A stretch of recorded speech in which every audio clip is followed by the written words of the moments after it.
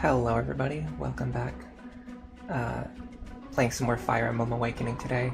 This is just going to be another planning stream for Lunatic Plus planning. I want to talk a lot about Nowi today, but before that I actually wanted to show off one of the new strategies that I developed for Chapter 7 to make it more consistent. It has to do with this woods tile right here. So let me just actually just get right into it and I'll kind of show you. Instead of trying to explain it, I'll just show it. Because it's easier to show than it is to tell. Hey Spin, welcome. Hello Charmander, welcome to the stream. Happy Ellery Saturday. Happy Saturday to you as well. Alright, I promise I'll play the game now. Okay, so there is one thing I had to check. I have to make sure that my Robin can actually one-shot these wyverns, which I'm pretty sure they can. So we're going to find out pretty soon. And also, I think I need Maribel to give them +1 speed, which they do. She gives +2 speed, in fact, so that works. Okay, so anyway, if Robin is standing right here, something very interesting is going to happen, which we're going to see. I want to use my Flux Tome at first to conserve on Forged Wind Tome charges. Then what I need is Frederick to pair up with Sully, Sumia. They are going into this position right here.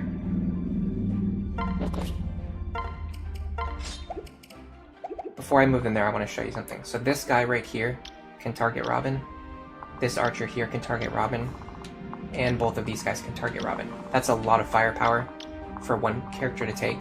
But what we can do is we can eliminate these enemies one at a time by abusing both the terrain and enemy targeting. So first we're going to deal with this guy right here. There's something really interesting about him, and it's the fact that you can actually use this woods tile as a wall, because he cannot actually move. He can't move through, he can move onto this wood tile, but he can't move through it. So Frederick is standing here, which, let me just triple check something really quick. So this guy is counter, this guy is the hammer. These guys don't have anything that's really threatening to Frederick. So if Frederick is standing here with a sword equipped. Okay, I just pressed the wrong button. Hold on, I have to start over. Sorry guys, I got up at 3:30 this morning. Now I have to make sure that the guys... Well, it doesn't matter if the guys up top have counter actually, so it doesn't even matter. This is fine, because Robin's going to kill him. This is actually probably the most dangerous thing that could happen, because if these guys both have Luna, they could actually kill Robin.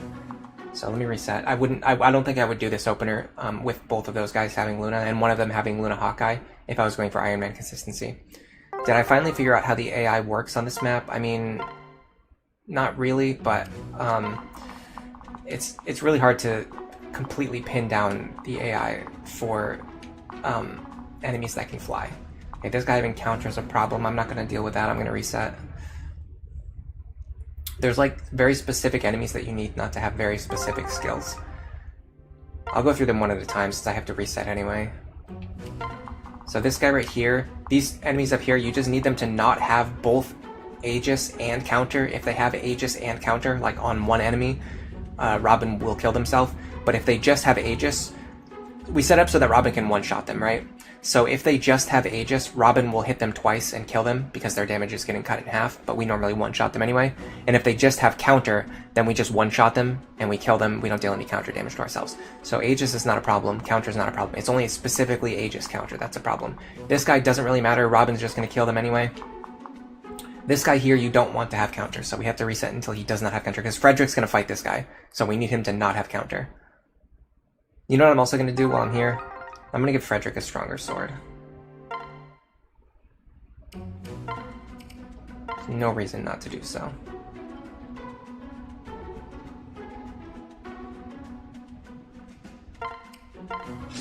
Yeah.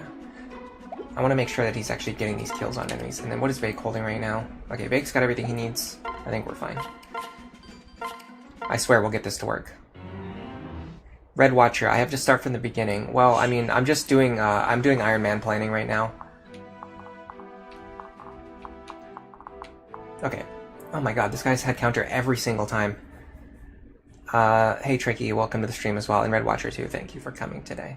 No, I'm not like restarting the entire run, I'm just doing Iron Man planning. If you go through my playlists, I have one playlist where I'm playing through the game, collecting footage for my guides, and then I have a separate playlist that's strictly about planning out Iron Man strategies for runs. And the big difference of these streams is that I'm not just trying to beat the chapter, I'm trying to come up with strategies that will work with 100% consistency. This guy has exactly Aegis counter, which we just talked about. He can't have Aegis counter, so we can't do that. Do I hope Vake gets +1 strength for a stronger pair-up? I mean, none of my strategies really rely on getting extra strength from Vake, so not really. I'm not that worried about it. This guy has counter again. This is going to be one of those streams, isn't it? And keep in mind, this is only happening because I misclicked at the start. I hit transfer instead of trade. So I have to do this, and then the enemies are going to have the exact skills that I don't want them to have. Okay, this should work. Okay, we should be fine. So this is what I was trying. This is what I was trying to show off 5 minutes ago. I set things up so that I could have a quick start to today's stream too. Okay, so we're gonna go like this. Pair up here. Flux. We could also miss a 92%. Okay, so back to what I was saying before. This guy, doesn't really matter if these guys can target, we're setting up so these guys cannot target Frederick by having Frederick stand in this square.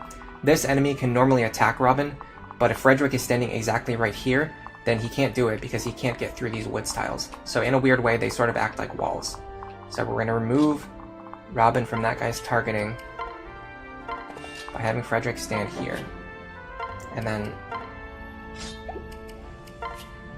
we're going to use trade, not transfer, to put the Forged Wind Tome into Robin's hands. This is going to allow them to one-shot the enemies so that they don't take any counter damage. In fact, because neither enemy had counter or Aegis, I actually could have just kept the Flux Tome, but I'm kind of in autopilot mode right now.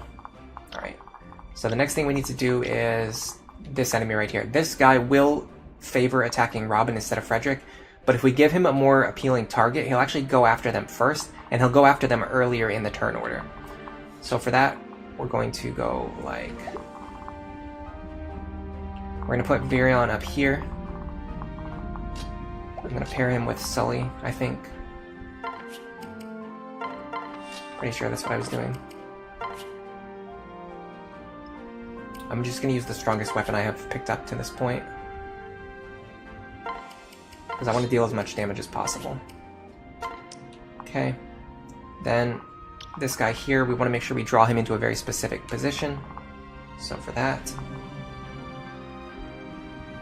what I'm actually going to do, I'd like to use Crom if I can. It looks like I can. We double him naturally, 14. 11, no. But I can't get enough speed, so... Well, I can use Gaia's pair-up. Yeah, let me use Gaia's pair-up. This might be the reason why I brought Gaius with me and I just forgot. So we go like this.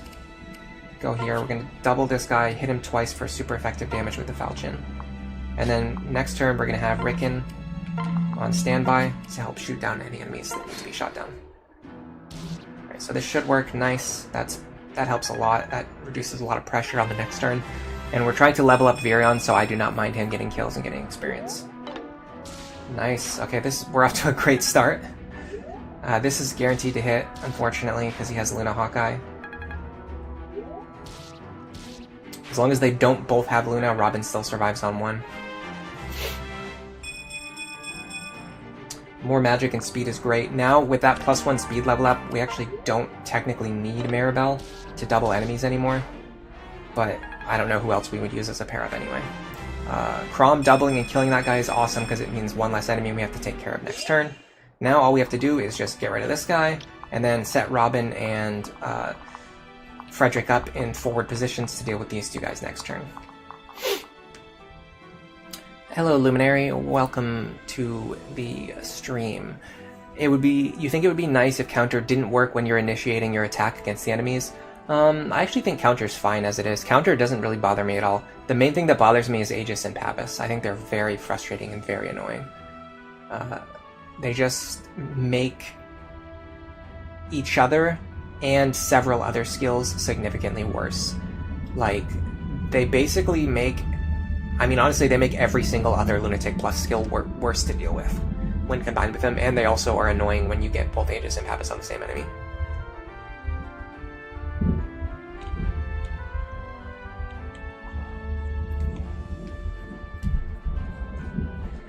Hello Simone, welcome to the stream. How are you doing today? Red Watcher, you think an Iron Man run makes more sense than using the trash run where I married Saria?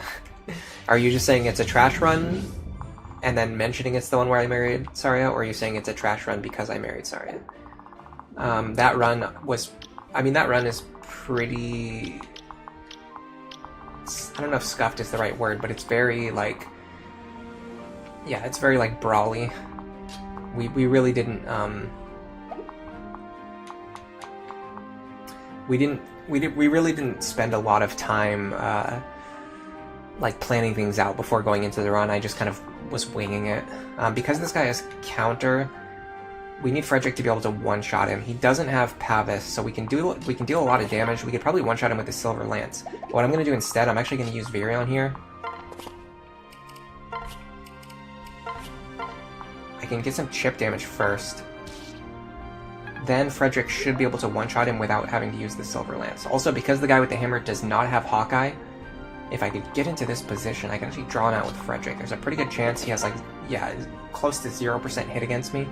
But by the same logic, I can just do the same thing with Robin. The big problem is Robin is sitting on 1 health right now, and I have no way to heal them. That's a pretty huge problem, in fact.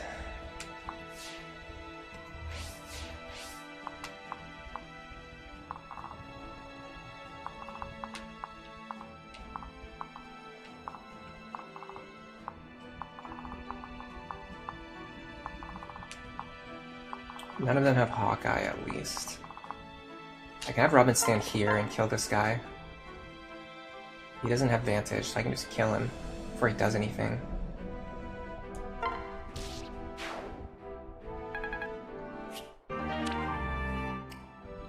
This is not how I normally do this. Something weird happened. I don't know why, but for some reason this turn looks very different from how it normally looks.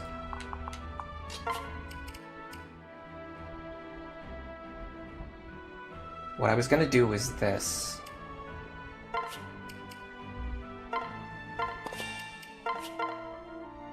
So that I can give Robin at least some healing. I think they're very likely to dodge this attack. And then, I don't know how, probably a little bit less likely to dodge this attack. But neither one is super dangerous because neither guy has Flux. And I just increased Robin's defense to 16. Which means they're only taking 12 damage per hit. So if they get hit by both attacks, they will die. But if they get hit by only one attack, they will survive. I can actually use Physic here if I wanted to. Don't want to do that though. I want to save. I want to conserve my useful charges. I think this square is the one that Cordelia reaches. I'm gonna have to do something to get Sumia separated next turn again. I had to pass Sumia and Frederick around in a very weird way that I don't normally do. Okay, this next group of enemies is the really difficult one, because they just have so much overlap. And if any of them have counter, which of course one of them has counter, you have to find some way of dealing with the fact that they have counter. The good thing is, these woods tiles, again, work as like a barrier. They block this thief, but they don't block the guy with the short axe. So if Robin can take the silver bow and the short axe by standing here, you can usually make this work. And then sometimes I use Virion to pull one of these guys out, but I don't think that's going to work because, again, these two have overlapping range. I feel like I'm a turn behind what my actual strategy was. But because I got up so early this morning, I just feel like I can't remember what my strategy is supposed to be for this chapter. I feel like I just completely lost my strats. Let me just start with this. I guess I'll pass Sumia over. Heal you up again. This actually gives Robin a little bit better chance to dodge. So the thief can't hit Robin or Maribel because of these woods tiles. But the short axe and the archer can. Yeah. The question is, how do we pull the thief away from the short axe user? I don't think we can. I don't think we can pull the thief away from the short axe user, so we just have to leave the thief alive for one turn. I guess involves moving here. And then, was I right about this? Yes, I was. Okay, so at least I was right about this. What I'd like to do is get my characters into positions where on the next turn, everyone can move out of range of these flying enemies that are going to be harassing us. Yeah, this is not looking good, honestly. This looks pretty bad. I have the wrong pair-ups. My characters are like out of position, and I haven't killed all of the enemies that I wanted to kill. But the weird thing is, it feels like I'm still kind of coasting towards a victory.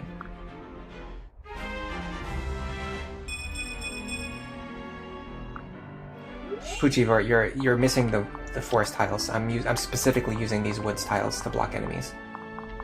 It's actually something that I discovered when I was planning like advanced strategies for this map. That made... Oh, you know what I should have done? I should have used Frederick to fight this guy on enemy phase. Because with the Silver Lance, he could one-shot this guy. Yeah. Alright, what I can do is use Frederick this turn. I have to get Maribel, though. I have to get Maribel back. Huh, I don't have enough attack power, either. Yeah, this is getting bad. Does this guy one-shot Virion? 29. Not if I keep the Sully pair up, but I wanted to switch. I wanted to get rid of the Sully pair up.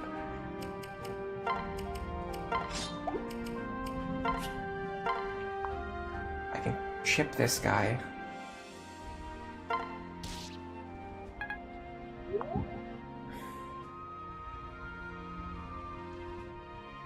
Maybe I can do this.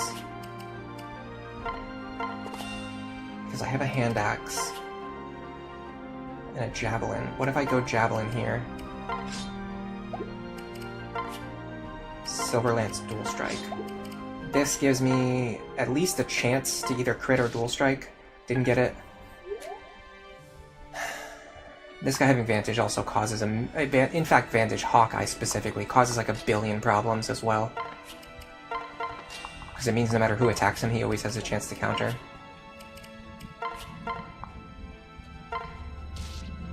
Would have loved a dual strike there. Would have absolutely loved a dual strike there. Yeah, I don't think this attempt is going anywhere. I have to reset. I have to figure out where I went wrong. Something went wrong on turn 2. Literally every single one of my characters got pushed out of position. I can maybe hit this guy with Ricken. I have to kill this guy first, though.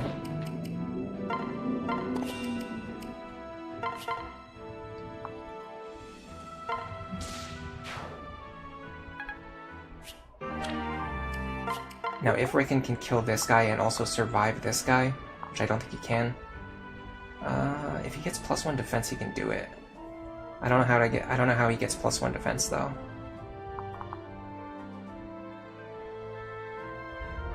I can't get it from... Well, I might be able to get it from Sully.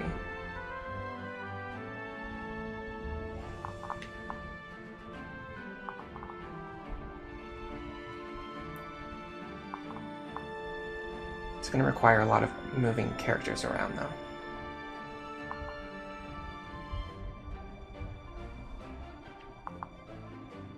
Oh, but then Gaius just dies anyway.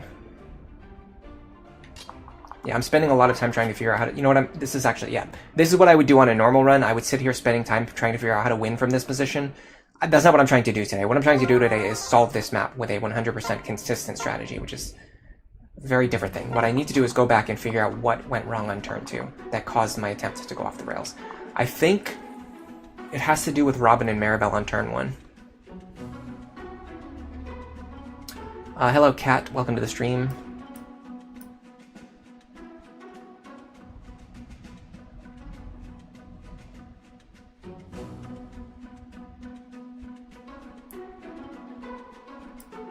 People are talking about Fates again. The bottom wyvern is so annoying because no one other than Cordelia can reach him normally. Yeah, this wyvern here, the wyverns that these wyverns over here, like they have random movement, which makes it so that sometimes they move up here, and anyone can kill them. Sometimes they move like over here, and nobody can kill them. It's very frustrating. Especially because the only one who can reach them is either Sumia or Cordelia, and you have no way of training Cordelia before this chapter. So, you don't... There's, like, not any way to... There's not any way to, like, make it... Yeah, there's not any way to like, have control over being able to... Oh, cool. He has exactly 8 just in Pavis. There's not any way... Like, there's not any way to set up Cordelia so that she can kill those wyverns reliably. Or even fight them safely. Is consistency why I'm using Gaius over Lonku? The reason I'm using Gaius over Lonku is just because Lonku isn't part of my planned Lunatic Plus route, and if you don't use Lonku at all, when Gaius joins, he has 1 higher strength, he has higher skill, and he has higher speed, and he has the same. He has 2 less. He has 2 less defense, but 2 more HP, so he has the same effective like one-shot survival. And they both just work as a speed pair-up if you need an extra speed pair-up. Having said that, Gaius actually works as a better speed pair-up, so in a way, Gaius is still like better at certain things, but it's... Yeah, it's like, you have to just make... you have to just make a choice about which one you prefer to bring with you, but it's only for like 2 chapters anyway, and then after that, whoever I use here is going to get put on the bench, so it's not really a huge decision. It's just which speed pair-up do you prefer to bring with you. My god. This guy has had counter like 9 out of 11 times today. And the only thing we need is just for him to not have counter. There's almost nothing else that can ruin an attempt other than that one guy having counter. Him right here. Okay. This is fine. Luna Hawkeye kind of sucks. It means Frederick's going to take a lot of damage. This guy having Aegis also sucks because it means Robin's gonna have a harder time killing this guy. Let me try this. I think... I almost feel like I'm supposed to be using someone else with Robin here. But who would I use? I could use Lisa. But Lisa doesn't give speed. I need someone to give speed. Maybe that's why I brought Gaius. But then he's not gonna have enough magic to one-shot these guys, right? Oh, yes, I will. As long as I get +1 speed from Gaius, I think I'll be fine. But then Crom won't have plus speed. I need someone who gives just +1 speed. I guess Sully could do it.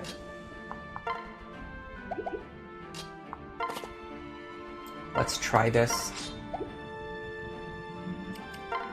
I'm gonna try a variant of what I was doing before. Because this guy has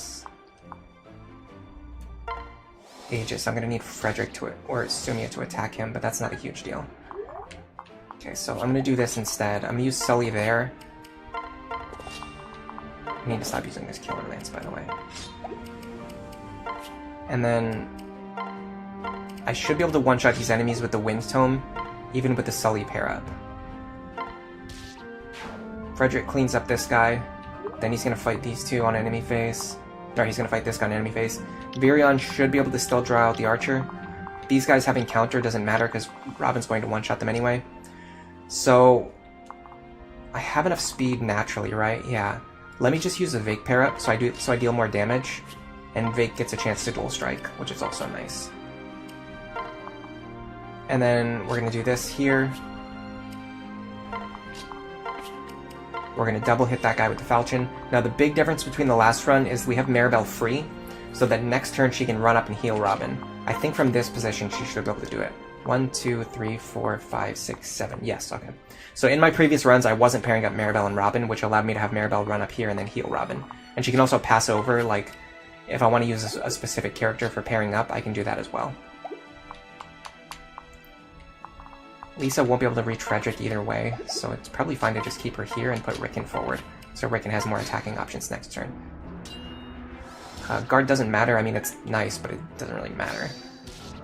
This is closer to what a starting turn 1 attempt is going to look like anyway, because typically we weren't going to get those crits and kill the archer on turn 1. Typically we weren't going to get that crit and kill that archer on turn 1. Okay, I'm fine with that. Honestly, let me keep this concoction. Robin needs more flexible options for healing. Yeah, Crom pretty much always kills this guy. if you do the Gaius Crom pair up. I think if he hits me and then I hit myself with counter damage, I would die. I could probably check to see what his hit rate is. That might be something that's worth experimenting on. This guy has counter again. This one we can one-shot. Okay, this is weird. Sometimes Frederick can one-shot these guys, sometimes he can't. I don't know why that's happening. If I go...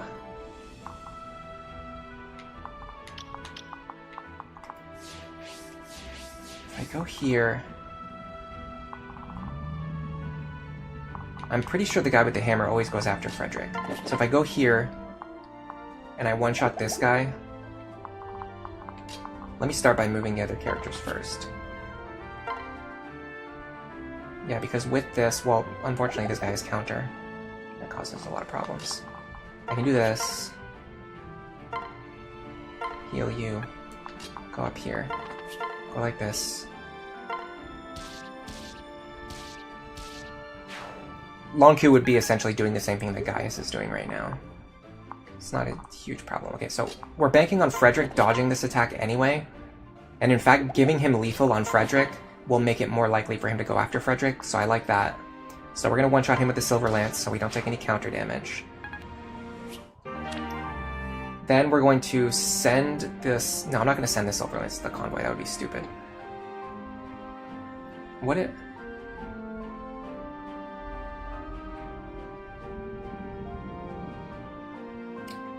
I can just trade it out of his hands.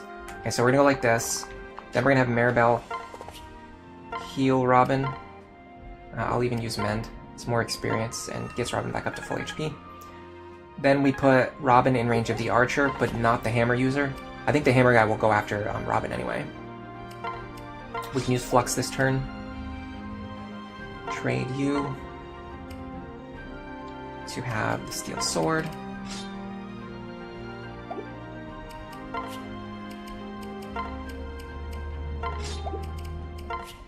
My only problem now is I don't know how to separate Robin and Sully. I don't know if I need to, but I kind of want to. I could do this. Here we go. No, because this... Honestly, my pair-ups right now are actually kind of clean.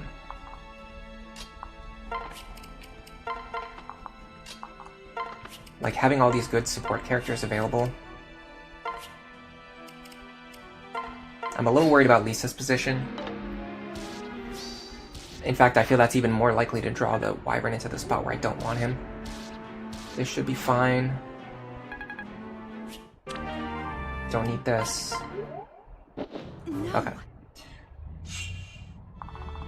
This guy right here is going to move next turn. He has counter too. That's a huge problem. He's the one who moves next turn, right? Pretty sure.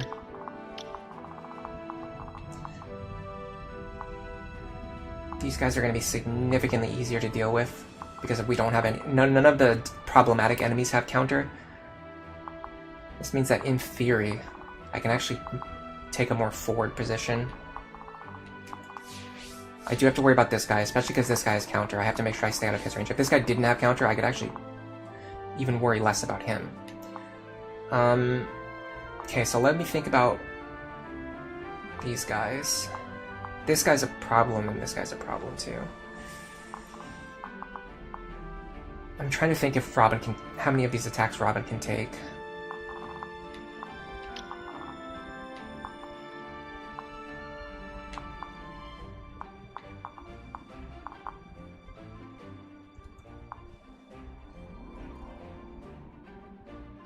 I'm pretty sure if I equip my Silver Lance and stand here, the only thing that will attack Frederick is this thief. I think the other enemies will go for Robin. I'm going to test that theory. I think this is a good time to test that. Is there anyone I would rather have Robin paired up with that I can transfer over to them now? Honestly, not really. I think I accidentally stumbled into discovering the fact that Sully is the best pair up for Robin on this chapter. Because all of the other characters would rather be doing other things. Like, Rickon can be hitting enemies for effective damage. Virion can be hitting enemies for effective damage. Like, Crom and Gaius can one-round most enemies on the map if they fight together. Vake is a good pair-up for Virion. Sully gives Robin both defense and speed, which are the two things that he wants.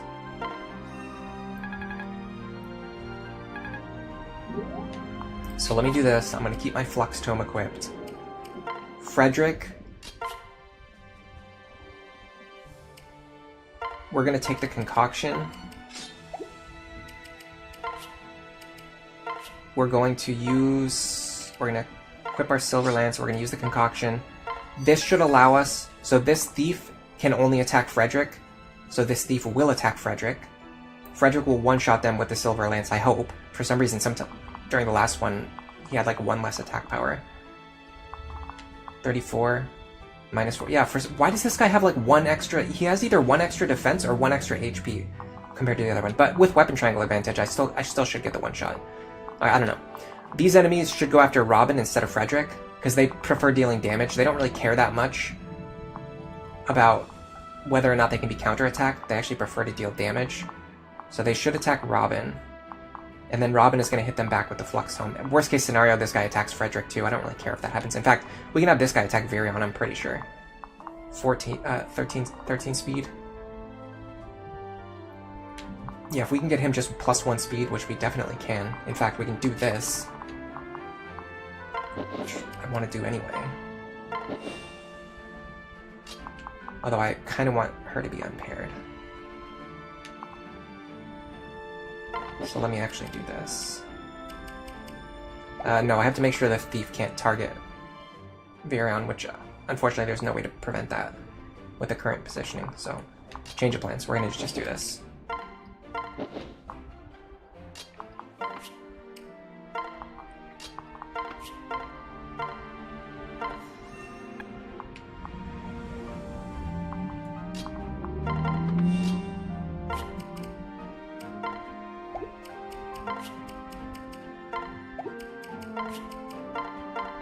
Just keep everyone else out of range of the Thief. Okay, let me see if the enemies actually behave the way that I think they behave. Of course, he has to go for Frederick, so that doesn't really confirm anything for me. These woods tiles are clutch, honestly, for this chapter. They're a big part of the strategy of this chapter. So the current, let me get through this enemy phase, and then I want to show you guys something. Yeah, so these guys prefer to attack Robin, which is good. We want Robin to get some to fight them because Robin can actually one-round them, unless, of course, he procs Aegis. But even then, we can get dual strikes. Okay, this guy moved into a really good position. This might be the attempt. Unfortunately, we can't make this guy move into this position. So this is not really like good strategy. But anyway, the current like strategy that is used for the Iron Man is to just use Robin paired up with like one character and just have them stand over here on this mountain tile for like the entire chapter and just like dodge all of the enemy attacks, which I don't like. What I like about this tile is that we're actually making forward momentum. We're using all of our units, and we're using these blitz tiles to our advantage instead of just like cheesing with like mountain tiles in the corner.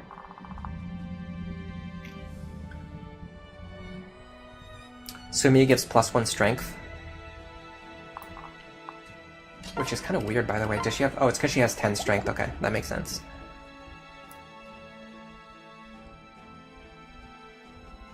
You think the short axe will attack Frederick? No, they prefer to deal damage. If anything, I would guess that maybe the archer would attack Frederick, but enemies that have 1 to 2 range, they behave the same as 1 range enemies. So they don't understand the fact that they can attack at 2 range. It's I don't know. It's tough to explain what I mean, but okay. So if an archer could see Robin and Frederick, there's a chance they do.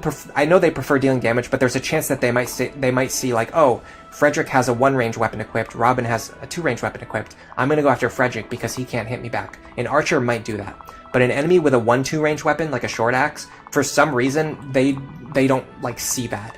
They just go like, oh, like I deal more damage to Robin, so I'm just gonna attack Robin at 2 range, even though Robin can hit them back and Frederick can't, as you just saw in the last turn. It's really weird, but it's how enemies tend to behave in this game. Yeah, this is a really swole Sumiya.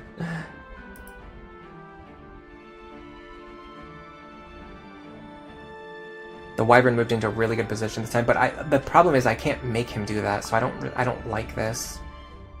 I don't like counting on this as like my opener, because I have no way of making him do this. Good thing is we can put Rick into good use. And then I think Crom can actually just clean this guy up. Yeah, he can. Either that or Virion can do it. What does this guy have? Silver Axe Luna.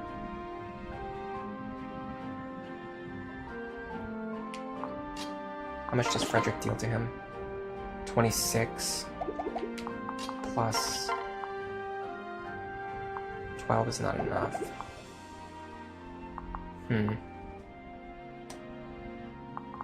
That's with the steel sword, right? 26. I could technically deal 27 if I use the silver lance. I don't want to do that. Does he have any chance of hitting me? Yeah, he actually... Well, it's not that high. I'm just thinking if I want to... I'm just thinking exactly how I want to do this.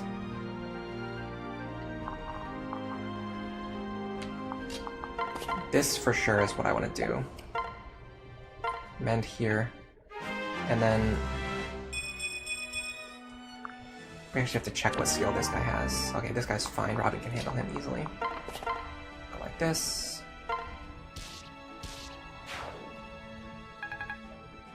The one good thing is that this guy always moves into this position, or this position, so Robin can always just walk over here and kill him. As long as you use the opener that I'm using.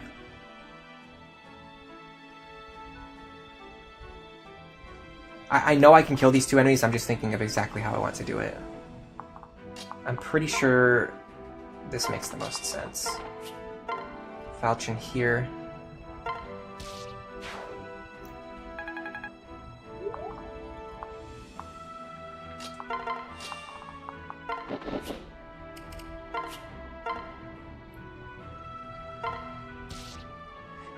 Now, if you can clean up these guys with fewer actions, so I want to describe something that's not very likely, but you can take advantage of. If you can kill these guys in the middle with fewer actions, and if this guy doesn't have counter, which he doesn't, what you can do is have Frederick end his turn in one of these two tiles, and enemy phase this guy, which reduces the amount of enemies that we have to kill next turn. Unfortunately, things just didn't go that way. This guy was just too difficult to get rid of, so we have to use Frederick to get rid of him. In my opinion, it's not worth using a Silver Lance charge here, especially because we can just... this guy can't hit us anyway. And then if Sumia gets a dual strike, that's just... we're just generating free experience for Sumia. What's the plan for the Beast Killer user? I'm going to be using Crom. I'm going to promote him to Great Lord.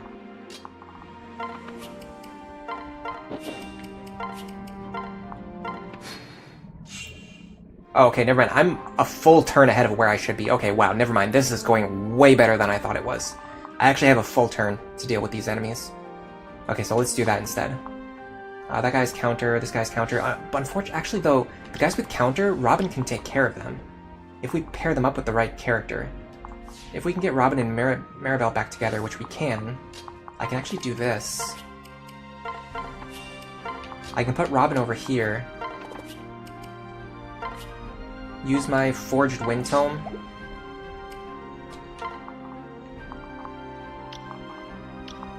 And then my only concern is that I might actually die here if I get hit by both attacks, because one of them has Luna. And I think if one of them has Luna, I survive on 1 HP, but I'm already less than full HP, so I would actually die. I could use a Physics Staff to correct for this, but I'm not going to. If I leave Crom here, he should be able to always kill whichever wyvern comes out of this tile, unless they have exactly counter and Pavis, and if they do, I'm actually not sure what happens, so I'm kind of curious to see. Other than that, I'm just going to start unpairing my other units so that I have characters available on the next turn.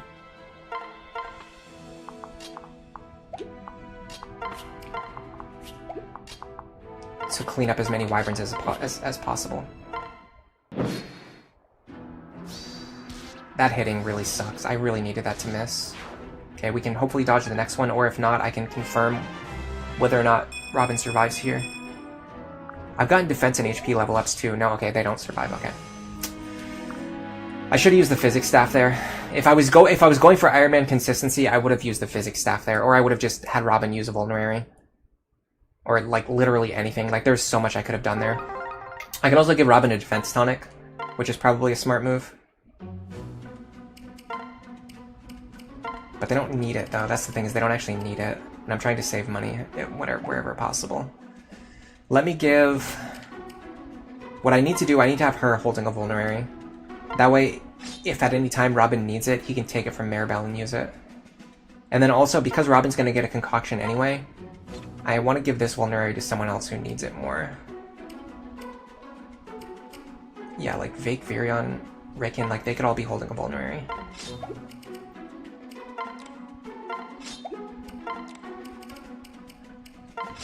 This makes a lot more sense. Okay, this should... The good thing is, like, this seems weird. I know it seems like I'm just, like, resetting over and over again, like a normal stream, but this is very different because what I'm doing is every time I'm resetting, I'm going to be taking the same actions that I did last time, but I'm just going to avoid making the same mistakes that I made.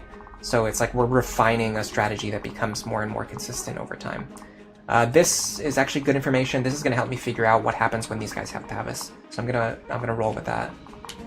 This should be fine. That's fine. Oh no, this guy's... Never mind, this guy's Aegis Pavis. We can't fight these guys if they have Aegis counter. They'll kill Robin, or Robin will kill themselves with counter damage. And then, yeah, we can also practice what happens when the other guy moves... The guy at the bottom moves differently. Counter's fine. Pass is fine. No counter there is fine. Counter here is fine as well. Well, actually, I think if Chrom hits himself, or if Chrom doesn't dodge this attack, Chrom dies. So we might need to set up... We might need to not play this out if this guy has counter.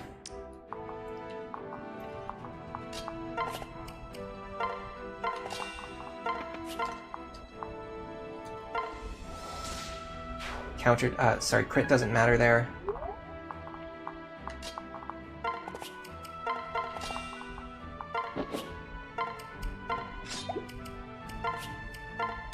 We need the Forged Wind Tome to one-shot these guys. Virion goes... In fact, we can actually put him up here, can't we?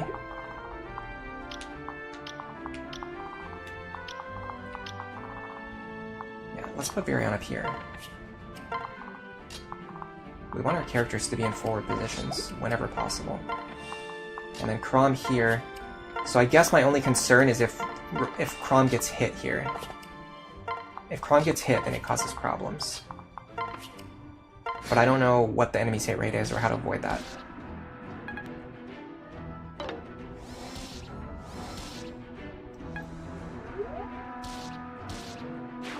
This is like within the realm of bad but expected luck. I'm pretty sure we can still win from this position.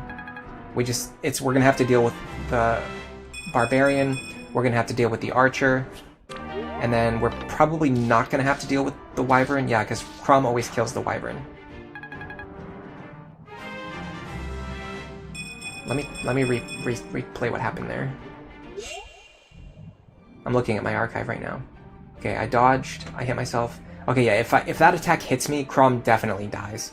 So I need to reset. If this guy has counter, I need to reset. If this Barbarian has counter, I need to reset. And other than that, I think everything should be fine. This guy's a lot more problematic now. Especially because now we also have this Archer in the way. Good thing is we can kill him. Like so. And we don't need to heal first before moving. That's also a benefit. Okay, so we're gonna go here. No, I have to heal Robin before Robin moves. Oh, this is actually tricky. I have to heal Robin before Robin moves, but I have to get Frederick out of the way. Which I can't do. Huh. Yeah, something went very wrong here. It's because of this guy. It's because this guy's here. Let me see if I can remove him.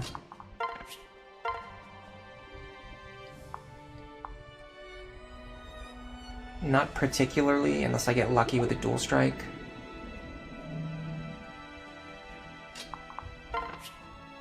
Yeah, I might have run into another problem here. Because if this guy right here is stuck in this position... Well, here's the question. Does Robin... I don't think Robin's at risk of dying, although this guy... Having exactly... Vantage makes it more annoying.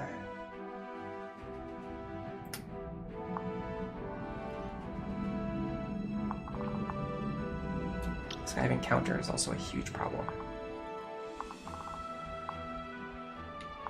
Yeah, this guy surviving's a problem. Maybe this is why I was using the Killer Lance, but even the Killer Lance wouldn't have helped me this turn, because Frederick just didn't get the kill.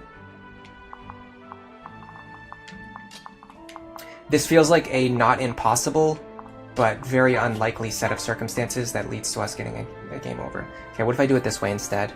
Wind here.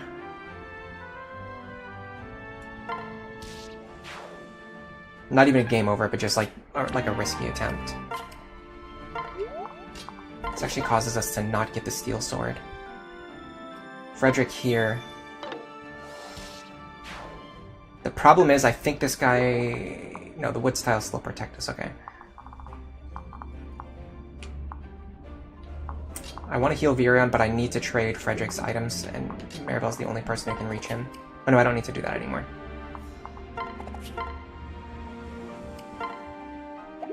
So I can just do this.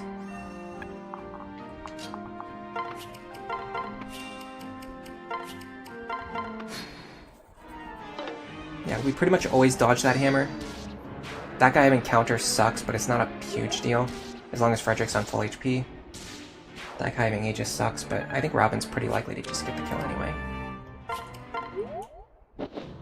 Okay, now we should be able to repeat what we did last turn. It was a little bit messier getting there, but it didn't feel like impossible or anything. Yeah, like nothing that's happening feels impossible to deal with. Oh, this guy not... sorry, the short axe user being up here, it's actually kind of nice. Because it takes a lot of pressure off the bottom side of the map.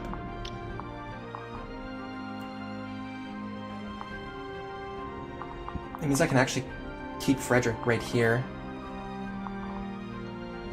And I can have Lisa stand right behind him and heal him, I'm pretty sure.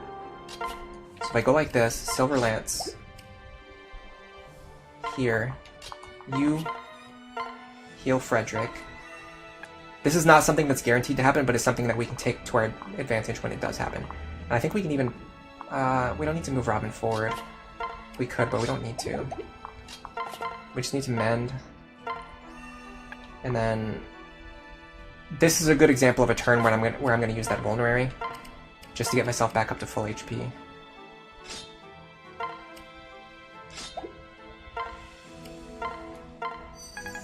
Or closer to full HP, so I'm closer to full HP next turn.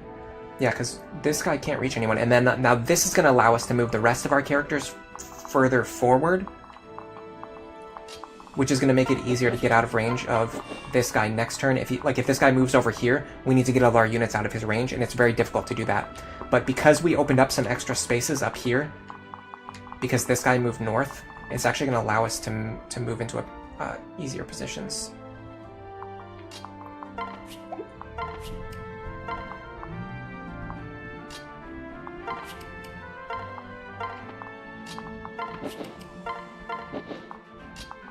Something like this should work. So we one-shot this guy, and then also we get to enemy phase this guy here.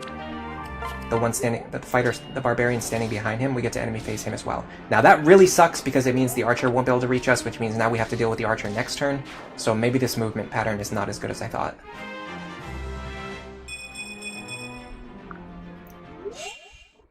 Okay, so if this guy exactly moves into exactly this tile, and he also exactly spawns with Aegis, and then Robin also exactly fails to get a crit or a dual strike, then this guy can block the position of the archer, which means that we have to deal with the archer on the next turn, which can cause problems.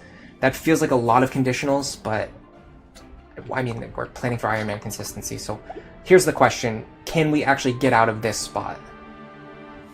I'm guessing we probably can. It seems pretty likely. This guy's not going to be that hard to kill. In fact, I'm pretty sure Crom can kill him. Not as easily as I thought. Okay, what if we do... This is tough because I need... This guy is reachable, but not to the extent that you would want him to be. You can deal 22 here. And then she deals 7. That's nowhere near enough. Okay, I was hoping that she could get Virion into a good position. That is not the case. The problem is there's no way for me to get over here. I mean, Frederick can do it, maybe. If Frederick does this, he'll have to fight this guy, which he can. But then that means my other characters have to clean up everything else on the map. Which, again, maybe they can, maybe they can't. The archer is going to be the really problematic one. But also just the fact that I don't have very many actions. I'm pretty sure this is the best use of this pair. I'm not that worried about this guy, he's low on HP, so what we really need to do is chip this guy down. Yes. The dual strike probably mattered, but not like to the extent, like we still have 3 actions available. So if we have 1 action available after cleaning up these enemies, then it means that we could have gotten out of this, even without that dual strike, which I'm very sure that we could have. Because we just need, yeah, we just need a character to kill here and a character to kill here.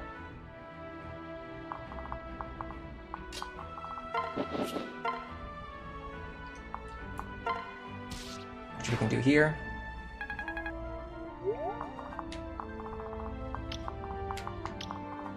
I could have just bungled there. That could have been a bungle. I did not check that guy's movement.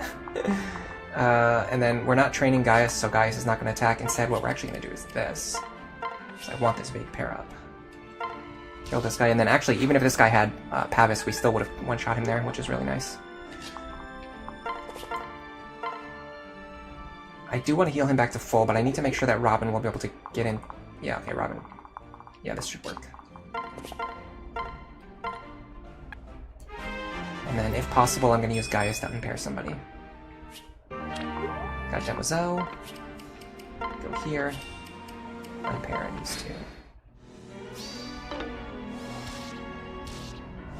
Okay, that at least pulls that guy out of position, so he'll be a little easier to deal with next turn. In fact, I think doing that, okay, okay. I'm pretty sure last time, because we didn't provoke that guy, it caused the enemies to hang back for 1 turn. But this turn, because we provoked this guy, it actually provoked all of his friends, which is not what I was intending to do. So we might need to keep that in mind for future attempts. I don't think provoking this guy is a good idea. I think if you provoke this guy, it causes the enemies to have an extra turn of pressure, which we're now seeing, and it is extremely scary, especially because this guy has counter. I don't think I can even fight him safely. I have 42 attack. I mean, not even close. I would need like 50 attack to kill him. And then this guy here, I mean, there's no way to get rid of this guy. There's no conceivable way to get rid of him. Maybe this is how I would do it if I was going to even try.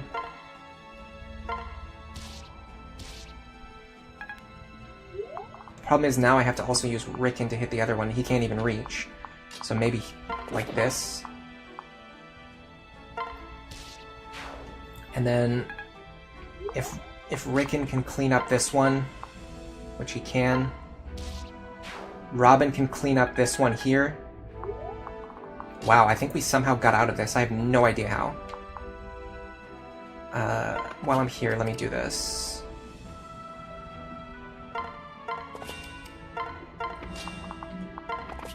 Robin here. And then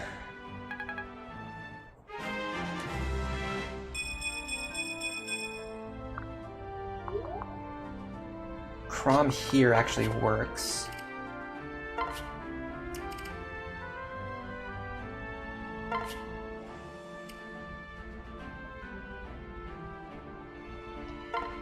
The only problem now is these two. I'm trying to figure out how to keep them alive. I think they're safe in these tiles right here.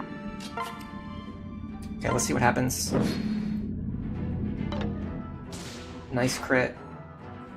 The crit didn't matter. If we hit that guy twice, he would have died, so we never would have killed ourselves with counter damage. I do want to chip this guy, but I don't necessarily want to kill him. The good thing is he doesn't have a 2-range weapon, so we can just kind of attack him with whoever we want. We have to be very careful about this guy here, because we have to kill him.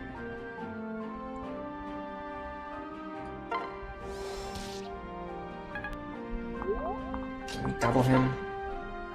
Do we kill him? Yes, okay. He's got barely enough damage there.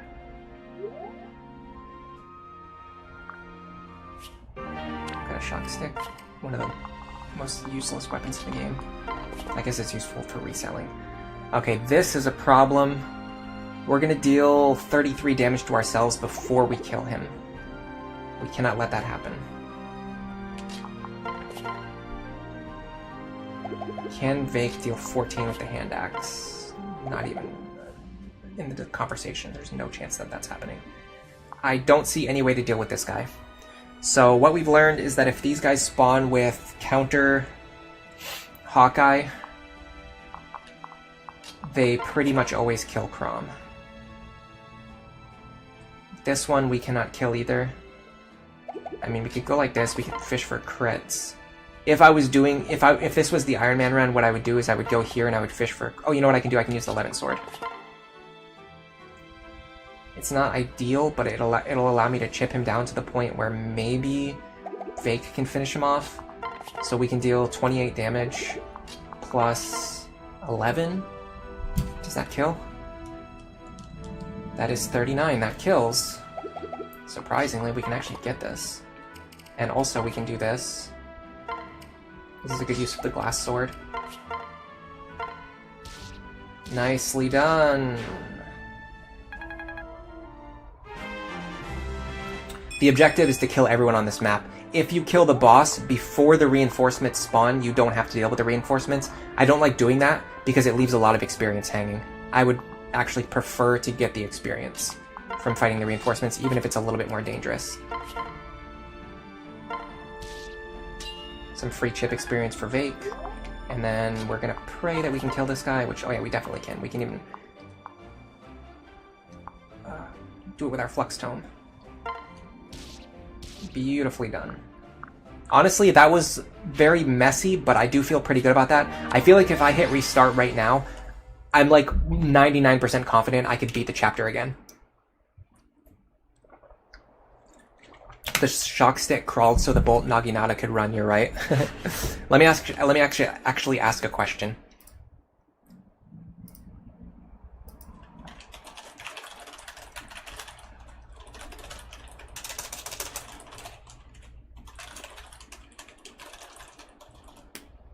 Alright, I'm actually going to leave it up to a poll.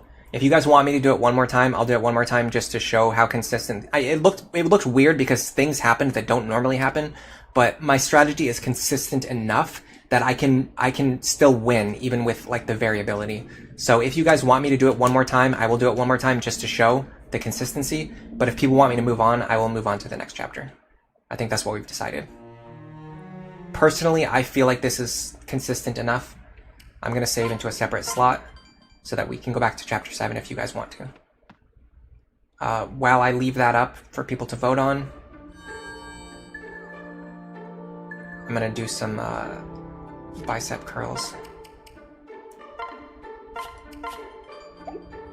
And if you have not exercised today, and if you haven't drank any water, first of all, if you haven't drank any water today, you're probably dehydrated, so get some water right away. And if you haven't exercised yet today, I recommend that you exercise as well. We've been streaming for about an hour. This is a good time to take a break and get some exercise. You guys are going to hear me moving around. Normally I turn off my microphone. I'm not turning it off, so you guys are going to hear me moving around.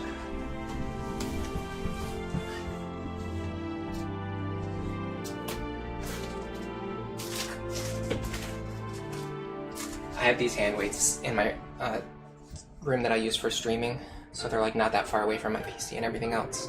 And based on something from previous stream, I confirmed that you guys can hear me while I'm talking over here.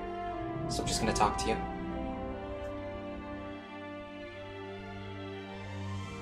Yes.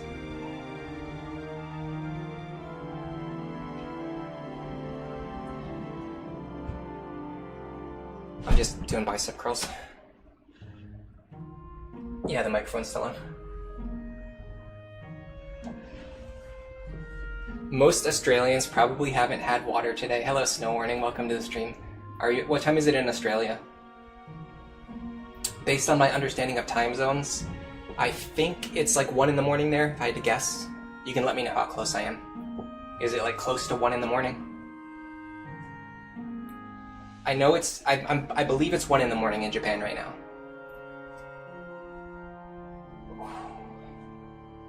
Man, I feel strong today. I should not be this strong. I should be way more exhausted. Let me set this down for a second.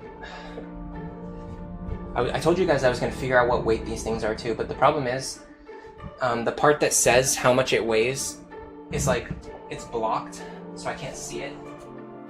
Oh no, hold on a second. I can see it. It's 3.5 kilograms. Let's see how much that is in pounds.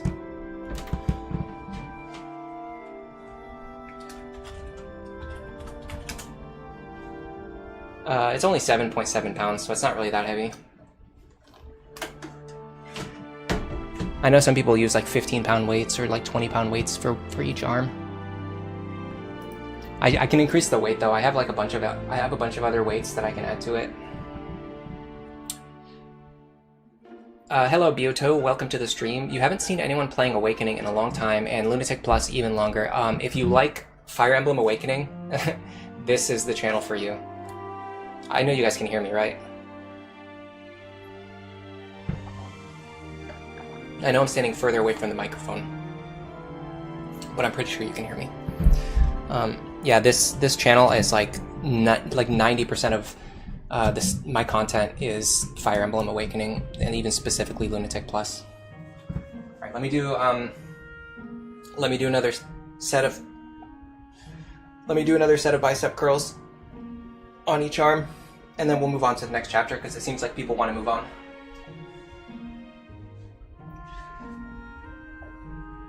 Yeah, it looks like the majority wants to move on. It is a little bit close. It's like 60-40, but that's probably fine. It's fine to move on. The next chapter is one of the easiest chapters in the entire game, in my opinion. It's pretty much free, as long as you're careful. The dark mages on the left side of the map are probably the most dangerous thing, because they can move across the desert and most of your units cannot. But if you have a well-trained Robin, they can pretty much clean up the dark mages. And then everything else is just a matter of like funneling them through the difficult terrain so that they can't get past your units. You can even bottleneck. If you want to go really slow, you can just bottleneck the entire middle and make it so they have no valid tiles to stand on, so that it's impossible for them to get past you. All right.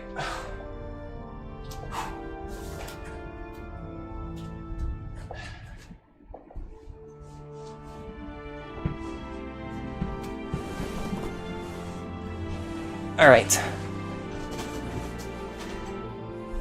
I'm back. Good workout. We'll take another break in either about an hour or whenever I have to use the bathroom. Let me see what this shop sells. You can get javelins and hand axes here, but you could already get them from up here, so it's not that big of a deal.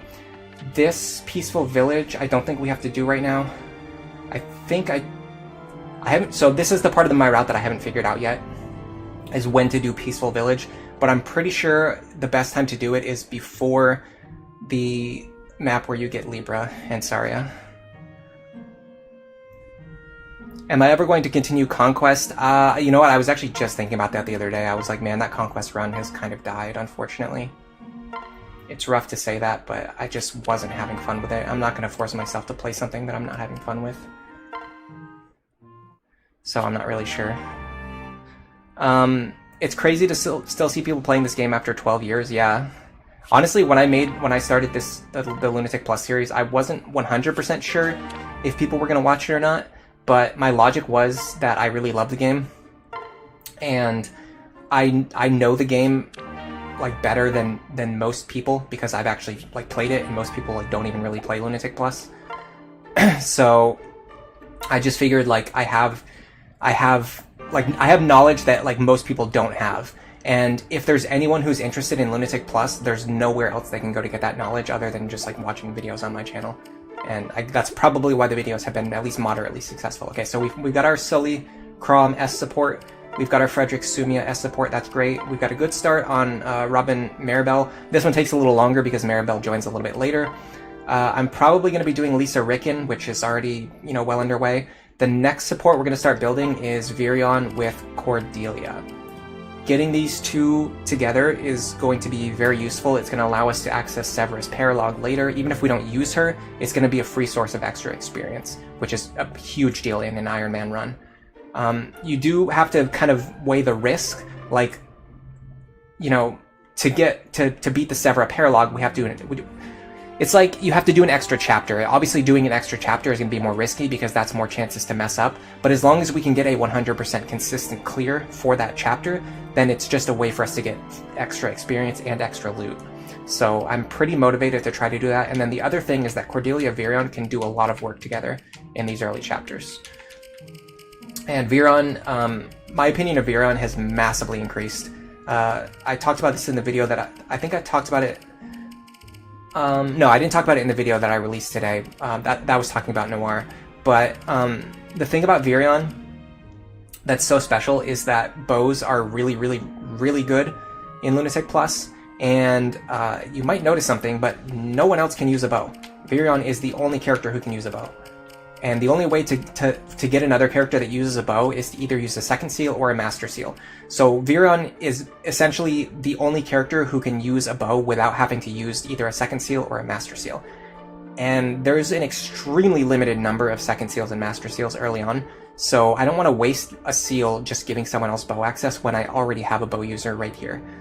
The other thing is that he actually starts with D rank in bows, which means he can use like the good bows right away, and he can get to like C rank bows pretty fast.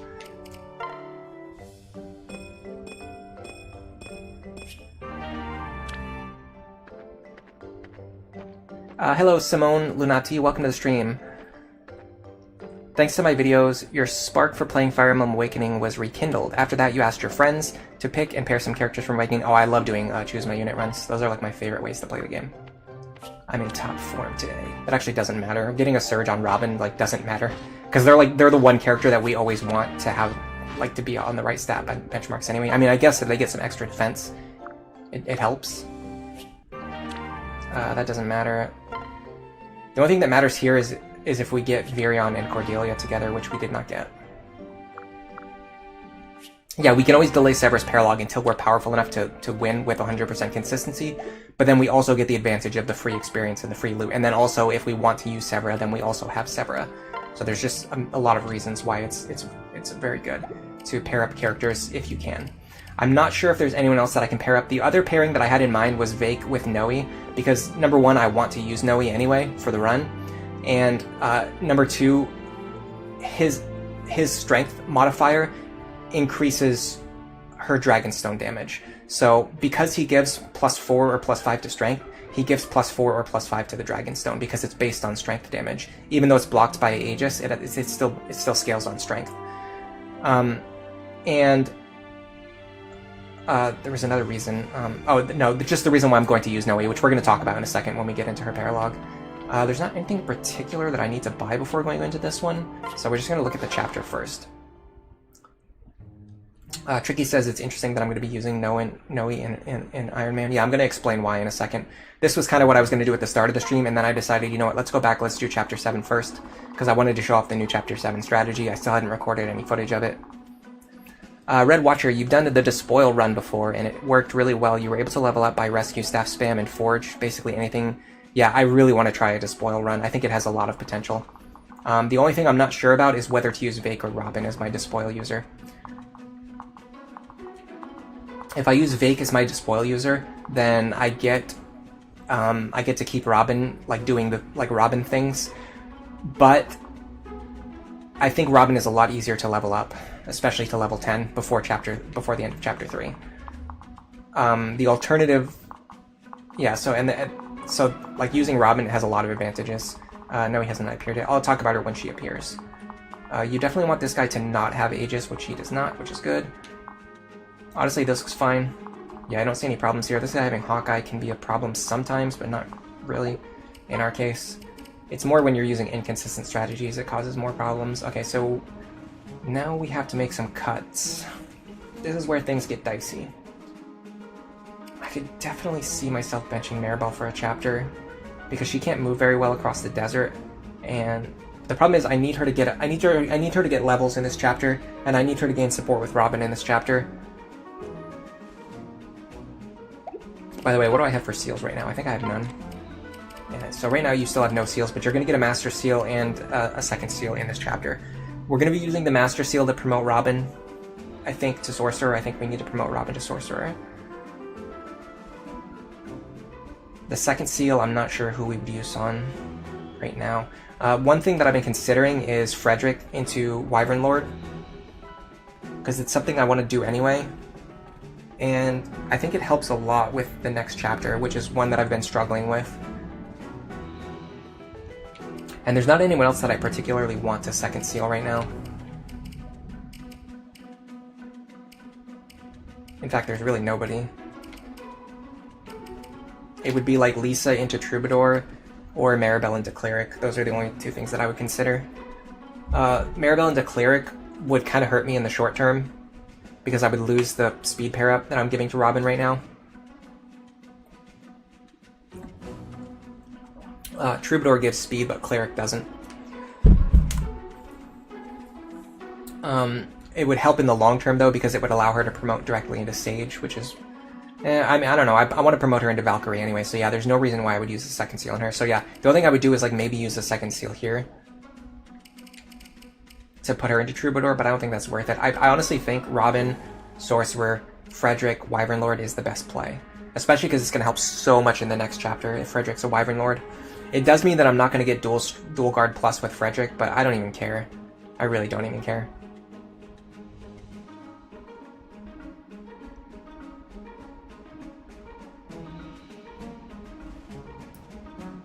Snow Warning says the rarity of bow users in this game is increased even more because mercenaries and fighters usually go into hero rather than warrior or bow knight. Yeah, that's also true.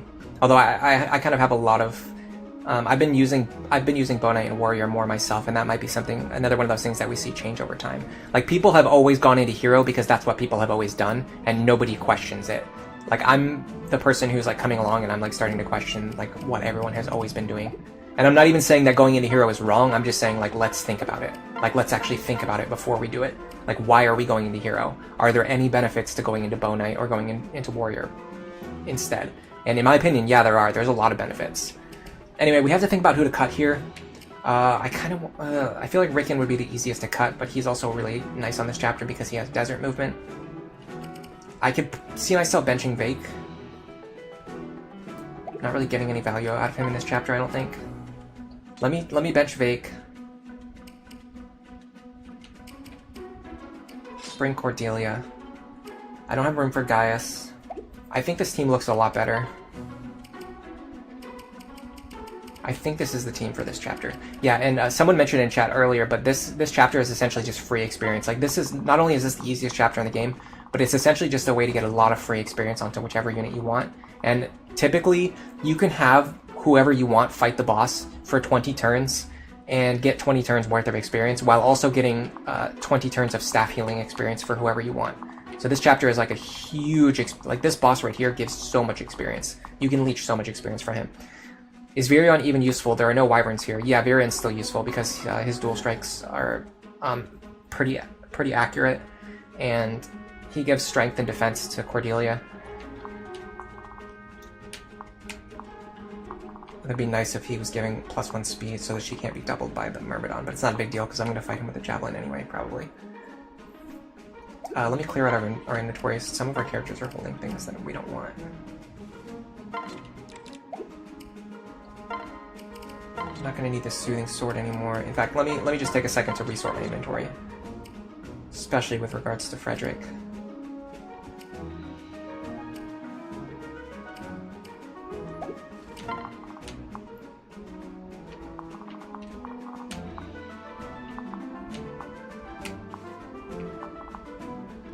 There's no way we're going to be able to double this guy, like, ever.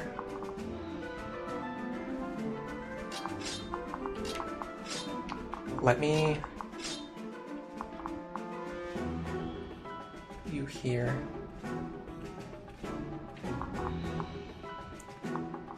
Alright, let me do a dry run first.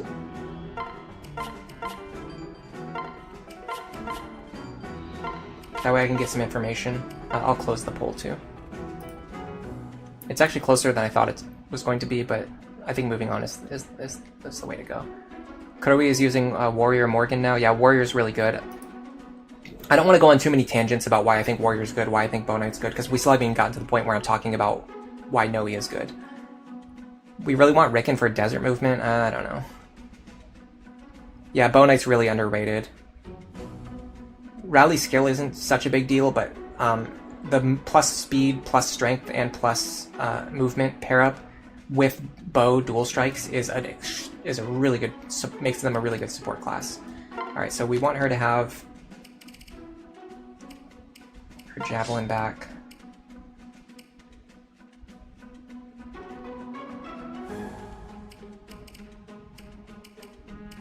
We want a bronze lance, an iron lance, and a steel lance, I guess. Can Sumia use the shock stick? I mean, kind of. I don't know if it would ever be useful, but I'll hold it. No, I actually won't. Honestly, the inventory space between Sumia and Frederick is pretty limited. I want them to have the elixir. They have a javelin between them. I kind of want Frederick to actually have the javelin, weirdly enough, because I want to test something out. Take this. You want the silver lance. The steel axe.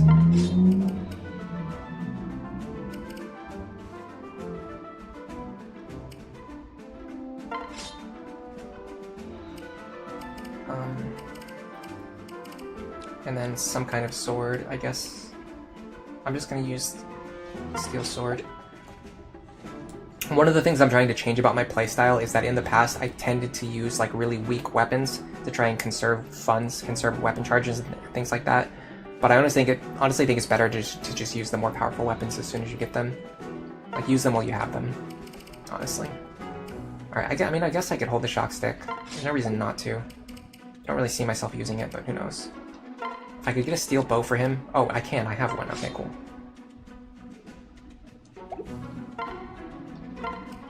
I'm actually going to keep this full stock iron bow in the convoy so I can forge it later if I want to. Okay, we're getting close to being finished. Take back this wind tome. This is supposed to be yours. That's for hitting enemies who, like, I don't need any attack power for. Although technically the flux tome kind of works for that anyway.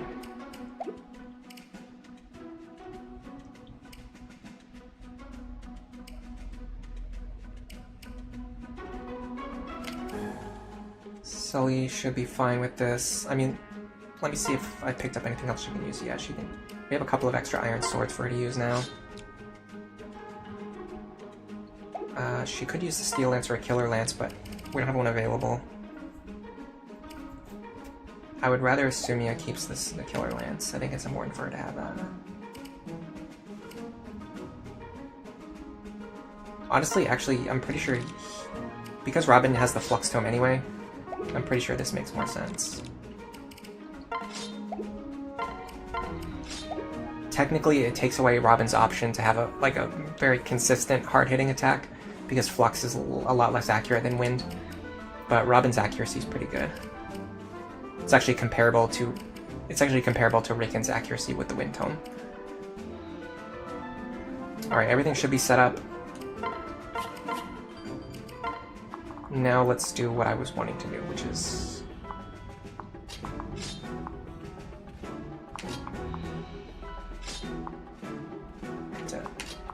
It's annoying, but I have to put him here.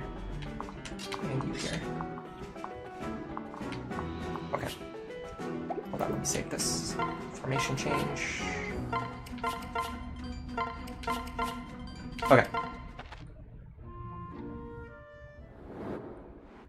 Bow Knight is nice because soul tanking is much less reliable in Lunatic Plus. Yeah, see, that's the other thing too, is Hero is really highly rated because people like soul tanking. And it's kind of weird because I always felt like soul tanking was underrated. Like, classically, like, most of the time people underrated soul tanking because it's not 100% reliable, and people are always, like, fixated on, you know, 100% reliability. But what's really funny is, like, now, like, I feel like over time soul has actually become overrated.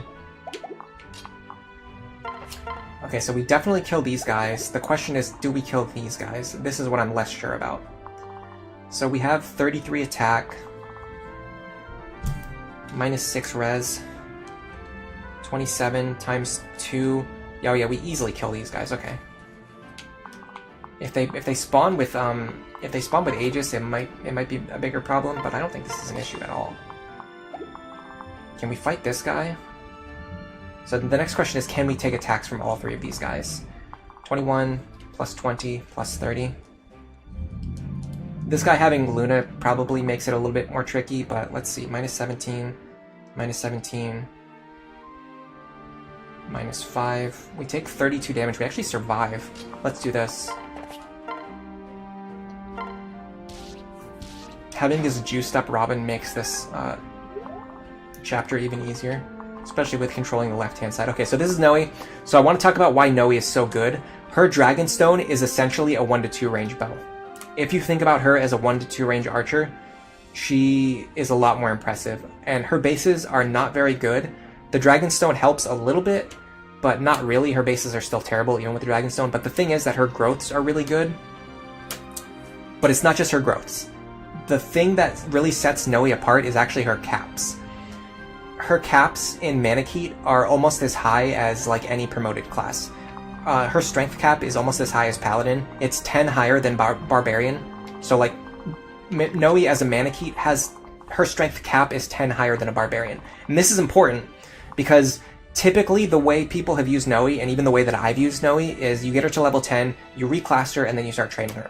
What I realized is that you can actually just use Nowi as a Manakete all the way up to level 30, and what you effectively have is like a not really a base class, not really a promoted class. It's like somewhere in between. It's like a base class plus that you can level all the way up to 30, gain a ton of stats, do 1-2 range combat like the way an archer would do, but with a 1 range bow. And then when she gets to level 30, you can promote her to a sage, and she can just become a staff user for the rest of the playthrough. And I think this has a lot of potential. I'm not sure yet, but I think it's worth testing out. I think it has a lot of potential. Just using Nowi as a Manakete to level 30. And then promoting her to a sage. I think it could work. I want to test that theory. In order to do that, unfortunately, we have to feed a lot of the experience in this chapter to Nowi. That's the one downside. But our Robin looks pretty good already, so I'm not really that concerned about it. Okay, so what I want to try is...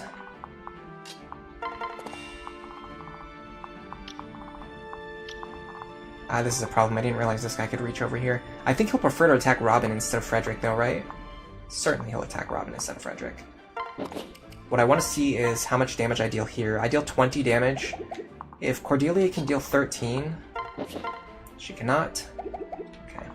So I was thinking if I could javelin this guy with Fred and then finish him off with Cordelia, I wouldn't have to rely on dual strikes, but it's not working. I just don't deal enough damage because I'm only going to have 9 damage with Cordelia. So it feels like we have to just go for dual strikes here, which I really don't love doing. Is there any recovery method if we don't get the dual strike? Let me think. Let me think about that. So I'm going to start here.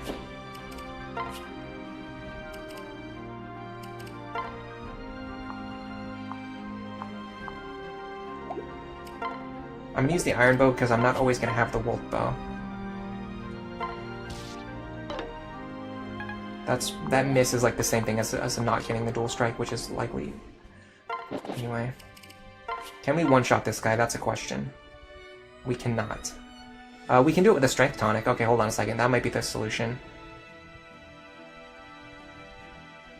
Strength tonic, one-shot this guy, trade Frederick back over to a silver lance.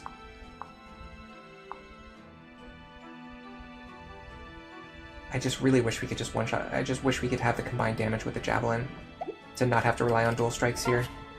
I mean, we could do it if we spend money. It's expensive, though. Alright, so let's try this again. Let's try with the strength tonic. Why do we need to Javelin? Because it allows us to enemy phase the Dark Mage if you have the Javelin equipped. This guy right here, he's the problem. He's the big problem. He's the real problem.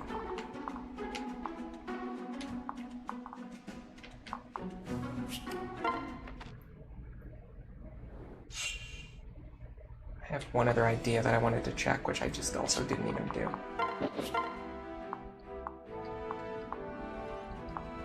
$18.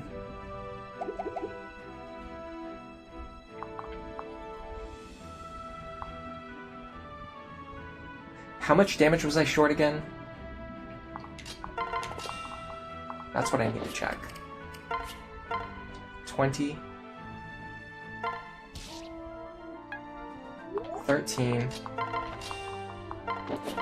9, 10, 11, 12, 13. Okay, hold on a second. If I give a Strength Tonic to Frederick and Cordelia, I guarantee this kill, even without dual strikes.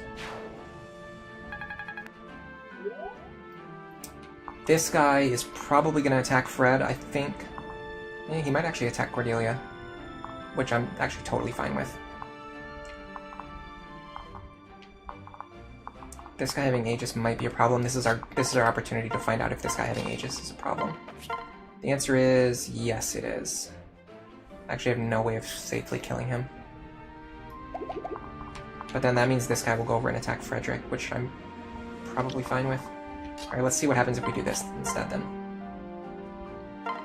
Problem is now I have to take an attack from him, which I don't want to do. But this will be good. This is good. This is a good opportunity for us to see if we can safely take an attack from this guy. Okay, next question is, can Crom fight him? I'm pretty sure we can. I'd like to get rid of him as soon as possible, if possible. Which should be possible.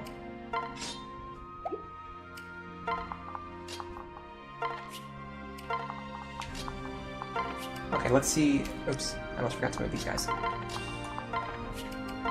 Okay, so let's see what happens with this. This is like neutral luck, so this is how we should expect most attempts to go. Especially if we use the Strength Tonics on Cordelia and Frederick to guarantee the one shot, or guarantee the one round on the Myrmidon.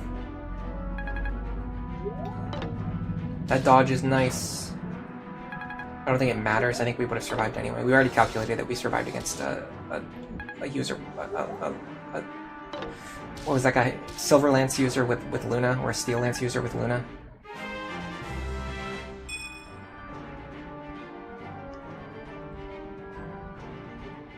The Pavis Dark Mage isn't good, yeah.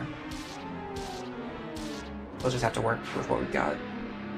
Okay, this is pretty good. We've cleared out a lot of the enemies at the start. Do I want this Steel Lance more than I want a Steel Sword? Or a Steel Axe? I don't think so. I'm pretty sure the enemies on this map actually use all different weapon types, right? Yeah, we have swords, lances, axes, and tomes, so there's not really any one weapon type that's best here.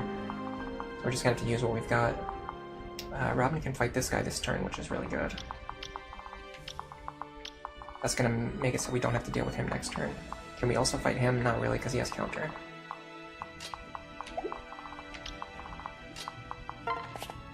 I have to use the other flux to him now, too.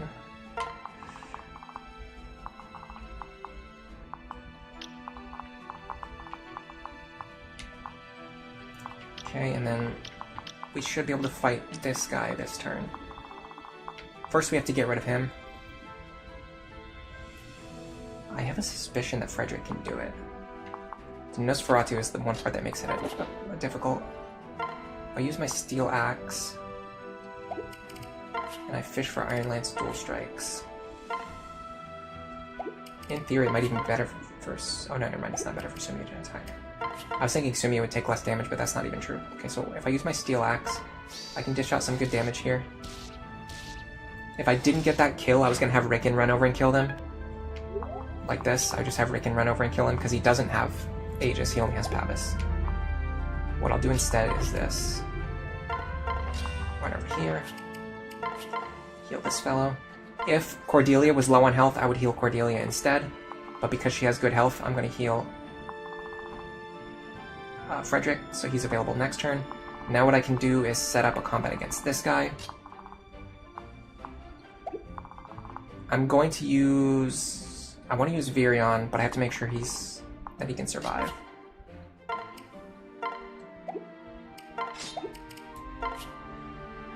8 speed is enough. 25 res, or 25 effective health is enough. So I'm gonna go like this. Let me make sure he can't move into that tile. No, he cannot. Okay. So if Virion is standing right here with Cordelia behind him, this is just a great example of how these two fight so well together. Virion can tank this attack, he can counter the mage, and then next turn he can pair up with Cordelia and then reposition to wherever I want him to go. While we're doing that, we can get this pair out of here and move this pair back down.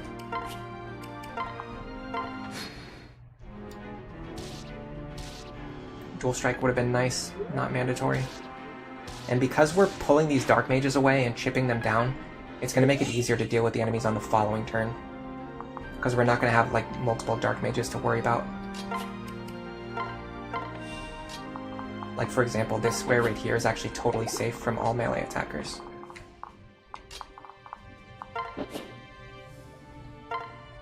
What we can do, I don't want to deal with that crit rate though. And unfortunately I don't have Sumi in the lead position where I want her to be. Alright, what I can do is, I can use Robin. The question is, how many other attacks can Robin take? Definitely not these two. Alright, I'm just going to use this turn for repositioning.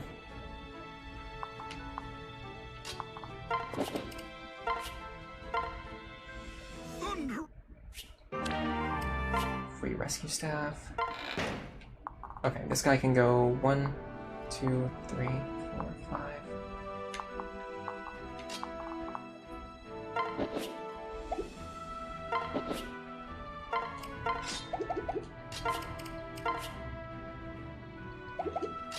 I don't want to deal with the crit rate. I just said that a second ago. What I can do is actually move them over here. Sometimes when you do this, it causes like these enemies here to start moving into the desert, which is great because then you don't have to deal with them. Robin here. You guys go back here. Okay. So far everything looks good. I'm actually going to put Lisa over here.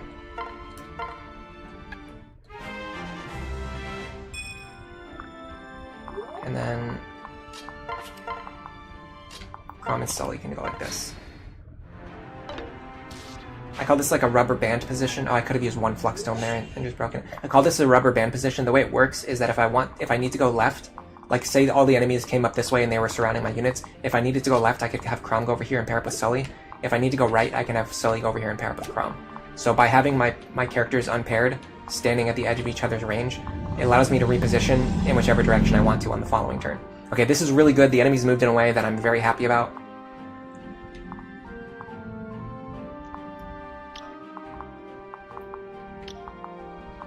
These two both having counter really... Oh, this guy does not have counter. Okay, hold on a second. This guy does not have counter. Which enemy is threatening this square? It's just him? Interesting. I feel like Robin can get over there. Yeah, Robin can get over there. How much damage can they deal? 32. They pretty... I mean, in fact, they do always kill this guy. Okay. So let me do this. Go here. Get some chip experience on Cordelia. Now Robin comes down, takes this position. We're going to kill this guy. Then on enemy phase, we're going to kill this guy. And he can't do anything to us because he doesn't have Luna, he doesn't have counter. Next up is him. Frederick can, or maybe Sumia could deal with him. What about him? Unfortunately, this guy has counter, so we're not going to be able to deal with him anytime soon. What we should do is set up something to deal with this guy then. If I can use Sumia, I want to. It looks like I can. The reason is because she has better options for repositioning on the next turn.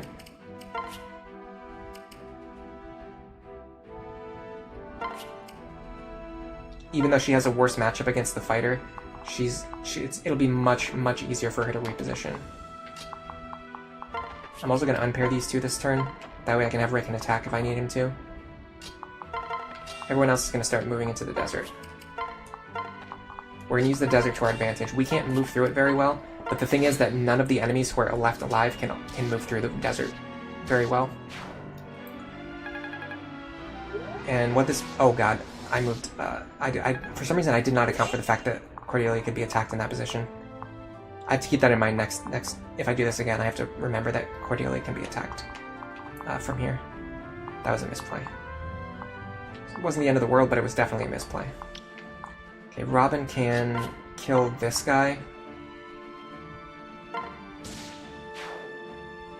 Now I can enemy phase these two if I need to. I can also just do this.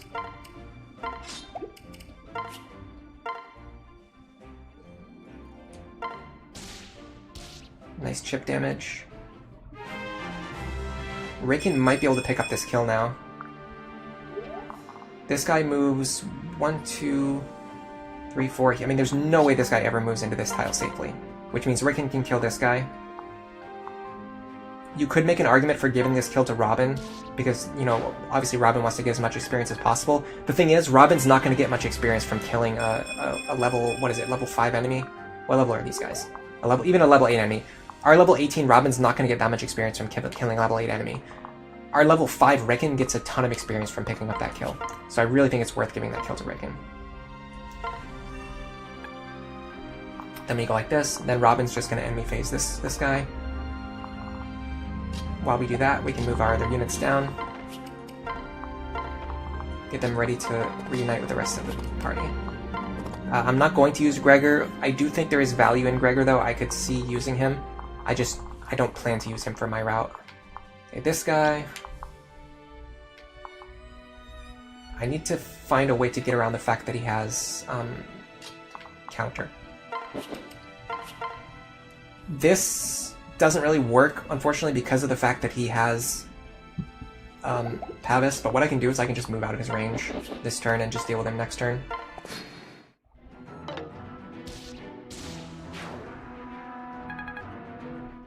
Yeah, Robin's getting close to the level cap anyway, so giving that experience to Riken was probably better, because if Robin reaches level 20, they're not going to be able to gain any more experience, so that experience would have just gone to waste. Alright, we're going to keep doing what we've been doing, letting our B-tier units just like pick up stray experience. This is probably going to be one of the first times for Nowi to get a combat.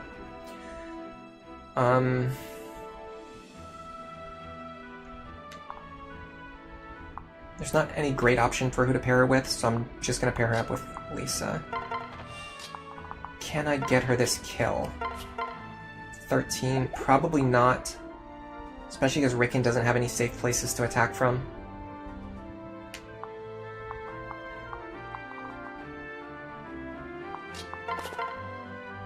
Deal 15.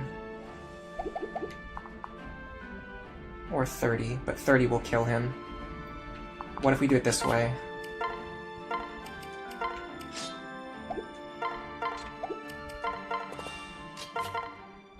$24. Oh god, I completely missed the fact that he had Pavis. I don't know how I missed that multiple times. Okay, now if I stand like here... unfortunately she actually doesn't guarantee this kill. I can use Charm. No, I can't get close enough. Alright, well then let's just do this. If we attack from 2 range, if we miss, it's not a big deal. Miss. Huh? Doesn't use any Dragonstone charges, at least if you miss. We'll just give the kill to Riken again. Yeah, Riken guarantees the kill. Beautifully done. I also actually could have moved into the other position and grabbed Lisa to get some more support between them.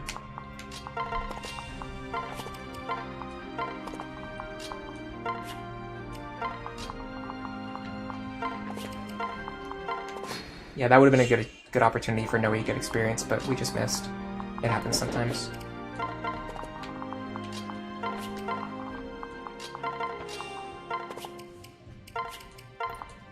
Waste some turns repositioning.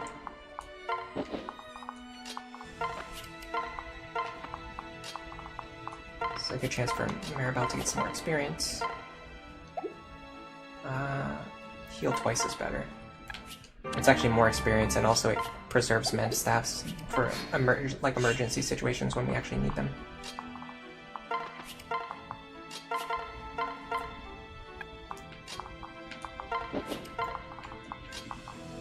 I'm not going to waste the heal staff just healing Lisa for 1 HP. I'm not that desperately in need of experience. In fact, all of my characters, both Lisa and Maribel, are ready to promote if I need them to.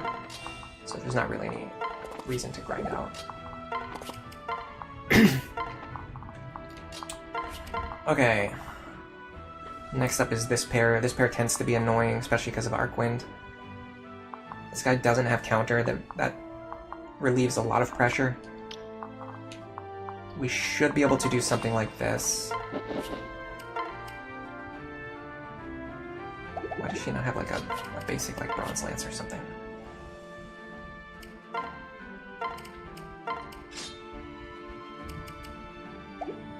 I'll do it. I'll wait one more turn and then I'll do it. Okay, so we should be able to do something like this.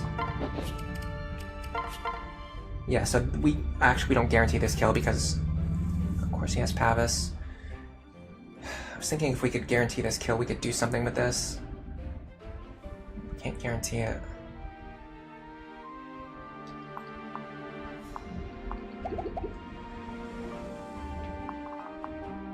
Okay, so the other option is to kill this guy and then leave units standing in his range, in range of the mage. I should be able to kill him with the hand axe.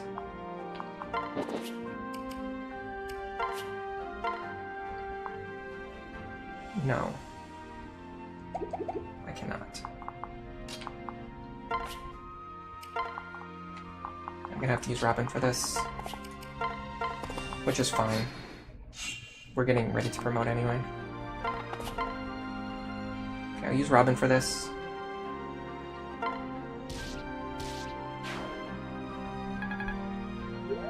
Now I should be able to put Virion, if I put Virion behind Robin, if I put Virion here,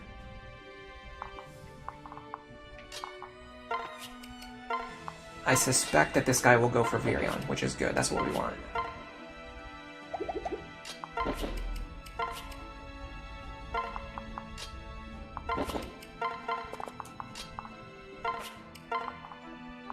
I think this works. Let's see what happens. Yeah, he goes for Virion. Just another case of just getting free chip experience onto our second string characters whenever we can. This guy does not have Vantage, which means if we can set up the situation, if we can deal exactly 20 damage to this guy, we can actually set up a situation where Virion can pick up this kill.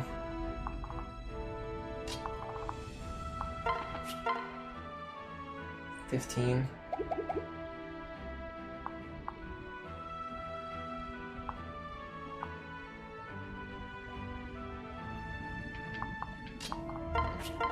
$7. So what if we do this? The other good thing about Nowi is because her starting level is so low, I can't get Robin through there for Solidarity. Because Nowi's starting level is so low, she can get good experience just from dealing chip damage to enemies. I mean, do I really want to take a 2% crit? I really don't. I really don't. I really do not.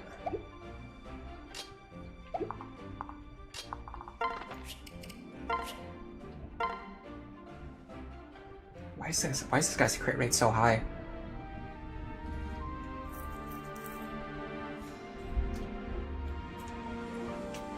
Did you miss anything important? Not really. I'm just messing around.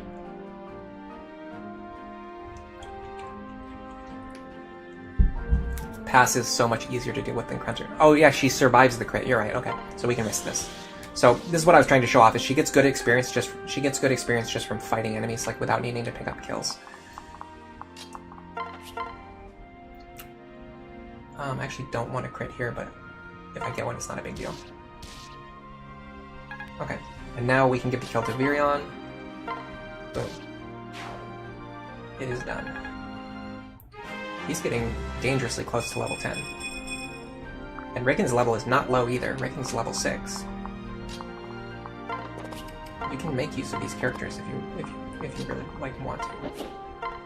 I can't remember which seal is in this. Okay, this one's the Master Seal, so we're gonna give this to Robin. I feel like it's probably worth it to get them to level 20, but I'm not 100% sure. I mean, it's one level worth of stats, but on the other hand, it's an entire level worth of stats. So. And that's also before, oh, you know what I can do, actually? I can do this. I'll give this shiny spot to Robin. This gives them a chance to get good experience. Or extra support with Maribel, which I'm also fine with.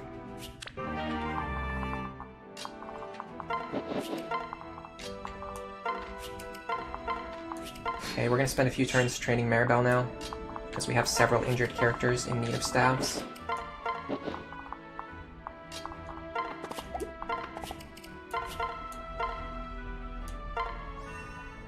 Yeah, one more level to Robin for promoting I think is worth it. Hey Widrix, welcome to the stream, how are you doing? Virion is a bit low on strength. It's fine, I mean he's mostly... The thing about Virion is he mostly rides on the attack power of bows, because bows have pretty good attack power for two-range weapons. If you compare an iron bow to a hand axe, it's like not even a comparison. And then like a steel bow to a hand axe, a killer bow to a hand axe, like what does a hand axe have? Like 3 might? Yeah, like 3 might. The iron bow is twice as strong as a hand axe. And the fact that the damage of the bows also gets tripled when you're dealing effective damage is the main thing that makes them so good. So Virion's strength is less important. I'm not gonna say it's completely inconsequential, but it's definitely less important. Okay, so one thing I wanted to test out was this. So typically I have Sumia fly over here and attack, but I think I could have Cordelia fly over and attack with the Virion pair up. And then this fleet frees up Sumia and Frederick to deal with enemies up here, which is a much better use of their talents. Like, for example, we might be able to one-shot this guy with a Silver Lance. We don't, but it's fine. If we could... In fact, if we had used the Strength Tonic at the beginning of the chapter, we could one-shot this guy with the Silver Lance right now. Which means we would never have to deal with the fact that he has counter. And then this guy we can just clean up next turn. He's not an issue. This guy is pretty scary, actually. This guy's kind of terrifying. Robin, we want Robin to fight both of these guys. It's just the way that it has to be. It's actually not really that bad, though, because that's going to allow us to probably get to level 20, if not very close. So Robin's going to fight these two guys. Frederick, I think with a Strength Tonic, is going to fight this guy. Let's just do it.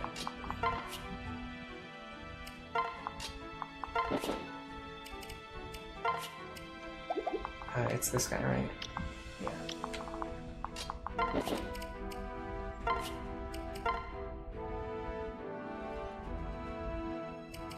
I'm not gonna need the steel sword anymore. Actually, I'm not gonna need the steel axe anymore. So this is the Strength Tonic. He would have used this at the beginning of the chapter anyway, so it's not a big deal. And then when we're ready to start, we're gonna hit these guys. We don't necessarily need to kill this guy, we just need to hit him to get the combat started. Okay. So, in fact, hold on a second. Let me see if I can set up a combat between this guy and Chrom, because I think I can.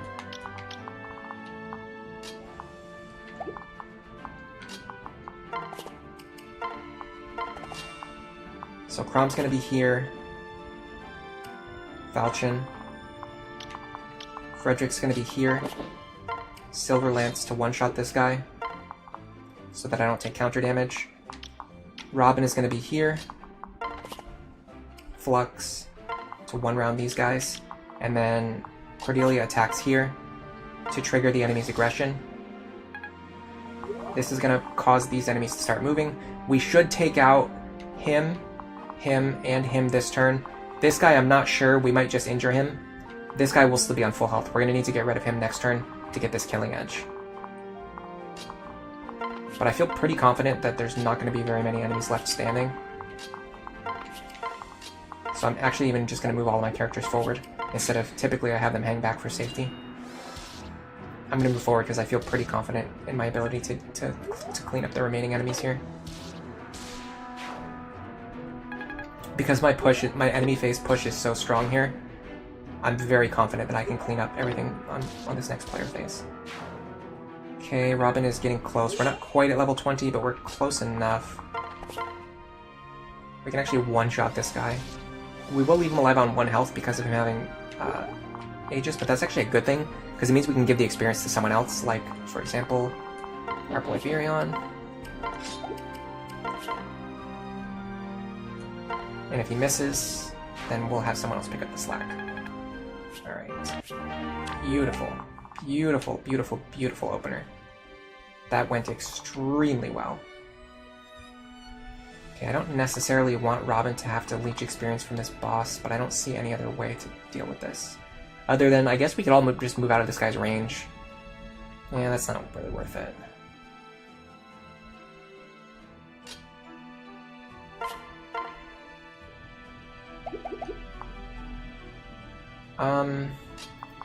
Okay, we're gonna get some chip experience from attacking here. I'm gonna stand next to Chrom, so that my hit rate is higher with Charm. Ooh, nice. Well, maybe not nice, actually. I kind of wanted to give that kill to Riken, but it's fine.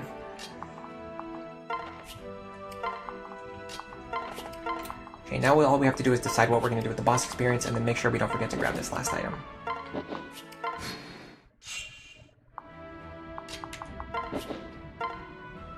Oh, thank the gods.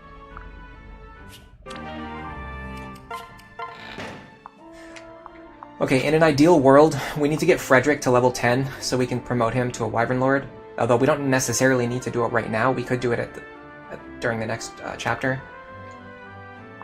We want to get Robin to level 20 so that we don't waste any experience, but I don't know. I don't know if this is really worth it, because this boss experience is so valuable on the lower level characters like Nowi and Riken. So this guy having Luna is actually a problem though, because I don't think Nowi can survive against Luna. We can get a speed pair up, that's not the problem. The problem is he's going to deal 27 minus 5 damage, which is 22, which kills her. Yeah, him having Luna means that Nowi can't fight him, unfortunately. Okay, so if Nowi can't fight him, who's the next best option? It's probably Cordelia. Oh, it's almost certainly Cordelia. Cordelia can fight safely here, and this is going to allow her and Virion to get some chip experience. Robin doesn't need tome experience, so I'm going to have them wait and attack later.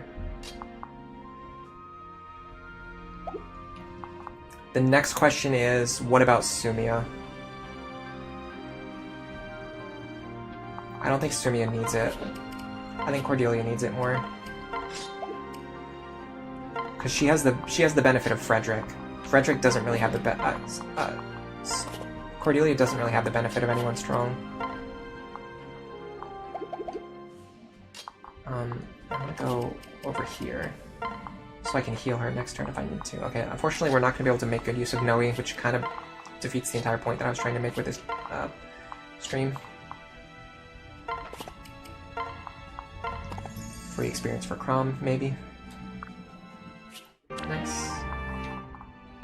We're done with Gregor.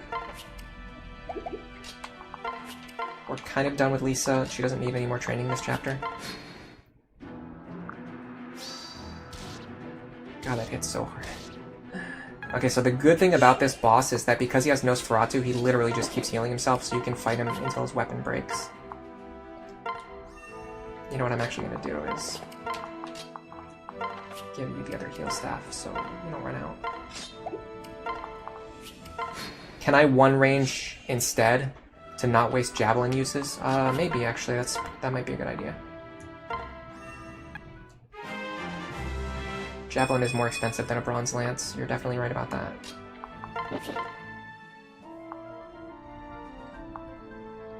Yeah, typically I fight from 2 range to avoid counter, but he doesn't actually have counter this time, so it's not a big deal.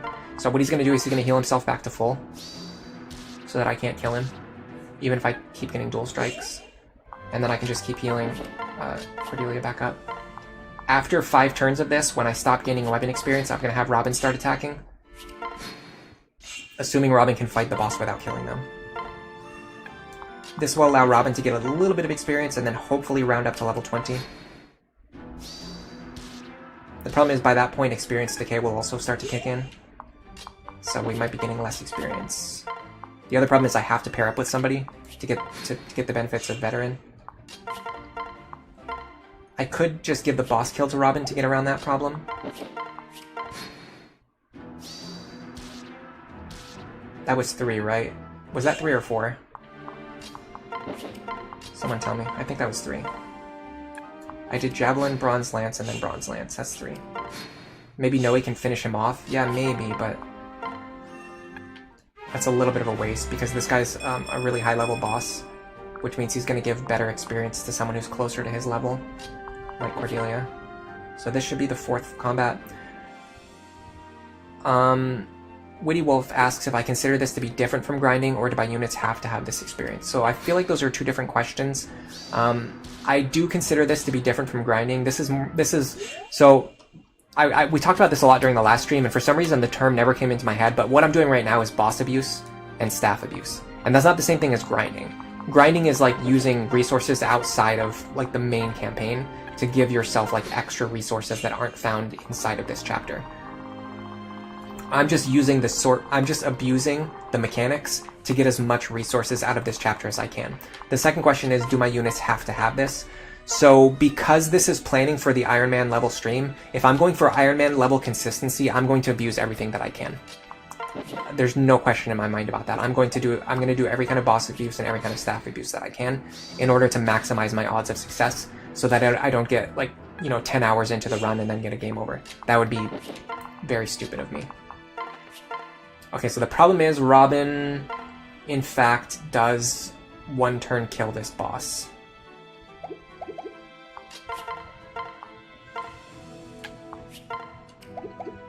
Which means we have to just give the boss kill to Robin if we want to get them to level 20.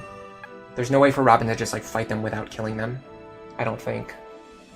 Maybe if I pair up with somebody who doesn't give magic or luck.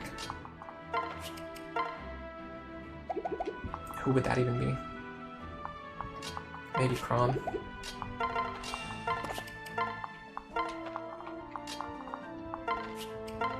Oh, you know what? I can use the one charge Flux Tome for this.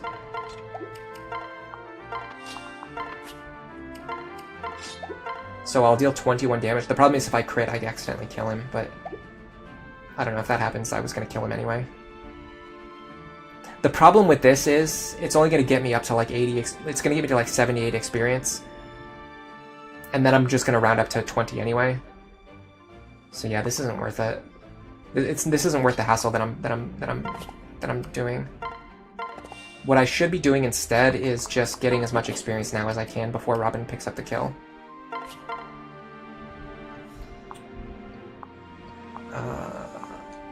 Can Frederick fight him without killing him? Doesn't seem to be the case. Okay, so the question is, who's the better kill here, Frederick or Robin? I feel like I really want Frederick to be Wyvern Lord before the next chapter starts.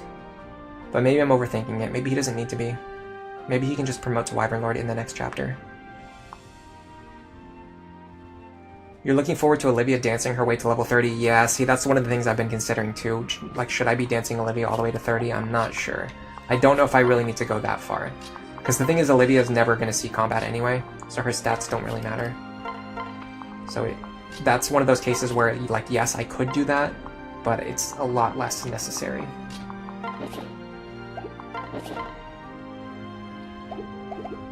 I'm feeling like Frederick is the play here. Because I really want to promote Frederick. Whereas with Robin, I can just, or not promote, but class change Frederick. With Robin, I can just I don't know. I really don't know. Am I going to use Paralog 3 to gain more experience? Yeah, I'm going to be going to Paralog 3 after this. So my question is, should I... You know what, let's make another poll. Hey Garchomp, Shiny Garchomp, welcome to the stream. Nobody has died yet. Well, this is just a planning stream. But no, nobody's actually died. Nobody's died in the stream. But this is not the Iron Man run. This is me just planning.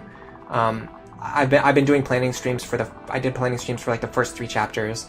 Then I did a stream for chapter 5 and 6. Then today I'm doing a stream for chapter 7 and 8. So these are this is almost this would be like a segmented Iron Man run. This is not like a real Iron Man run. I'm just looking at the chapters in isolation and how I would do them as an Iron Man, and then later on I'm going to use this information to do a real Iron Man. So I don't want people to get the wrong idea. Yeah, in this context, boss abuse is necessary because he gives my units the best chance for the rest of the game. That's a really good way to put it, Witty Wolf. Hold on a second. Let me make this poll that I was going to make.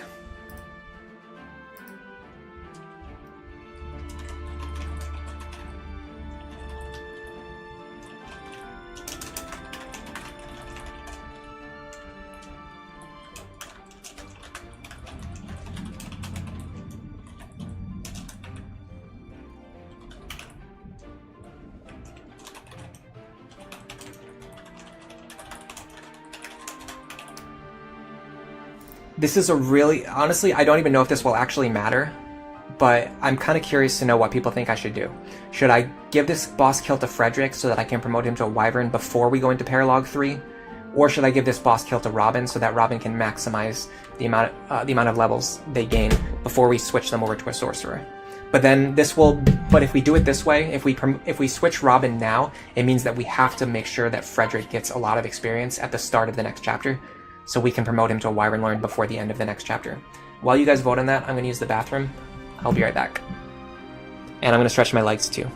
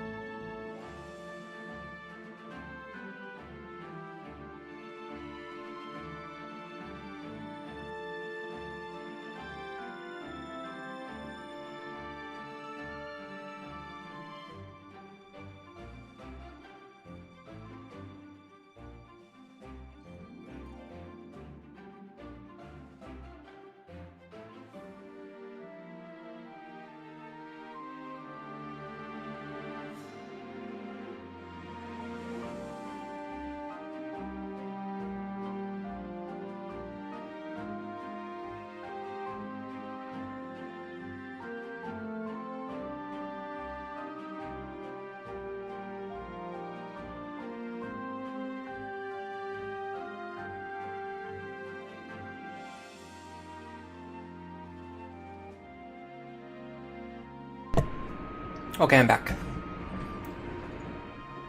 I actually want to use this chance to talk about why I think low man strats are overrated. Most people would tell you just use Robin and Frederick, like, to make the game easier. Here's the thing. I've been using a full team of units, right? My Frederick still met their experience goal. They still reached level 10 before I was able to get the second seal. My Robin still reached level 20 Dark Mage before I got the Master Seal. So my Robin and Frederick are exactly as strong as I need them to be to use their seals. But in addition to that, we've got a level 7 Virion, a level 6 Rickon, a level 12 Crom, a level 6 Sully, 12 Maribel, 15 Lisa. Like one of the common comments that I get on my videos whenever people watch them, like usually like not the people who watch all of my streams and all of my videos, but like when a casual person finds my channel for the first time, one of the most common remarks that I get is, like them being surprised that all of my characters are so high level. And it's actually not that surprising. If you actually train all of your characters, you can get a lot of levels onto a pretty wide group of characters. The reason people don't expect that is because they typically don't play the game that way. They just level up like 2 characters. And the thing is, if we did low man, Frederick would be like level 12 or 15, and Robin would be like level 20 Dark Mage. Like Robin wouldn't be the same level. Robin would be a level 20 Dark Mage, because you can't go higher than level 20 Dark Mage before you get this Master Seal anyway.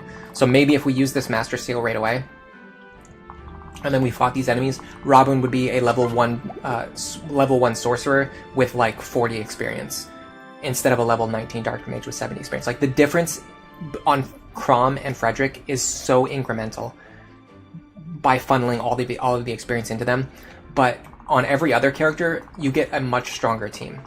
So, do people low man Lunatic Plus? Honestly, I'm not really sure what the strategies for Lunatic Plus are now at this point.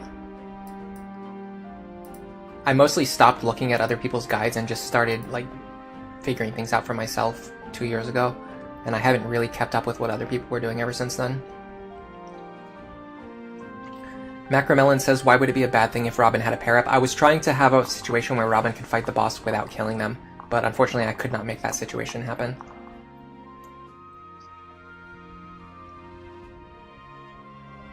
Is it okay to spend over 10 turns playing a Fire Emblem game? Yeah.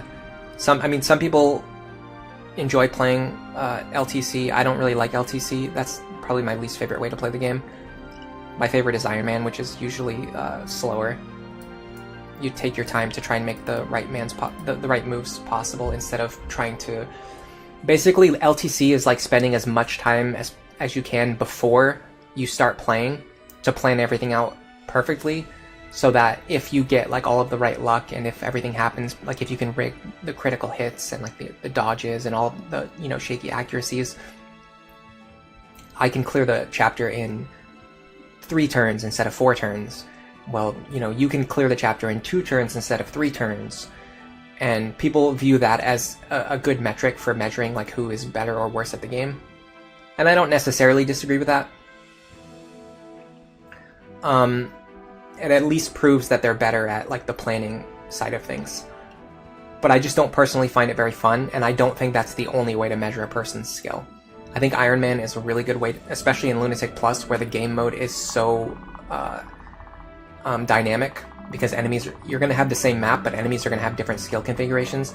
So it's almost like solving a new puzzle that always follows the same rules, but gets randomized into like a new configuration. It's like those daily Sudoku in the New York Times. Like every Sudoku puzzle follows the same rules, but you're always going to have like different numbers and different configurations. And a player's ability to adapt on the fly and figure out the best way, the highest odds to get through a situation that's different from what they've ever seen before, in my opinion, that's also a very high bar to measure a player's skill at Fire Emblem.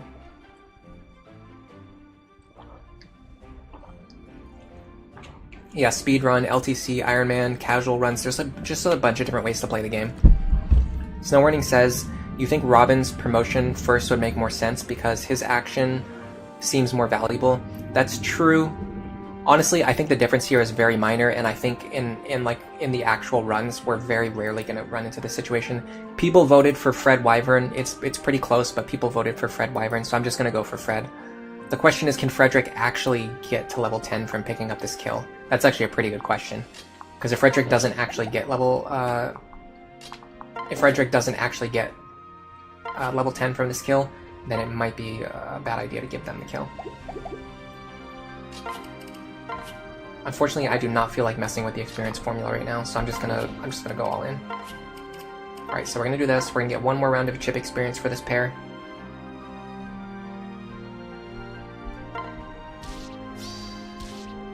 That guy healing himself back up doesn't really matter. We broke our bronze lance, not a big deal. Can Rickon fight him? That's a good question.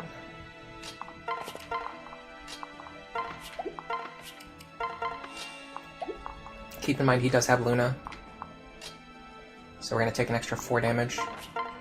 Oh, he gets doubled, so no, we can't fight him. Okay, so We're gonna have Frederick fly in.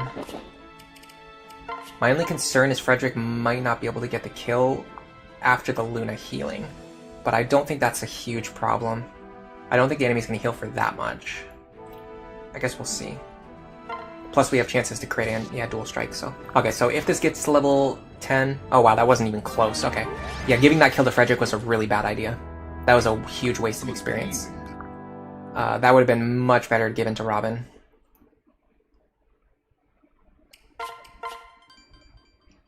Hello, Nef Champion, welcome to the stream.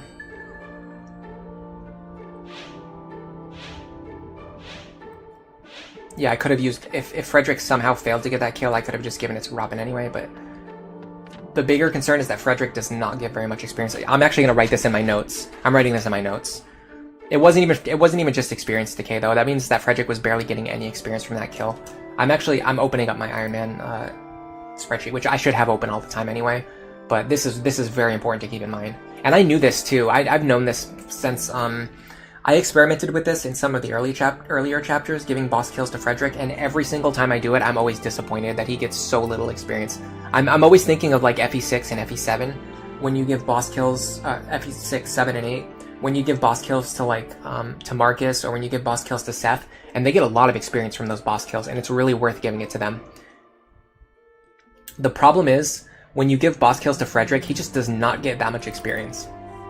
Excuse me.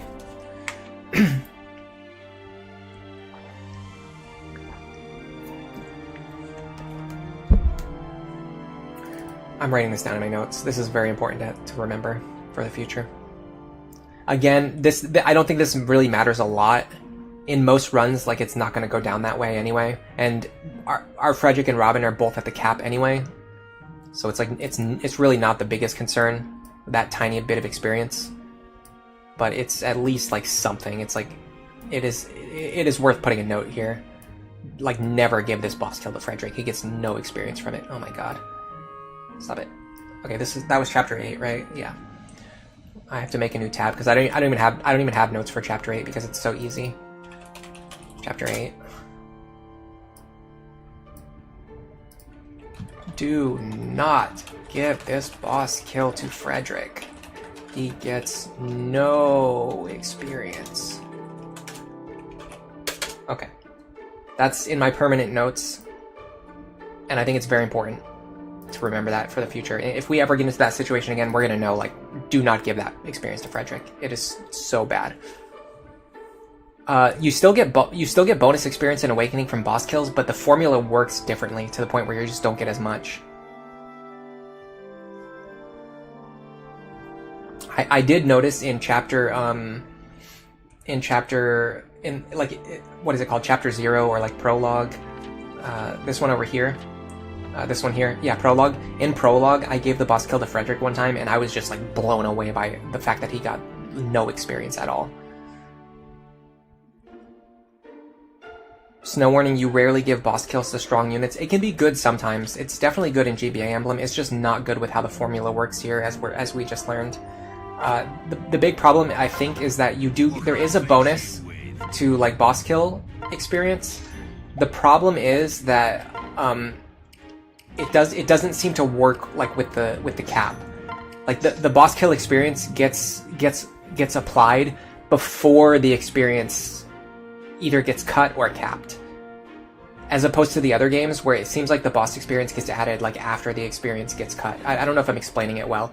Like, let's say Marcus gets like 6 experience from fighting a brigand, but if that brigand was a boss, they add like 20 experience to that, so he ends up getting 26. But in Awakening, it doesn't work that way. It's like Frederick gets like instead of getting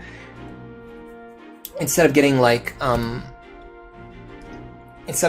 10 divided by 3, which is like 3 experience, which then gets turned into 11. Frederick gets 30 divided by 3, which is 10, which then gets turned into 11, because 11 is like the minimum. Does that make sense? So it's like the calculation gets applied in like a different order.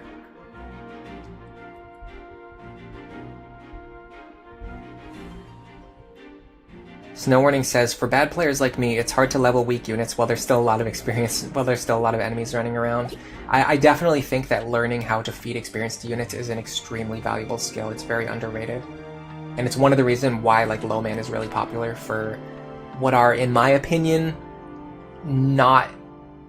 I don't want to say, like, bad players, but, like, there's like, a curve of less skilled to, like most skilled. And in my opinion, to call someone, the highest skill level player, they have the ability to feed weak units and not just low man the game. I think low man, there's like a cap to how good you can get at playing Fire Emblem if you always low man, because it's typically not the best strategy. It's just the least complicated strategy if you want to be lazy and not have to plan everything out. I don't know. Maybe I'm being too harsh, but I don't think I'm being harsh. Like, I feel like people are gonna take it as worse than what I'm actually saying. It's like you could come up with like a 9 out of 10 player could come up with like a good low man strategy, but to be like a 10 out of 10 player, you have to be able to come up with like a good strategy that like transcends just using low man to bail yourself out of any situation. We got our C support here. This is really good. It's going to be more strength and more defense for Virion. For Sumia. For Cordelia, and then more speed for Virion, which he needs speed. His speed's not terrible, but he definitely likes having more speed if he can. I'm trying to remember what I was looking at. I had a character who needed an extra, like an item that they were almost going to run out of. I need to buy strength tonics, that's what it is. And of course the shop is blocked. Alright, we're going to do some resets here. We're going to unblock this shop. I need to, you know what, hold on a second, before we do that. How many speed tonics did I buy? 2 should be fine. I want to buy a few more strength and defense tonics while I'm here. We're getting close to the point where we're not going to need them anymore, but I just want to have them in my inventory so that if I need them later, I don't have to do this crap later. Let me just make sure I'm saving. I always get very paranoid about this.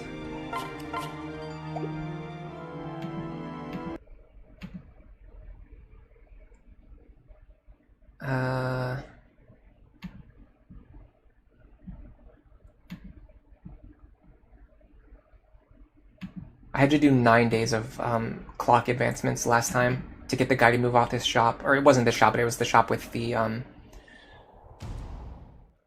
rescue staves and the master seals. I had to do 9 days of resetting because the enemy, by the time this enemy disappeared, another enemy appeared in the same spot. What did we get here? Ooh, if you do this infinitely, you can actually get like free physics, second seals, master seals, things like that. I'm not going to use that for my Iron Man. I'm also not going to use this for barracks abuse. I do have to save again though. Like, you could do this and just get like free barracks items, free... you could get like infinite Anna shops. You could use the items that you get from the barracks. You could sell them to like buy items from Anna's shops. Theoretically, you could just do this. Oh, I forgot to actually set the clock forward. Hold on. You could do this to generate like infinite resources for yourself. In my opinion, this goes beyond the scope of like what is like a real playthrough. The only reason I'm advancing the clock forward is just so that I can access the shops that are blocked, which I think is valid because there's no other... If the game had any other way to do that, I would do it. But you just have to do this. Yeah, you only need to advance 1 day each time. Yeah, what I'm saying is it took 9 days of advancing 1 day at a time. Because before the guy appeared, another... Like, you know how 2 enemies can appear in one spot? So I had an enemy blocking the shop, a second enemy appeared, then the first one disappeared, then the third enemy appeared, then the second enemy disappeared, then finally the third enemy disappeared. So I just had to wait. It just took like a lot of time. I'm gonna buy 2 more of these each while I have access to the shops. Alright, so what we're gonna do is we're gonna look at Side Story 3. This would be our chance to train Nowi. She's kind of falling... This sucks, man. The whole point of the stream was that I wanted to train Nowi, but I just didn't get any good chances to do it in the last chapter. I think we can still train her. It's gonna be hard, though. It's gonna be harder. Are we allowed to see this? I'm not sure, but I'm gonna have to do it, so...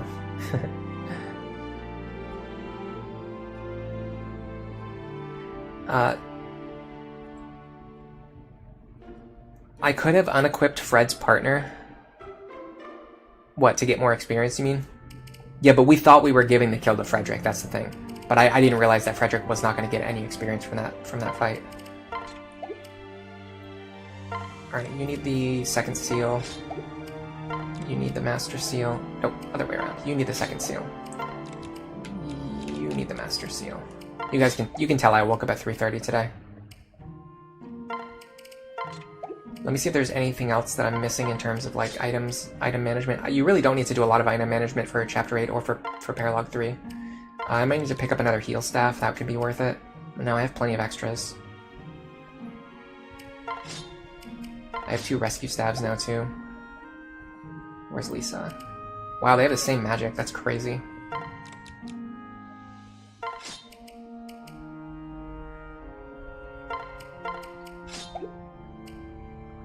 Second seal here makes sense. I'm not going to need the sword anymore because I'm going to be in a lance axe class.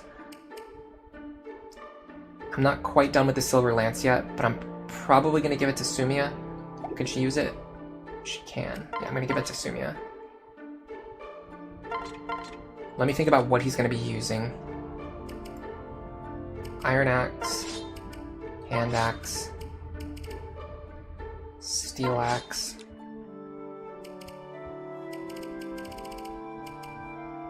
And then, I guess, honestly, Iron Lance is probably fine. Sumi's going to be using Killer Lance, Bronze Lance, Silver Lance. Where's that Killer Lance? Here it is. And then she's going to be holding 2 healing items for Frederick. And then they can trade the Iron Lance with, sorry, hold on a second. I know that makes a lot of noise, I'm sorry guys. The problem is when I hit the microphone it makes noise, but then I have to make additional noise to move it back into the right position. When do you get a second Silver Lance? I don't know, not for a long time, but you don't need it anymore. Like by this time you're basically done with the Silver Lance. Having it is nice, like it's helpful to have, but it's fine. Like you can break it in like chapter 5, like maybe chapter 6 and you'll be fine. The fact that we have a couple extra charges just shows that I have good item management. And it means I have like 2 like get out of jail free buttons, but it's far from mandatory. Okay, anyway, so Frederick is basically using these axes, and then we can trade the lances and the healing items between him and Sumia. So she almost acts as like 5 additional inventory spaces for Frederick. Once we promote him to Wyvern Lord, we're probably not going to be using Sumia in the lead position very much because her flight is not going to matter anymore. Wyvern Lord Frederick is essentially going to have all of the same benefits as Sumia. But he will still be getting extra speed from her, which is important because it's going to allow him to double enemies. We need her to have some kind of lance. We have an Iron Lance and a Steel Lance for her. That's perfect. We would like her to eventually become a Wyvern Lord as well. It's a little bit more tricky with Sully. I might just end up sending her into Paladin, just to give Crom better bonuses. Just because I don't feel like it would be worth it to go through a Wyvern training arc on Sully. In fact, I think eventually I'm just going to bench her anyway. The main thing I'm using her for is to pass down Discipline to Lucina. So she just needs to get to... Actually, she has Discipline already. Yeah, so we don't even need to... Literally, Sully does not even need to gain a single level in this playthrough. All I need her to do is just pass down Discipline to Lucina. The extra Killing Edge is really good. Killing Edge is awesome. It's one of the like really strong things that you get early on, and then the fact that you get a second one so early helps a lot. Rickon's fine. Robin looks fine. Cordelia looks okay. I can give her a healing item just in case. If there's room for Noe, we'll bring her. I'm going to put these items in the convoy so I can access them later if I need to. I'm not going to access that barracks because those are barracks that we would not have gotten if we didn't need to set the clock forward. Chapter 12 drops Silver Lance. Okay, so yeah, it won't be till after basically the final big difficulty spike. Because in my opinion, Chapter 12 is the final big difficulty spike anyway. So you're not going to get another one before that. You'll get one in the middle of the chapter, which is nice. This feels like a form of grinding. Which thing are you talking about? Yeah, there's just not enough party slots to bring all the characters that we want to bring. I could see myself temporarily benching Rickon to train Noe. Problem is Rickon is more immediately valuable in the next chapter. I'm starting to have second thoughts about Noe now. There's just not enough room for her on the team. If there was an extra deployment slot, I would definitely be using her here. But how am I going to fit her into the team when I'm already using all of these characters? Maybe in the next chapter there's more deployment slots, but even then that means she's going to be a level 3 character. Yeah, I'm not sure what I mean about your comment, Neff. It feels like it's out of context, or you're responding to something that I said a while ago.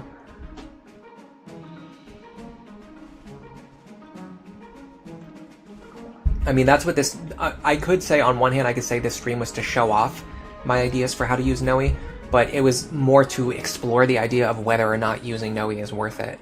And I had good ideas, but now that I've actually tried to apply them in practice, I'm feeling like it's not worth it, because every single one of these characters here are very important to the strategy.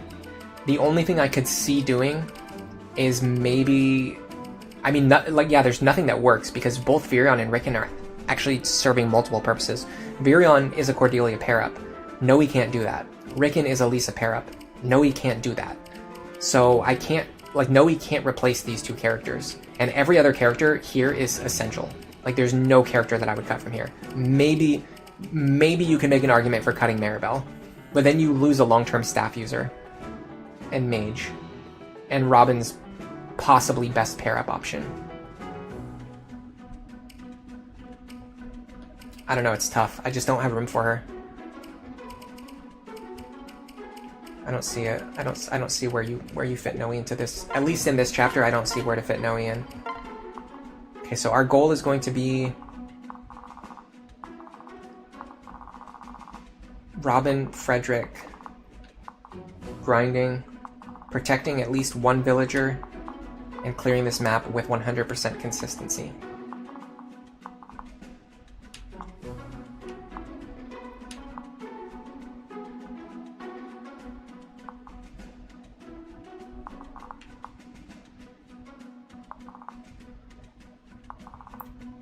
I feel like Robin does a better job with this group up here.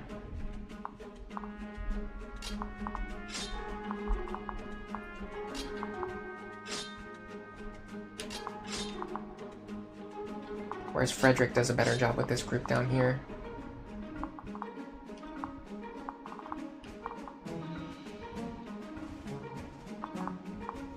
Technically, you can take advantage of this square. I never actually thought about this, but you could actually take advantage of this square right here to take out this knight while keeping yourself safe from all of the other enemies. I don't know if I necessarily want to do that, but for example, this guy has counter, right? So I don't want to fight him, but I don't have to fight him. I'm gonna test this out. It seems interesting. It seems worth experimenting with. Here's the big question. Can Cordelia and Virion replicate what I was using Crom and Sumia for on previous attempts, which is getting rid of these Pegasus Knights? It doesn't feel like it has a lot of potential, because while I'm sure Virion can one-shot these guys, I don't think their dual strike chance is high enough, and Cordelia is not fast enough to double enemy Pegasus, whereas I'm pretty sure Sumia is? Question mark? 19. I mean, she would need +3 speed, but she can get +3 from Crom. Let's experiment first, and then we'll refine our strategy.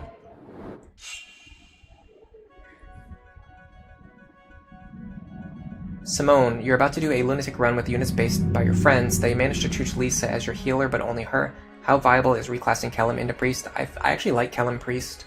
It gives him a way to train into War Cleric without needing to fight as a general, and it just gives you an extra staff user, which is nice to have. I don't know if it's great, but I have high expectations. I don't know if they will meet those expectations, but I think it's something that could be considered, possibly. What I could do is... This doesn't look great. How much does Virion even do?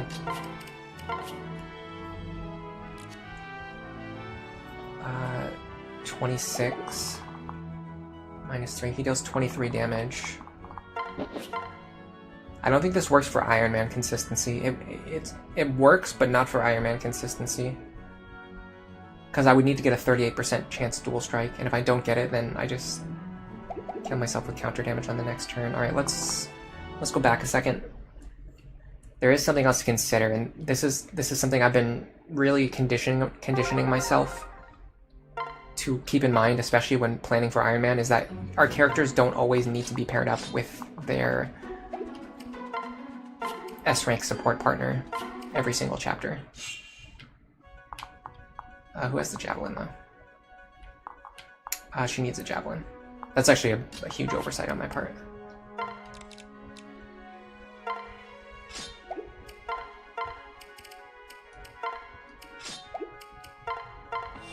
Oh, but now we don't have Crom as an archer, so this doesn't work anymore either.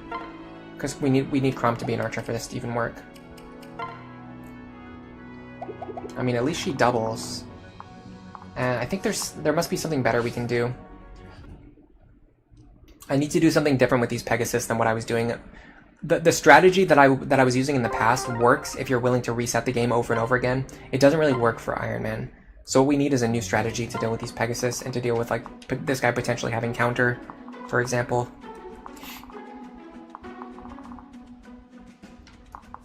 I see a lot of merit to this idea of having someone fly over here and then take out this guy.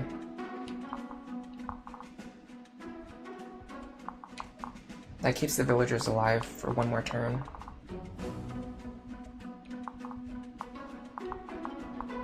These guys both having counter really sucks.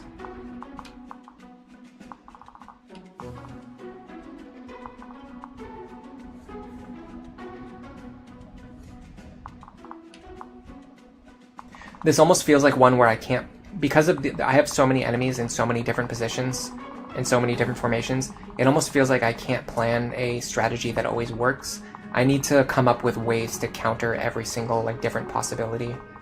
That way I can adapt. Like, for example, like if both of these guys spawn with counter, then I can't do anything about these guys on turn 1. But if they don't, then I can do something with these guys. So, like, I have to respond to that information. I can't come up with a plan that, like, always assumes that both of these guys always have counter. That just doesn't work. Because then I have to always assume that both of these guys always have counter, and then I have to assume that, like all of these guys always have... Like, I can't make a plan that assumes every enemy always has counter. Like, that just doesn't work. I have to come up with a plan that I can use that's, like, flexible enough to adapt. Neff says that setting the clock forward to get barracks and possibly Anna feels like running. Yeah, I'm not going to do that. I'm just saying it would be possible.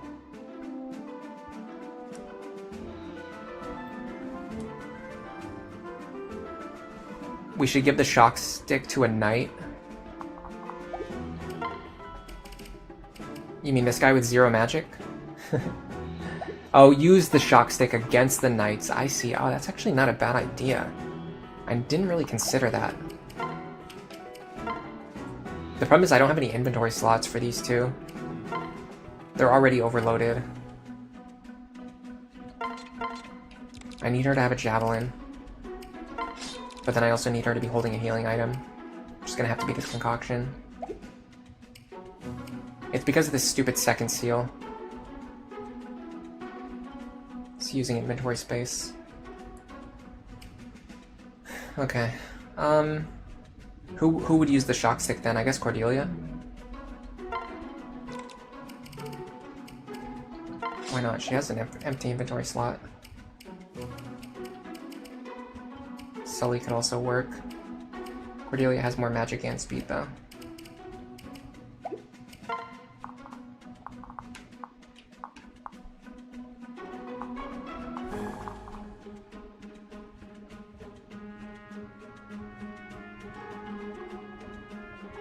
Sage Rickon is a good staff user. Oh yeah, if you've got Rickon, you should definitely use Rickon. It's pretty easy to get into level 10, and once he promotes into Sage, you pretty much just have like a good staff, like a solid staff user. His speed doesn't matter if you're only using him as a staff bot anyway, which then allows him to gain experience, which allows him to gain more speed, and then his speed stops being as much of an issue. It's just very synergistic. The big problem with Rickon in a casual, he has a lot of things he can do in a more planned playthrough, but in a casual type run, the big problem with Rickon is that he has no good casual reclass options. So you basically just put him into Sage, and then you just keep reclassing him through Sage over and over again. Because that's the only thing he can really do in his class set. I'm trying to figure out what I want to do here. I'm not coming up with any good plans. This guy I encounter again really sucks. I feel like we need Robin to deal with these guys. I feel like that's the... I think that's what we're determining. In an Iron Man context, you need Robin to deal with these enemies. Okay. Yes. In an Iron Man context, you need Robin to deal with these enemies. That opens up a lot of ideas for me. So let me start with that.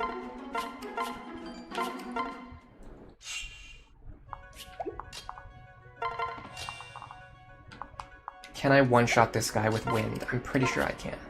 I might even be able to do it with like a non-forged, or even with a flux tome. I'm not sure. 34. He has 10 res. Unfortunately, that's not enough, so I have to use my wind tome. Here's the question: can I put Robin into a square where they're not threatened by anything other than these Pegasus, and where they can hit all 3 Pegasus? I want to stand in this square right here. So Robin's gonna go here. Because I can one-shot them with a Wind Tome, I don't have to worry about counter damage. The only question now is what level, like, where is this experience going to go? Is it going to set me to exactly level 20? Because that would be great. If I get a lot of if I get to level 20 off like the first kill, which I don't think is likely, but if that were to happen, I will probably promote right now so that I don't end up wasting any experience. But if the 3rd kill here gets me to exactly level 20, it might be better to do that. But then if Robin needs to take an action next turn, then I have to use the Master Seal this turn anyway. Which, if that happens, that's fine, because it just means we would have done it. In fact, we could just do it before the chapter starts. The next problem is this guy here.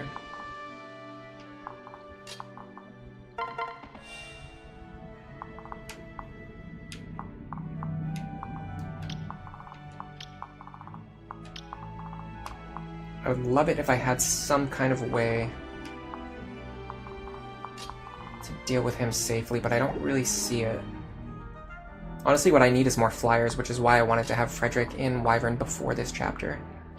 Because then Frederick could fly over here, Cordelia could fly over here, but it's just not, it's not in the cards. Honestly, maybe I should fly Frederick over here instead. I deal no damage. I deal no damage. Yeah, this is a problem. Because then if I stand here, I'm in range of this guy who has counter. Okay, I have a lot of problems with the top groups. I don't see any possible way to deal with these enemies safely. Well, we know this guy will attack the villager instead of attacking one of my characters, right? So let's use that information. The problem is this archer very much constrains what I'm allowed to do here.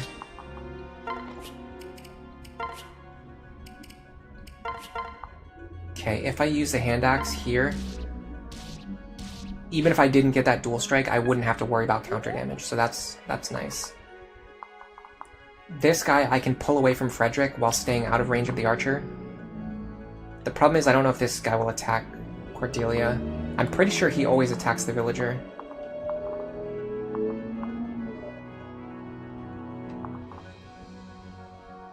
The other problem is this guy actually moves pretty far. If I stand here, I should be fine.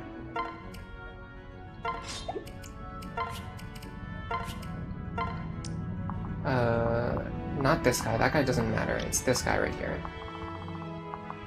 These two I'm not going to be able to deal with this turn. This square right here will be threatened. Yeah, this is an issue. I don't have any safe tiles to stand in. I have no safe tiles to... like, there's no safe place for me to go.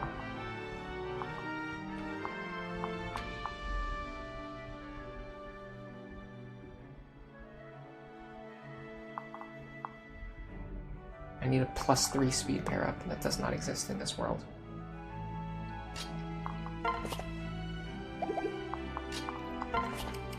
I can move up here, but that doesn't solve the problem.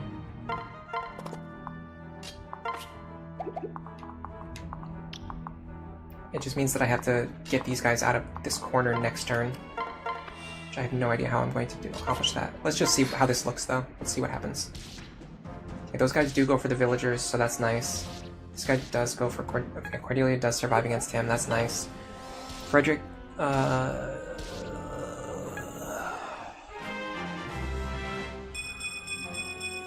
guy's Pavis is gonna cause problems. Okay, this Sully is not actually safe in that square. I thought she was, but she's actually not. So yeah, we need to figure something else out. This is not gonna work. That opener is not gonna work. Trickster Kellum sounds like a good idea. You could try it. He'd be more tanky than the average Trickster. How much damage does Cordelia deal with the shock stick? She won't, the guy will never attack her. The pairings that were chosen by your friends are Crom Sully, Robin Tiki, Fake Lisa, Frederick Cordelia, Rick and Noe, Kellum Pan, Donald Church. Are you going to use the children? It sounds like probably not. It sounds like a Gen 1 focused run.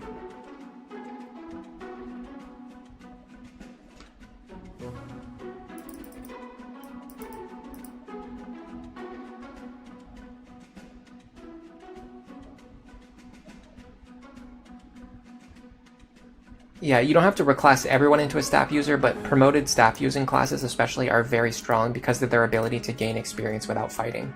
It's a super powerful ability.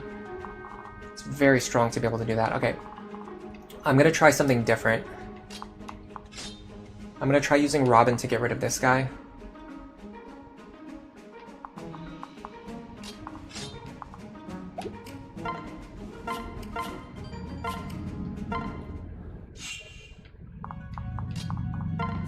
This also makes better use of Robin's action on turn 1.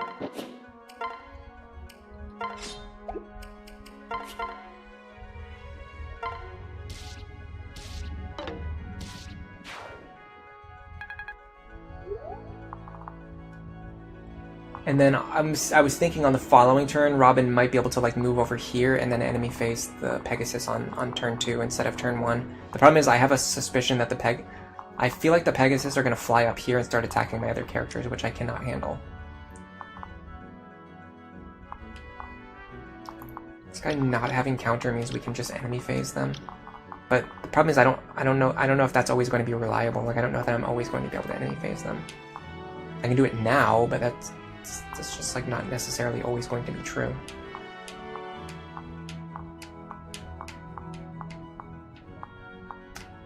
This also feels like a moment where Frederick would want to be holding a sword. I took the swords out of his inventory because I was thinking I would promote him to a Wyvern Lord. But this would be a really good turn to have a sword equipped. Yeesh. I feel like I kind of have to use a lance anyway.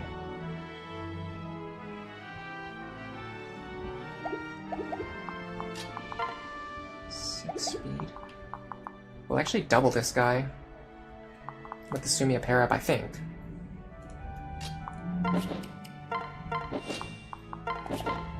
Yes, we will. Okay, let's try this. Yeah, these Pegasus are a huge problem because they cover so much territory. You can't start moving your other units to like safe locations. Stand here. That at least makes one square relatively safe.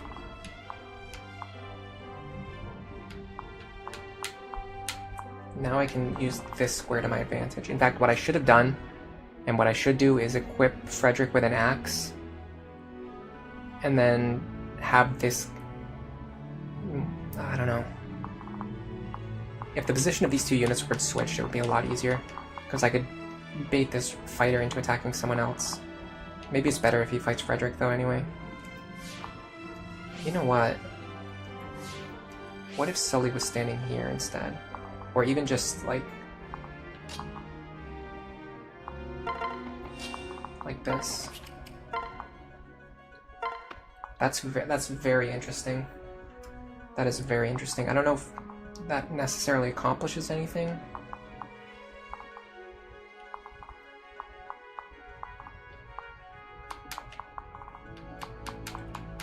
This square is going to be threatened. So is this square.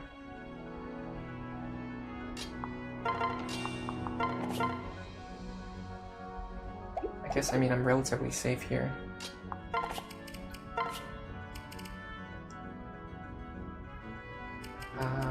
Okay. So, here's the thing. Because the Myrmidon is always going to attack Sully anyway, we should just switch Frederick over to an axe. Gives him a better matchup against the axe fighter.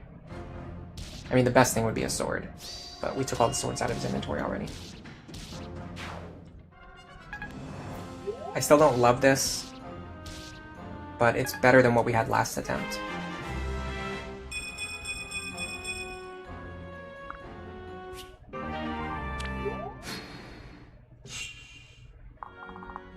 Okay, now typically what I do is move down through the center. Oh, the Pegasus don't start moving. Okay, hold on a second. That means I have a lot of leeway this turn.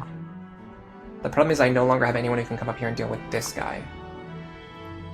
It would be nice if Frederick had the hammer, but he does not. Can he just do it with a steel axe? Probably not.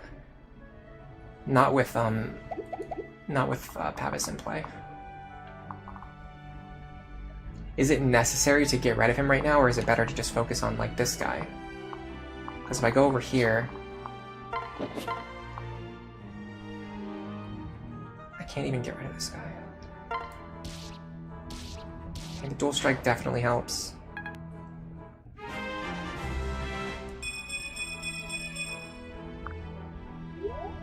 I could promote to wyvern now, but I just don't have any actions left.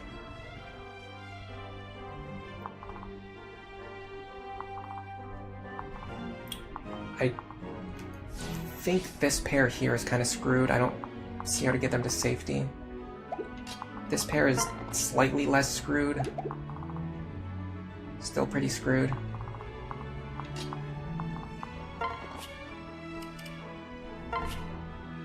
So I would go like this, and then like this. This actually might keep Virion safe. It actually does. Okay, hold on. So this keeps Virion safe. And then the enemy archer will probably... Okay, so here's my... What the ideal outcome for this configuration would be... The archer moves first, and he targets Virion, because he deals the most damage to Virion. Then this guy goes, attacks Crom. Crom kills him on the counterattack. Then this guy fights Frederick. The worst possible outcome is if this guy goes first and then injures Crom, the archer will probably come back and then kill Crom. He doesn't know that he can do that, but he can if this guy attacks first, this guy will figure out that he can kill Crom. But if this guy moves first, he'll prioritize attacking Virion first. It seems likely that we're just going to have to promote Robin now. I don't... Like, how else am I going to get experience onto them? The good thing is, I can do this. Now I have a flyer available next turn. And then I can move...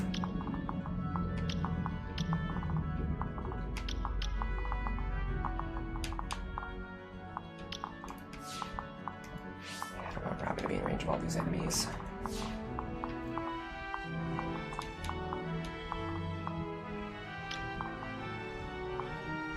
I can move Robin maybe onto this forest tile. This will allow me to kill 2 Pegasus this turn. I should be able to one-shot them with the Wind Tome.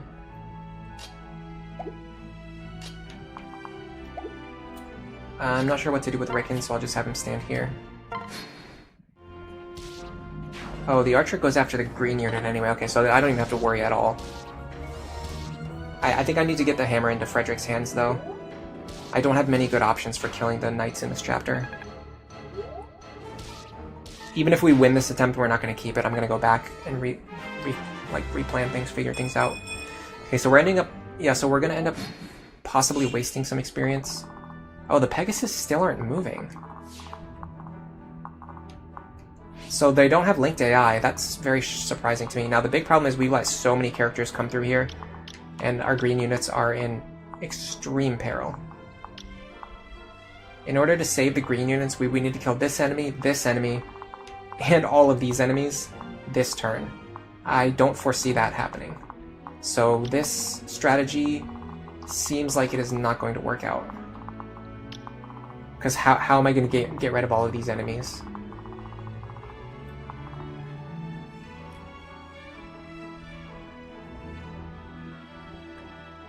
This map is giving you 3 Donalds.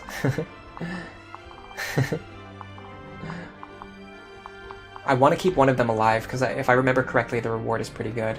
You just need to keep one alive to get the best reward. The other two just give you, like, a stick and a rock or something. It's weird. I don't know. They give you, like, pointless, like, joke items.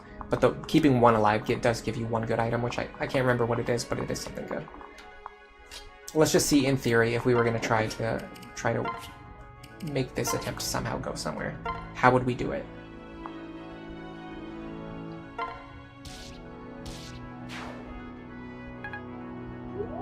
I don't like the fact that Frederick has to take actions every turn, which means he can't promote. So yeah, if we could get Frederick to level 10... The thing is, Frederick only needed to get like 2 more kills between where we started and where we ended. So we just need to make sure we budget Frederick's experience a little bit better. We need him to get to level 10 before the end of Chapter 8, so that we can promote him to Wyvern Lord before this chapter starts. I think that's the hurdle that we're running into today. Virion can't really do anything. Prom can't really do anything.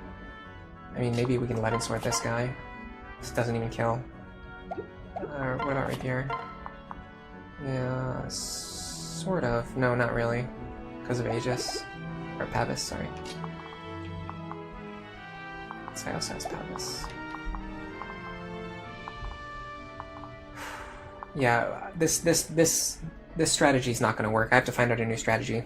So what I'm learning... Oh, it's a log and a ladle.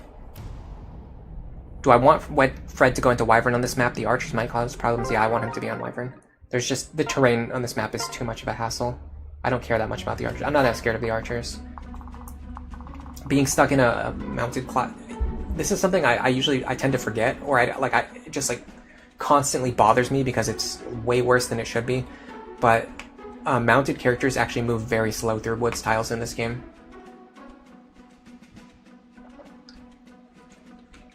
And as a result, because of this entire map being covered in woods, getting Frederick into a flying class is so important. There's only a couple of archers, and they're typically isolated. There's usually just one archer by himself. So if the archer is even scary at all, you can just have Frederick fly over and kill that one archer.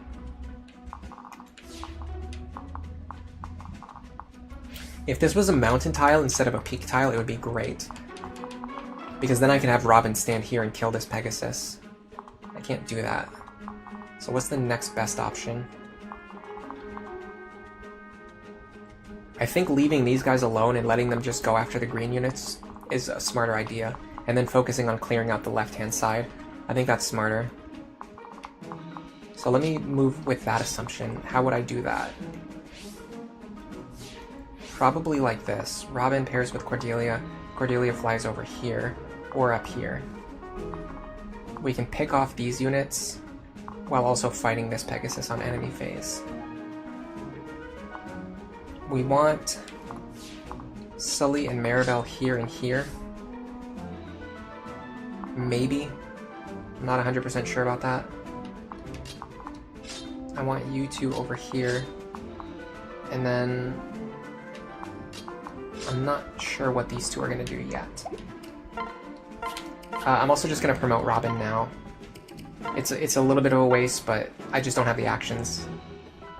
This chapter is too demanding. What we should have done is given the boss kill experience. So what we should do is make sure Frederick is at level 10 before the end of chapter 8, and then give the boss kill to Robin if we need to get them up to level 20. Or if not, just promote them and then just give the boss experience to whoever else. But Robin being in Sorcerer will help us a lot here. I would absolutely promote Frederick into a Wyvern Lord right now if I could. I just can't because he needs experience first. Let's try to figure out what we can do with this information though. I should also check. I have 37 flux damage now. This still does not quite get the kill. Although I could do it with Maribel, but she can't get to where I need her to get, so it doesn't work. So what I was thinking was going here. This will allow Robin to fight Does he have counter? This guy doesn't have counter, so I don't need to waste a wind tome here. This will allow Robin to fight the Archer and the Pegasus on this turn, and because I'm standing on the mountain tile, I don't have to pay movement to walk over the mountain tile. Next turn, I can just walk in this direction over plains tiles.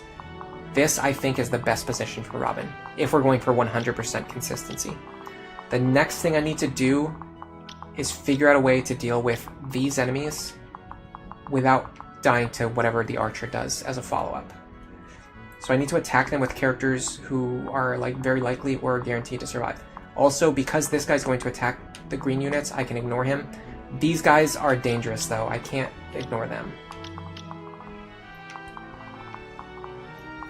But these guys basically cover all the tiles that these guys do not cover, so we have a pretty limited amount of space we can stand in.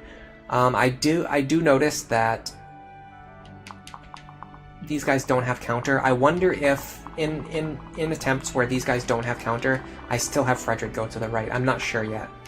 Let's double down on what we're doing for now. Let's double down on what we're actually doing first. Although the fact that both of these guys spawn with Pavis, and yeah, the fact that both of these guys spawn with Pavis makes this strategy a lot worse. But I still want to double down on what I'm actually trying to do here and see if I can find some way to make it work.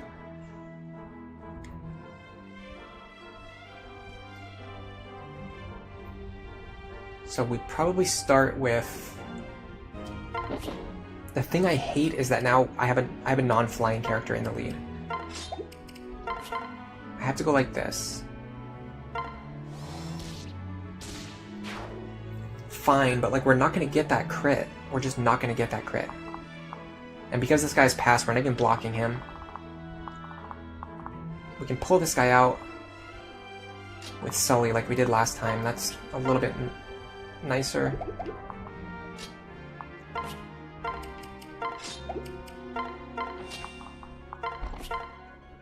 Sort of works.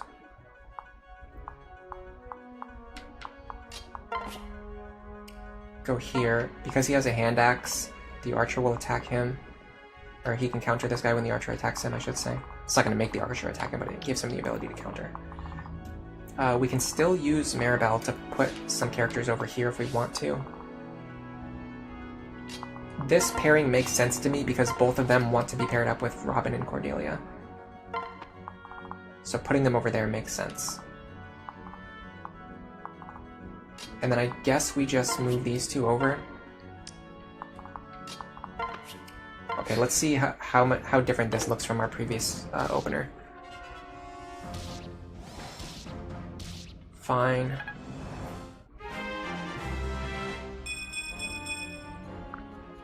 The thing is, we're not going to have like a million enemies pouring over from the left side. That's the big difference on this one. Man, Frederick is leaving those guys on one health. Okay, Frederick needs a strength tonic here.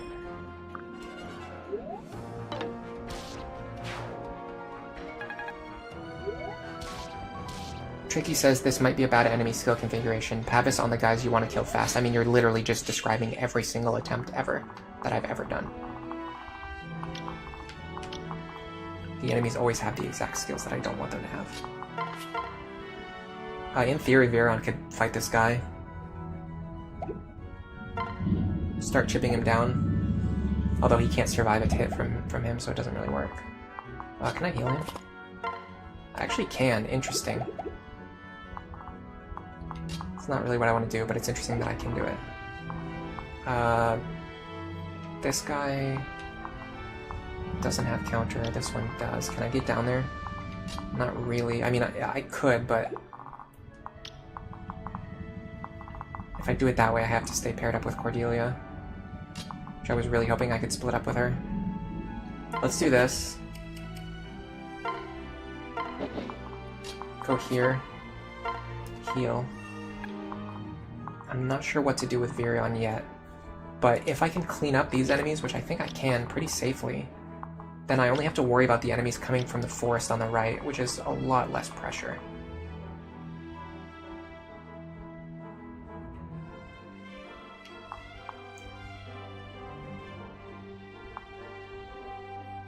Be nice if she had a javelin, wouldn't it? I almost feel like I could do this. Levin sword here. Oh, it doesn't kill. What about Rickon? Oh yeah, what about Rickon? What am I thinking? What about Rickon? Rickon deals... Rickon definitely kills this guy. And does he survive? 28 minus 7 is 21, but Rickon survives. He does get doubled. But if he kills on the counterattack, then it doesn't matter. And there's no chance for him to miss. Okay, so hold on. Rickon can actually hold the fort here. Check this out. I have to use the Forged Wind Tome, though. I don't like that. I mean, I have to. If you have to, then you have to. This is a good example of like Rickon being like way better than expected. Even if I didn't get that speed level up, it wouldn't matter, because after this guy hits me, I'm just going to kill him on the counterattack anyway. If I want to save a charge of the Forged Wind Tome, I could have Lisa trade and then pair up, but that's not worth it to me.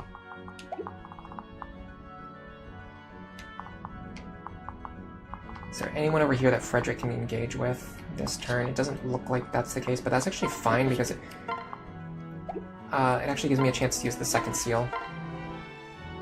Absolutely going Wyvern Lord here.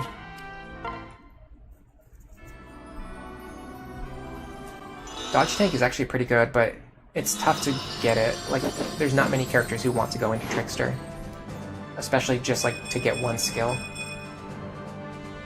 I'm trying to think. You know, this is actually a very interesting discussion to me personally. So I'm actually going to go to the character list, and I'm going to see who would actually want to go into Trickster.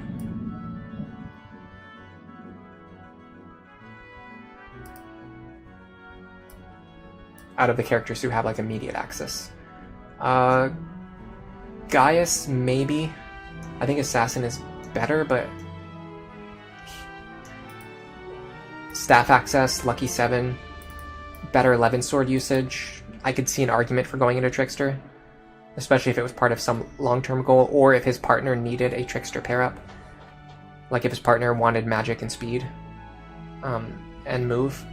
I could see Gaius to Trickster. Same argument applies to Lonku, but his magic is actually better than Gaius. Does anyone else have like innate Trickster access? It's just those two.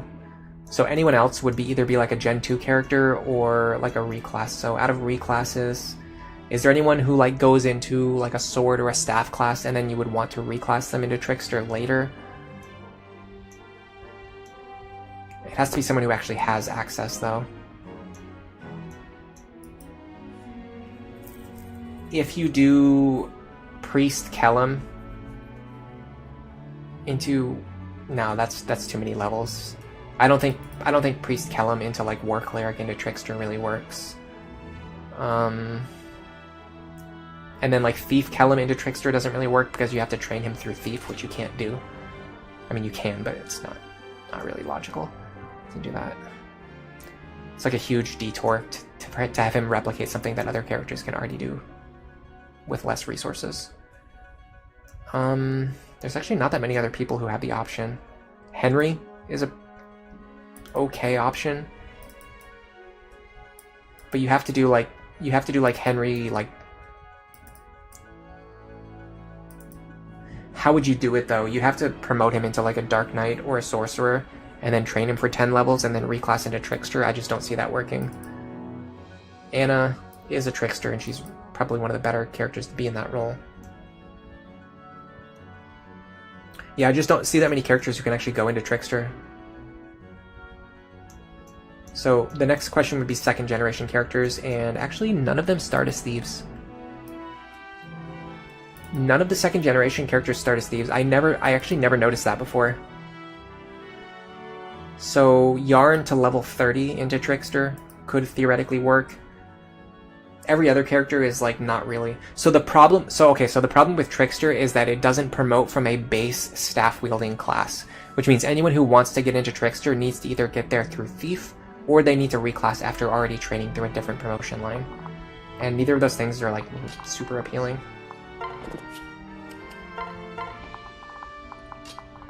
That's my opinion anyway. It's something I've never really thought about before, so it's just like a quick judgment, but based on what I'm seeing, I don't see how going into Trickster would really be that great for most characters. in the scope of, like, no grind. By the way, I'm pretty sure Robin needs to be paired up with Maribel. No, he doesn't need to. Yeah, there's another epic Rickon kill. I swear, Rickon gets so much experience. Rickon gets so much experience, it's crazy. Yeah, level 30 Pan. Owain can inherit Lucky 7 from Trickster Gaius. Yeah, like, I think Gaius is probably... like, Gaius and Longku are the two best options for actually using a Trickster within the scope of no grind. In my opinion. Okay, so if we can move this guy out of the way, we can have Robin kill the Knight and then fight the Pegasus on enemy phase. So first we need to get this Pegasus out of the way. We have characters who can do that. But we also want to get rid of this guy. We want to either get rid of him, kill him, or block him. The good thing is we have Frederick now as a Wyvern Lord, so we can just fly over here and kill this guy. We could even possibly... yeah, the counter's gonna be a problem. Okay, what if we just fly over here? Attack him. Actually, don't need to get this kill, I just need to weaken him. If I get the kill, it's nice, but if I don't, it's fine. Yeah, that's fine. We need to find another character capable of reaching, which it looks to be Virion. I'm gonna move Cordelia here. No, sorry, hold on. I don't love my accuracy, that's a little bit of a concern. He doesn't have Vantage, does he? No. Okay. This might be a misplay, but I'm gonna move Cordelia here. And then Virion here, and I'm gonna try to pick up this kill. I could technically miss. Should I change the title of the stream? No. It's not worth it.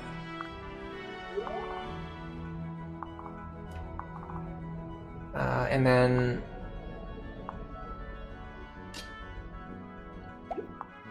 the main reason to give this kill to Sully is just because Crom's level is already high enough. But on the other hand, getting Crom as close to level 20 as possible is also good. But then if Sully's in the lead, we can move further next turn. If Crom's in the lead, then we can't. They're already married though, so they don't actually need to build any support. So let me pair these two up.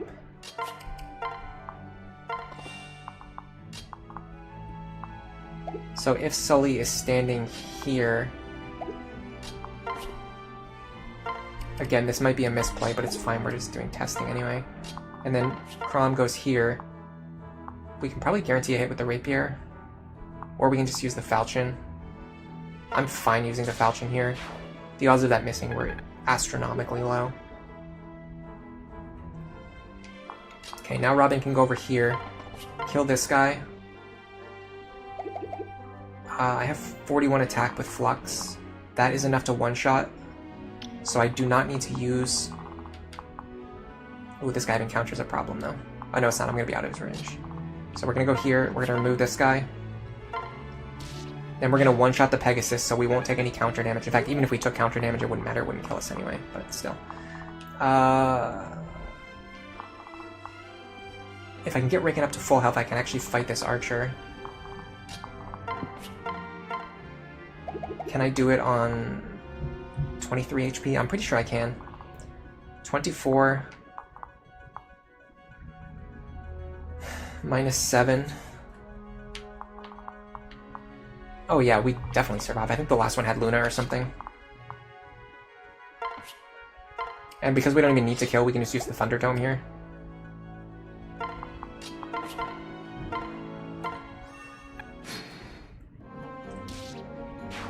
Fine, we've got one villager left. We just need to get this villager down to the bottom left corner safely.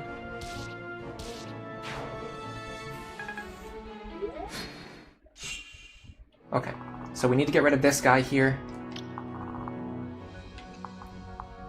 Now, because otherwise this villager is going to move here and then the fighter is going to kill him.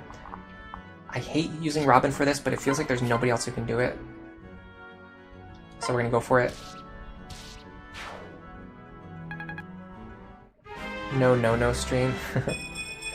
Hey Brain Control, welcome to the stream. I haven't seen you in a while. This seems really hard. Yeah, this is kind of tough.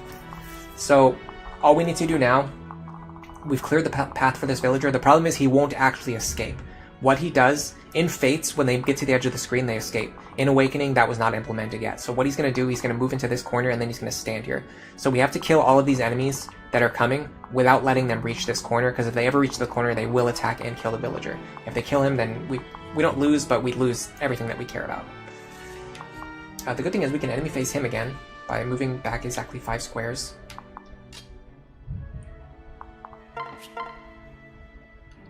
I'm going to use the Wind Tome for accuracy this time, and because it also 2 shots. So we're going to go 1, 2, 3, 4, 5. We're going to go here. Rick in here. Heal him back to full.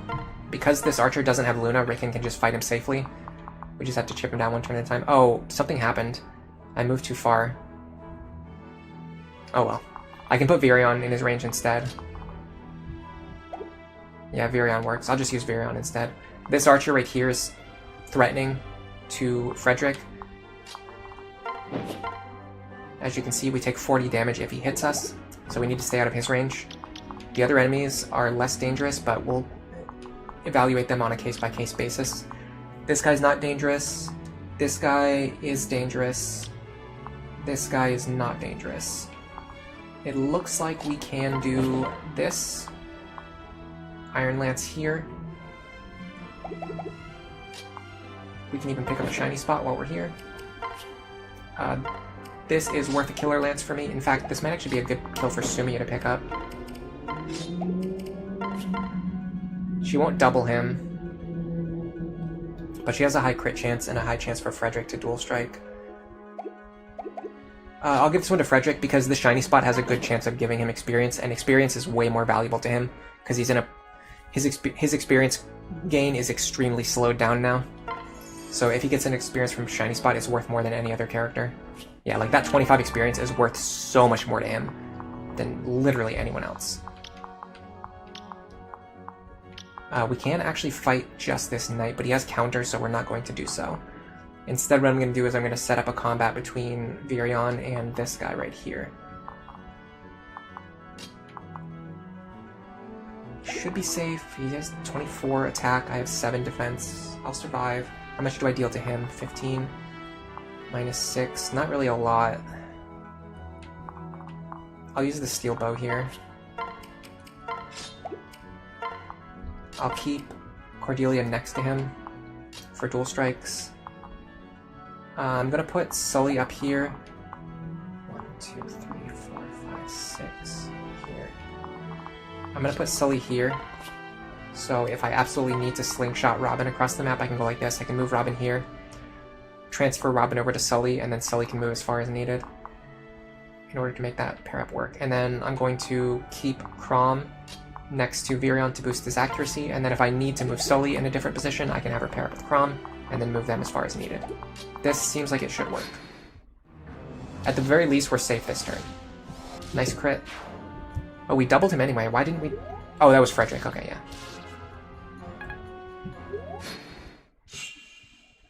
Alright.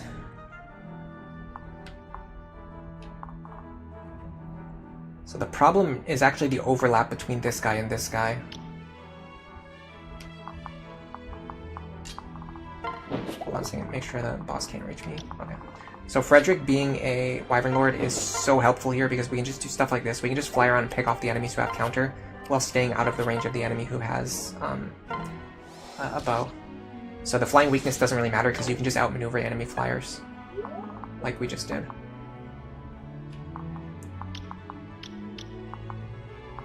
We should be able to have Rickon finish off this guy now. Yes. The problem is we're starting to get a little bit overwhelmed.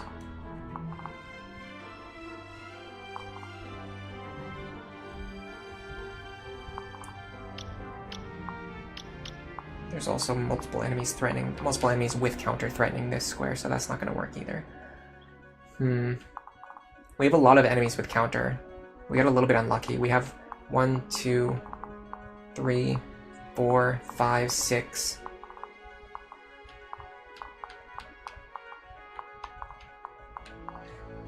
Six out of 9 enemies have counter. That's 66%. it's usually like around 30% of enemies should have counter. Instead, we've got 66% of enemies having counter.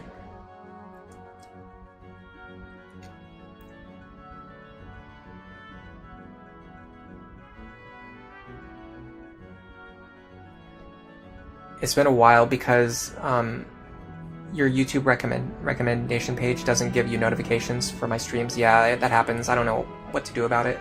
It's just YouTube being YouTube. What I'm actually gonna do is this.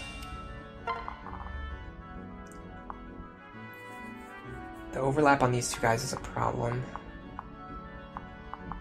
Although I think we can use the wood to our advantage. Although not really, because anything that can reach them can just reach the archer instead.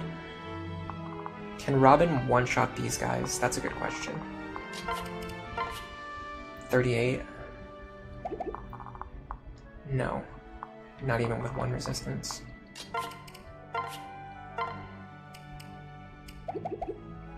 If Robin can one-shot those guys, it would be really nice, but I had to move them all the way to the bottom left. Maybe if I pair them up with Lisa, he can do it. He will gain +4 attack, so we'll have 42 attack. Actually, I will be able to do it if I pair up with Lisa, so let me do this.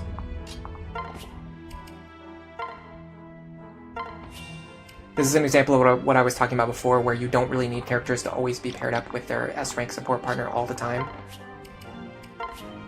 So we can go like this. This is going to allow us to one-shot the enemies who have counter, so that we can get rid of them on an enemy phase and we won't have to deal with them in the upcoming turns. So that begs the question of this guy right here. I don't know where these two reach. It looks like this guy reaches 1 additional space. But he has counter, so it's not like I can enemy phase him either. I mean, technically she can enemy phase him. With a Rick pair up, I could bait in magic dual strikes. Chip him for some extra damage. It's not really worth that much. How much does the rapier do? Not that much either. Yeah, this guy's a huge problem. I need to get Robin. Robin's probably going to have to come back over here and kill this knight on the next turn. And then I can mop up the remaining forces on the right-hand side. I think that's the play. Yeah, we still have room to retreat, too. We can slowly wear these guys down if we need to. I'm just thinking, is there any way that we can engage, like, just one of these enemies? Yes. Here we go. Silver Bow. I think Rickon can fight him. And it's honestly more worth it than you might think. The reason I say that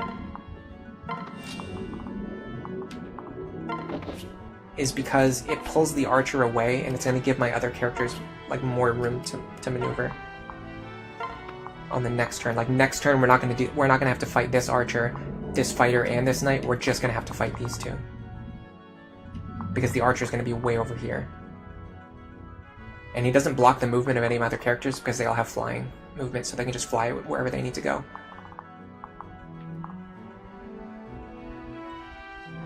I don't feel great about Virion right now, but I can just have him use a vulnerary. It might be a waste. It might be a wasted vulnerary, but I can't risk it. And then Crom should be able to stand here to improve Robin's combat. Alright, let's see how this goes. Okay, that's my big concern, is if these guys hit hard enough, they might just kill Robin. Which is exactly what happened, okay. So that's not going to work. Robin is not as tanky as I think they are. I'm so used to playing with plus defense Robin. I'm so used to playing with plus defense Robin. I'm not considering.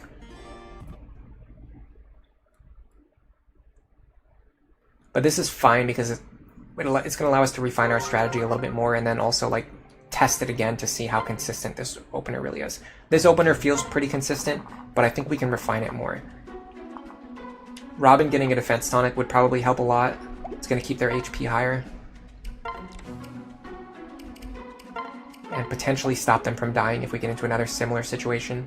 I think we still would have died there, but maybe not, because our HP wouldn't have been as low, because we would have taken less damage earlier. So there's a lot of factors that go into it.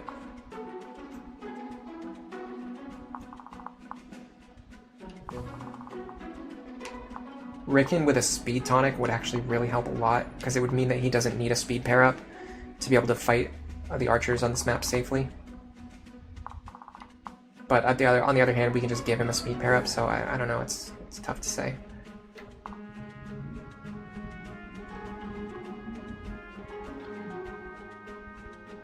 If only we had Nosferatu. I don't think I would even waste Nosferatu charges on this.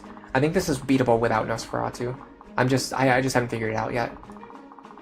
Keep in mind, what you're watching right now, this is my first time like planning this chapter for Iron Man level consistency. I have strategies that work, like if we just want to beat the chapter, like if I just want to say that I beat it, like I could beat this chapter pretty quickly. But trying to plan for Iron Man consistency is very different. So we're trying to figure out a strategy that works every single time. Not just like, oh, I can reset 2 or 3 times until I get a good opener. And then win from there. Should we try to add Nowi just for fun? I honestly don't think there's any room on the party for Nowi. The only characters that she could replace are Virion and Rickon.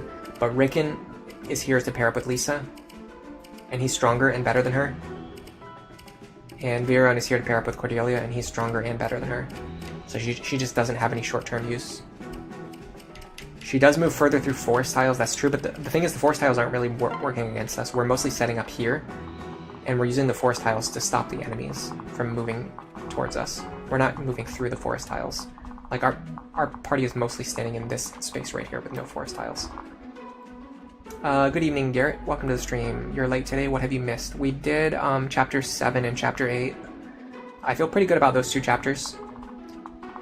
We've kind of discovered... So, a big part of the stream is that I wanted to explore Nowi's potential in Lunatic Plus, and what we've discovered is that there's literally just no room for her on the team. At least with the team that I'm building. If I was using a... Let's see... If I was using a male character instead of Cordelia or instead of Lisa, I could see replacing either Virion or Rickon with Nowi. But, like, I can't get rid of Lisa, I can't get rid of Cordelia, that's just insanity. Maybe if I pair Robin with Cordelia, I could replace Virion with Nowi, and then that leaves room for Vake, for Nowi Vake. That's like a longer term plan though. Because I've already invested a lot of resources into Virion this run, so that's not you can't like pivot in that way. We've already invested way too much in Virion to go back on him now.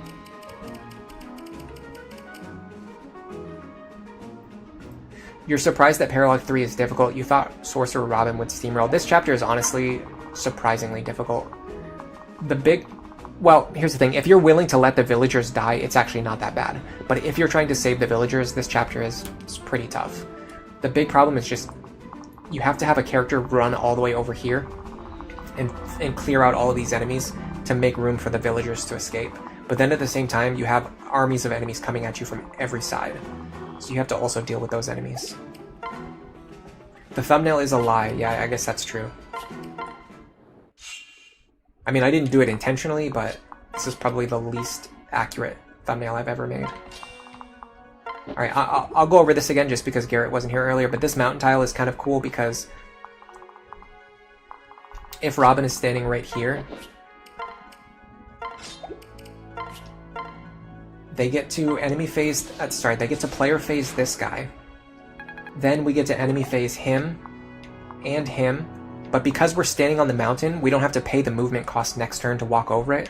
We can just walk on these plains tiles. So we can go 1, 2, 3, 4, 5, 6. We can go all the way over here next turn. Whereas if I stopped like here, I would have to pay 3 movement to get over the mountain. I would only be able to go 1, 2, 3, 4, 5, 6. So standing on the mountain tile gives us a lot of free movement. I can't really remember what we did with these 2 guys. I'm pretty sure we had Frederick run up and attack one of them with a hand axe.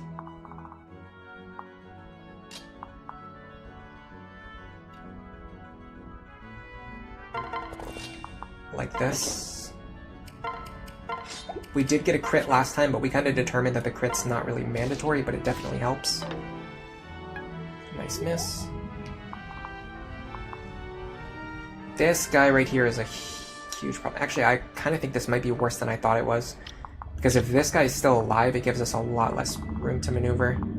We can have Crom stand here to fight him.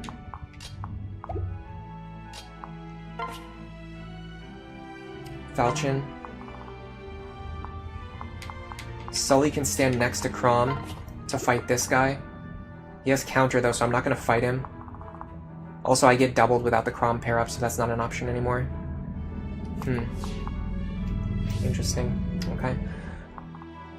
This isn't hopeless. We can still get out of here. I like this. We did this last time. It worked really well. I think the position of these two should be reversed, though. But it's fine.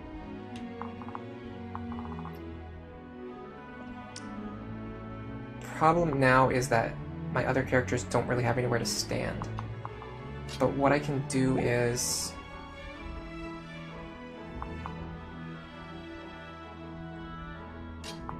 pair these two up. Move them over here. And then if Lisa pairs up with Crom, it's not ideal, but I think it should work. So this is our, like, what happens if you don't get the good luck version of this opener. And it's looking pretty scary because of that Luna Hawkeye. Okay, that guy doesn't see a kill on Frederick, so he goes for Crom. Okay, that's very good to know. I'm gonna watch the archive to see exactly how close that was, because if a defense tonic can save us from that, that's a pretty important information. I'm looking at my archive right now. Frederick was on 17. Defense tonic would not have saved him. So if those two enemies both have Luna plus, then Frederick always dies. Because he would have had two extra defense, but against Luna plus that only counts as 1 extra defense, which means he would have been on 17 HP and 17 still would have killed him. Or he would have been on, yeah, he would have been on 17 HP and 17 would have still killed him. So if these two both have Luna, we can't do anything about it, or we can't fight them safely. So defense tonic doesn't make a difference. If just one of them has Luna, it's not a big deal. Also, if Frederick dodges one of their attacks, it's also not a big deal. Also, if we kill this guy, it's also not a big deal. So there's a lot of different ways. Yeah, like this. Like, that immediately just fixed the problem. Even if both enemies had Luna now, Frederick would still be alive. But still, because I know that, I'm not going to do any attempts where both enemies have Luna. That's something I should probably add to my notes.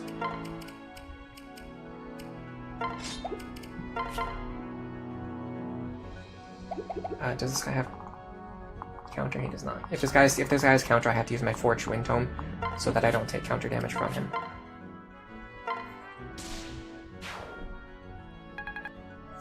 Yeah, the problem is against Luna Plus. Against Luna Plus, a defense tonic is pretty much only +1 defense instead of being +2, which is how much it should be. Okay, this guy unfortunately got pass again. What I'm actually going to do is I'm going to use the properties of pass to my advantage. I'm going to stand here. What does my accuracy look like? It'll be at least 80% with Crom, if not higher. In fact, I can just pair up with Crom now. Should be at least 85. Yeah, 95 even better, okay. So I can use the Steel Lance here. What I'm going to do is I'm actually going to stand at the edge of his attack range. That way he can't move on to that tile, even though he has pass. In fact, I should have actually... no, it has to be here, because if I move here, then the Pegasus will attack me. Okay, so if I move here, what this does is it makes it so that he can't move here, which means that he can't target this square, which gives our backup units an extra space to stand, which is important. Okay, these two are going to go over here. We're going to do what I determined last time, which is to switch their positionings, because Maribel can move further, so we don't want Reckon to be buried in the woods where it takes him more movement to get out of there. Now we've got to move these two over, and this should be fine. I don't see any way this goes wrong. Beautiful dual guard, beautiful crit, that's fantastic. Doesn't really matter, because as we figured out last time, Virion can just kill this enemy and then fight the archer. Or Rickon can do it too. Nicely done. Okay, so this is like a slightly good luck version of the opener, but the good luck we're getting here, I don't think this is like necessary to win, is the thing. Like, we could win if we didn't get that good luck. We can just do what we did last time. And have and have Rickon enemy face the archer. So it's not a big deal. So we're slightly ahead of where we should be, but it's not that, like, it's not mandatory to get this good luck to win. So this strategy is still Iron Man viable up to this point. I'm going to take another bathroom break and another water break. Brain Control says, sorry, Garrett, you've been lied to. It's true. I will be right back. Everyone else, go get some water as well. I know you haven't been drinking enough water. I know it. I've been watching you. I know you haven't been.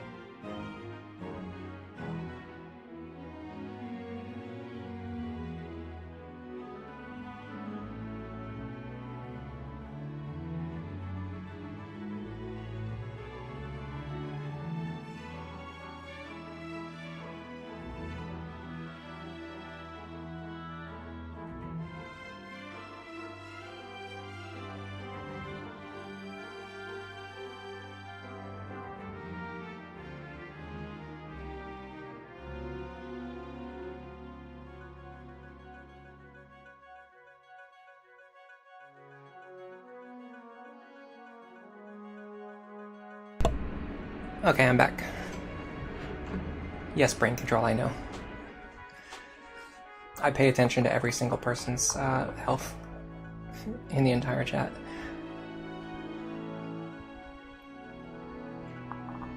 I forgot what I was going to say. I had something in my mind that I was going to say when I was in the kitchen. I was thinking about something and I totally forgot what it was. Oh yeah. Let me know if anyone else experiences this. Whenever I eat foods that have a lot of salt in them, it makes me have to use the bathroom more often. Does that happen to anyone else? I'm kind of curious to know. Is that a thing? Or is it just me?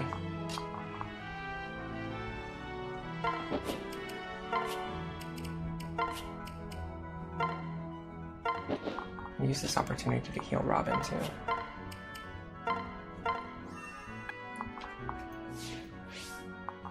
Okay, this guy's definitely going to attack him, so it doesn't really matter. What we can do is possibly use Rickon to jump someone over here to fight this guy. Can it be Rickon? 33 minus 7? Not really, not unless we get him a really strong defensive pair up.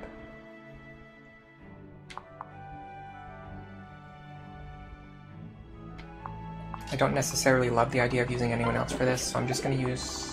Oh, you know what I can do? This guy here can't reach any villagers this turn. So he will turn around and attack Frederick. So if I go like... Oh, Frederick can't reach. Okay, that's a problem.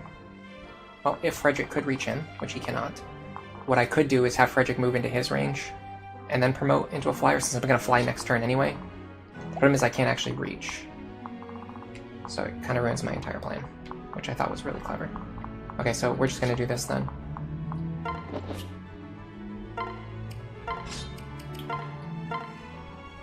Go Wyvern Lord. I like Wyvern Lord more than Griffin Lord. Lance access is a big deal. Wyvern Lord is one of the few classes that can hold a Beast Killer and is not weak against Beast Killers. Along with Great Lord and General. And General's not that great, and Great Lord is pretty restricted in terms of who can actually, you know, get there.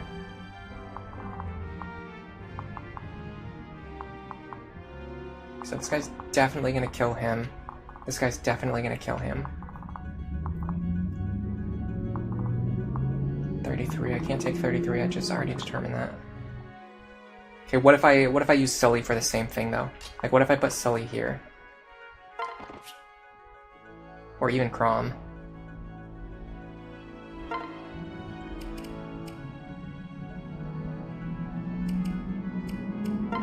So I would go like this. I would put Crom here. Put Sully here. So that we can run away next turn. Now this guy should run over here to attack Crom. I don't know if this helps me or hurts me, but it's something that I'm aware of and I want to experiment with it. I can also do this, which is going to give me more flying repositioning options next turn. And then aside from that, I think everyone else is just fine where they are. I'm going to put Rickon over here because the most likely thing he needs to do is either hold the bridge or pair up with Cordelia. And he can do both of those things from that position. What support level are Maribel and Robin at? It's still pretty low because Maribel joins a little bit on the late side.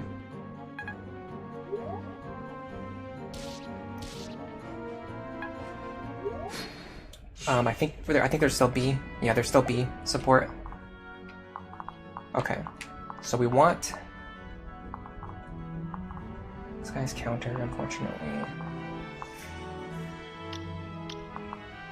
Short spear.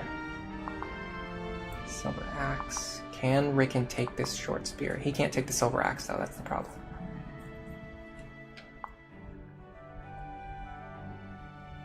So the problem is, if I can get a 1-2 range fighter up here, which, okay, granted, this is what Nowi would actually be useful for. This is one example where Nowi could potentially be more useful than Rickon. Well, can Rickon survive the short spear? That's the question. 25. Yes, he survives the short spear, but he can't reach the enemy I want him to reach. Oh, this is so frustrating. Okay, hold on a second. I do want to change the title. I'm not going to change the thumbnail, but I will change the title of the stream.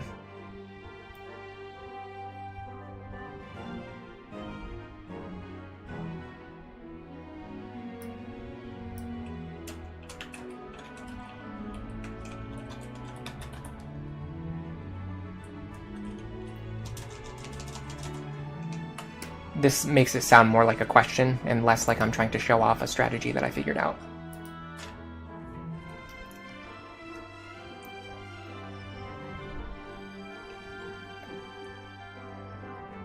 Going through Griffin is important for Pen because she's weak to Beast Killer no matter what her class is, so it gives her access to Lancebreaker. That's a good point. But then she loses the ability to hold a Beast Killer of her own, so I don't know, it's kind of a wash. Marduk De La Fuente, welcome to the stream. You're asking if Millie's CPU is on read, write, or read only. I have no idea what you're asking.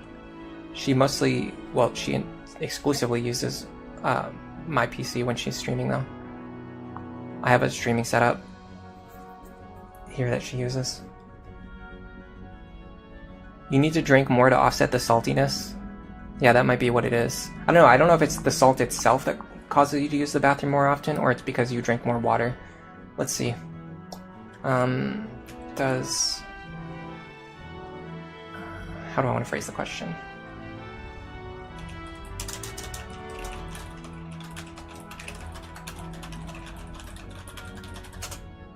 Okay, well, the first question I'll probably get Oh yeah, here we go. The body's primary response to increased salt intake is to excrete the excess salt through urine. This leads to increased urine volume and more frequent urination. So yeah, eating salty foods makes you use the bathroom more. I was right. How do you say that? Marduk de la Fuente? I know I can say de la Fuente. I can't say Marduk. You thought she was an AI. Yeah, well, funny story is that originally she wanted to be, or she wanted people to think she was, like, she wanted her character to be like an AI. Because she likes Neurosama. But I was like, that's different. Like, Neurosama actually is an AI, for one thing. You can't tell people that you're an AI when you're not actually an AI. And for the second thing is that Neurosama kind of gets a pass because she's really popular, but in general, like, AI content is like seen as like low effort, like trash. So even if she was able to like convince people to think that she was an AI, that wouldn't make people like her content more. That would make people like biased against her content. So I convinced her not to make her character an AI, which was probably a good thing. You can reclass to Wyvern Lord later after you get Lancebreaker. Yeah, but that's too long term. Like, you can't think. You have to think about what benefits you right now, not like what's going to benefit you 10 chapters from now. And Pan has a lot of strengths. I was initially looking at Pan as like potentially the best option to deal with like some serious problems in Lunatic plus Iron Man, but the Beast Killer weakness is actually a huge problem.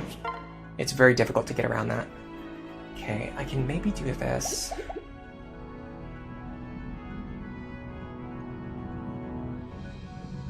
How far can Sully go? Pretty far, actually. This guy does not have Vantage. Okay, let me give this kill to Rickon. Just barely, but it's fine. Kill is a kill.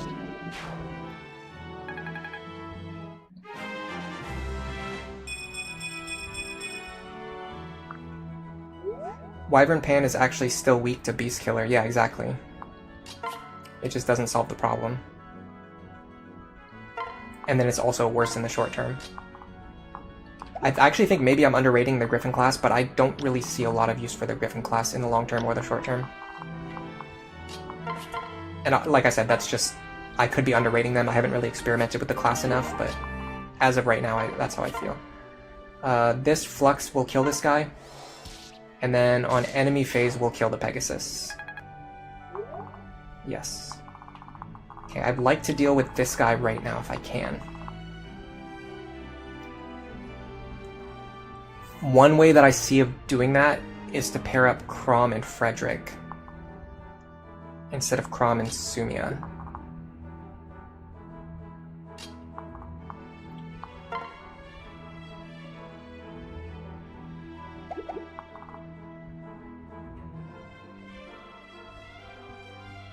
Does that actually help me?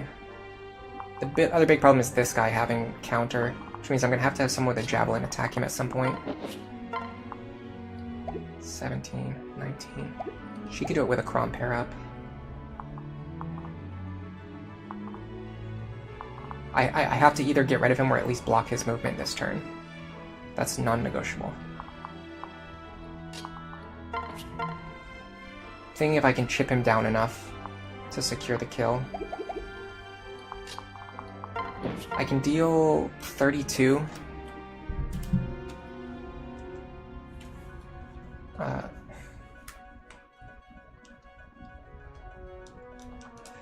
Mardeau is funny. I don't think I got the joke, but I'm not that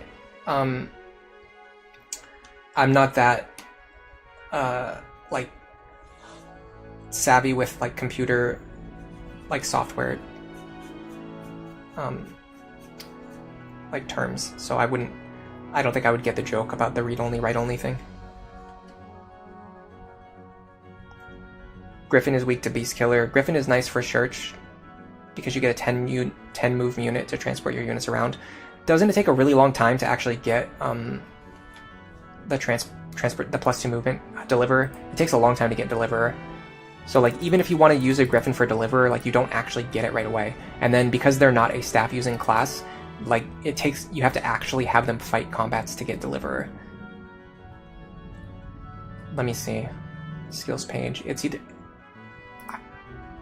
It should be... I think it's level 5, which is not that bad. Yeah, it is level 5. It's not the level 15 skill, so it's not that bad, but I don't know, it's rough. I honestly think Deliverer and Lancebreaker are both fantastic skills. But Griffin is like a training class. It's like you never want to end in the Griffin class. It's something that you go through like to get those skills.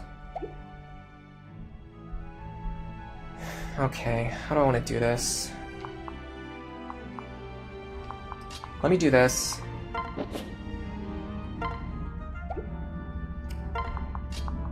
This is going to inform what I need to do next. Okay. This guy has 37 health now. Is there any way for me to punch through that without taking any damage? I probably... Even if I pair up with Sumia, it's not going to secure the kill, right? I'm pretty sure. What if I have them attack separately? The problem is her accuracy is not good. Chrom doesn't help. Sully might actually help. Sully giving him +2 strength. That would be... Actually, that would leave him alive on 1 HP still. If I had the C support, the Sully Frederick C support, which I'd love to have, and I didn't get on this playthrough, if I had that, I would be able to secure the kill with Sully. Trying to think, what else can I do here?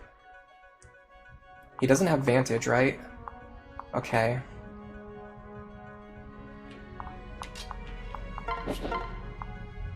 What if I do... I think I see it. I think I see the line. So we go like this. Pair up here, go here. We hand axe. We fish for Chrom dual strikes. We got it. If I didn't get that, what I would do is I would transfer Chrom into the lead. Or sorry, I would transfer Chrom over to Sumia. And then Sumia would have +5 accuracy from the Chrom support and +10 accuracy from Charm. That would have given her 100% accuracy with the Bronze Lance, and she could have just finished the enemy off by attacking him. Because we didn't have to do that, we can actually separate from Chrom, which is even better. And in theory, we might be able to fight this guy. I'm not sure though. 1, 2, 3, 4 here.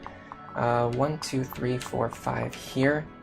This square, if I stand there, I can fight this guy with Sully, but I take a lot of damage. I take 33 minus 5 damage. I don't think I survived that. I take 28 damage. I do not survive. Okay, I'm just gonna run away.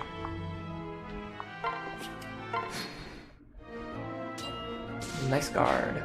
That's gonna preserve my HP for next turn. Which actually doesn't matter. HP doesn't matter this turn. Well, it'll preserve my HP for 2 turns for now when it does matter. Okay, we're gonna kill this guy. Your idea for Pan is Tagwell, Griffin, Wyvern Lord. I could definitely see that working. Yeah, because by the time you're a level 30 Tagwell and you go directly into Griffin, your stats are going to be very high.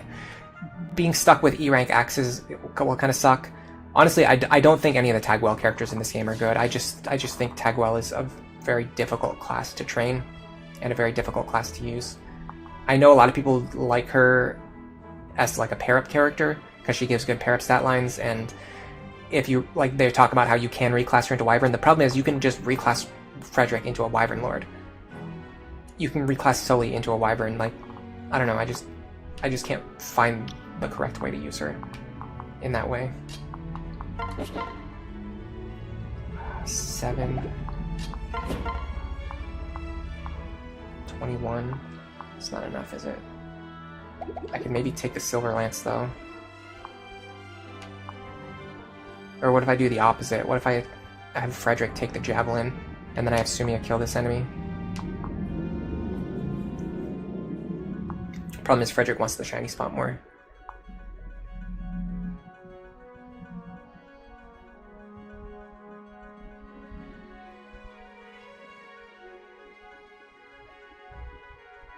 In your carry run, you use Tagwell, Wyvern, Trickster, and then staff grind it up to Wyvern. I mean, it could work. You can make any character work. It's just not what I would normally do. Okay, what about this?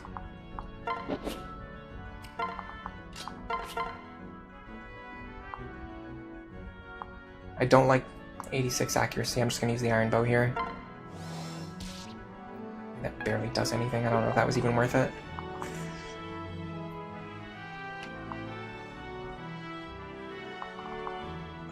Can Rickon... I think we already asked this, but I think Rickon can survive the short spear. It's 25 attack. Yes, he does survive. If he can kill this guy, which he should be able to with the Lisa pair up, then he can just fight the short spear guy on enemy phase. Yeah, so I can enemy phase the short spear, which is going to be awesome because Rickon will actually be able to deal some considerable damage to this guy. It'll be 17 damage, which is a nice chunk of HP on an enemy who's otherwise relatively difficult to kill. This guy's a problem.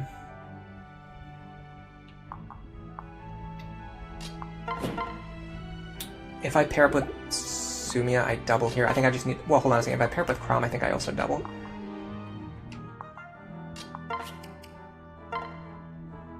So what if I do this? Use the Iron Lance for this. Don't love it, but I think I had to do that. Maybe I didn't have to, but I think that was the best way that I found. Experience there would have been better, but Innisbow is pretty nice too. I think Innisbow is B rank? Yeah. This is like a better silver bow, and it's free, so that's awesome. And Virion can actually use it right now, which is awesome. This is one of those things that I wouldn't plan for. Like, I'm not going to plan for this being a part of my strategy, but if you get it in an Iron Man run, absolutely you should use it. You should use whatever tools you have available. Okay, these guys are going to be tricky this time, especially because we have 2 archers over here. We didn't have 2 archers over here last time. It's not unsalvageable, but it's definitely tough.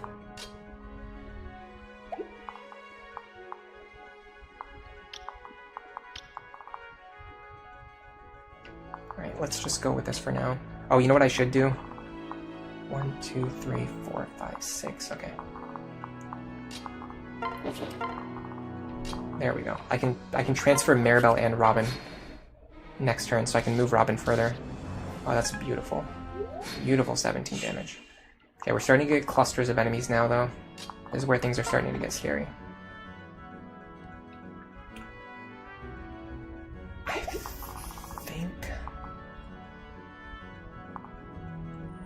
I'm not sure which pair up is stronger here.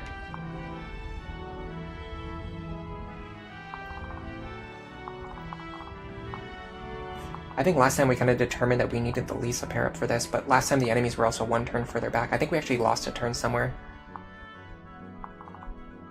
This guy encounter really sucks. It feels like we're on the same turn, but the enemies just move differently this time. I think last time the archer was up here, and then these 2 guys were down here. Something like that. I'm in desperate need of some healing, too.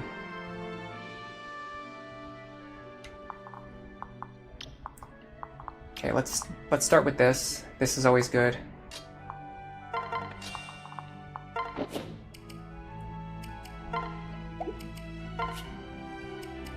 Just pull this guy away for 1 turn. No, this is the turn, because this is the same turn when I did this. So we actually missed our chance to damage this guy on enemy phase, and we're a little bit behind on taking care of this group as well. If Rickon can just get out of here, I think I'm just going to get him out of here.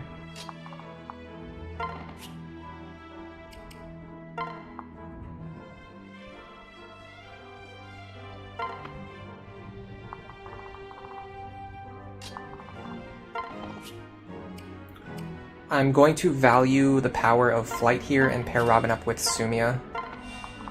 This also allows me to do this. Get Rickon back up to full health. Or close to full health. At least enough that he can take another attack, while also getting some experience onto Maribel. It would have been nice if I could heal Frederick. But I cannot. And Chrom's health is also low too, so I can't really use Chrom for this either. What I can do is this. This is actually pretty nice. I just realized what I can do. I can get rid of the other archer this way. Perfect. That's actually a really, really nice observation. And I'm going to unpair these two so I can heal them both next turn. This pulls both of the archers back,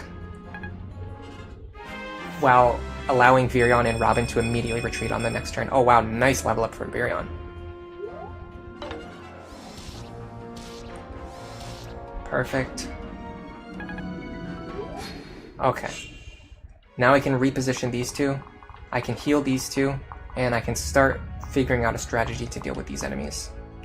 I think this short spear user is probably the next isolated enemy, along with this guy right here. If I heal Frederick... No, it's not going to work. I think Robin needs to handle this group. So if Robin kills this guy, he can then enemy phase kill this guy.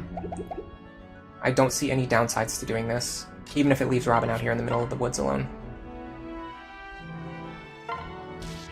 Take out this guy, now I don't have to worry about taking counter damage from him, and then on enemy phase, the archer can only attack me at 2 range, so I won't take any counter damage from him. I think this works. This might even bait some of the enemies to start moving to the right, although I think they're programmed to go after the green unit, so that might not even work.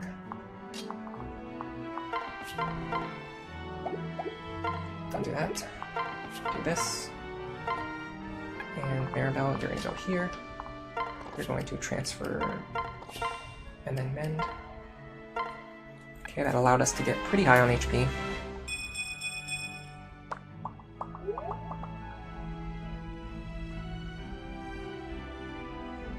Yeah, I hope I get really good luck when I start doing... I mean, eventually, the thing is, eventually I will get lucky enough to win an attempt, as long as my strategies are, like, decent enough. But what I really want to do is make it so that I have, like, a good chance of succeeding. That way it's not just, like, hoping for that one lucky attempt, but something where I can actually get it, like, within a reasonable number of tries. Okay, I think Rickon here is fine. 1, 2, 3, 4... Here in the woods. I can put Rickon in these woods. And I have actually have a lot of actions still available. I can actually just clean up this guy right now, if I wanted to, I think. I don't know if I want to, though. Is there any tile that just this guy hits? Yes, but he has counter. That's tricky. Can I wonder if I can kill him with the hammer. It's a very good question.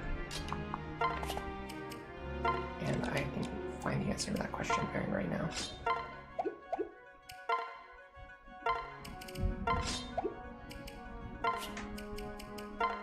It's kind of funny that I just ended up pairing these two back together again, but if I can one-shot him with the hammer, which I cannot, and I would in fact just kill myself. What about Steel Axe? Doesn't work, I'd kill myself. Yeah, nothing works. Okay, I can't fight him safely. Not even on enemy phase.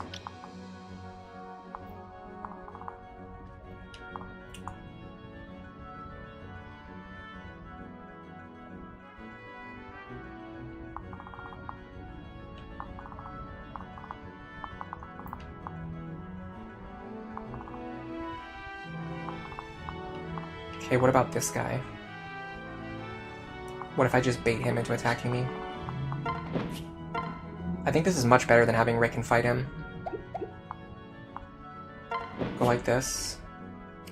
Let me make sure Chrome's not wasting any useful weapon charges. No, he's not. Okay, so what if I just go like this?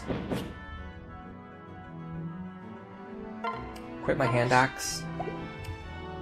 I mean, this is more expensive than having Rickon do it, but it also splits the enemies up better and gives me an extra turn to reposition. This is fine.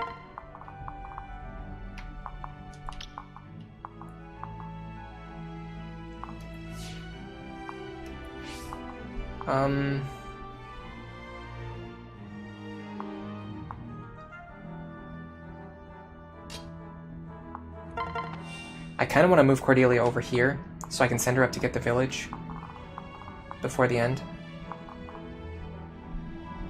Maybe actually sending Sumi over there is better. She's holding all my good lances, though. Do I need any of my good lances? possibly for this guy. No, he doesn't have any dangerous skills. Alright, I'm actually going to send Sumi up here alone to deal with it. Frederick can stay paired up with Crom, and then Cordelia and Virion can start working together on the left-hand side. I'm not going to separate them because there's no reason, because Virion would be buried in a corner anyway. Okay, we're getting close. Getting close to a winning strategy. This is good because Robin over here might be able to peel off one of these enemies from the rest of the group. Okay, we do have a couple dangerous enemies with counter. These knights just didn't have counter, or Frederick could deal with them. I can chip them, and then have Frederick finish them off. Who's threatening these squares up here now? It's this guy with the silver sword, and this guy with the silver axe. Okay. He has counter. He has overlapping range. He has overlapping range. Okay, now all the enemies have overlapping range. This is not good. I feel like what I have to do now is run in and kill like 3 of these enemies with characters who can survive a combat with the 4th enemy. But I don't see how I'm going to do that.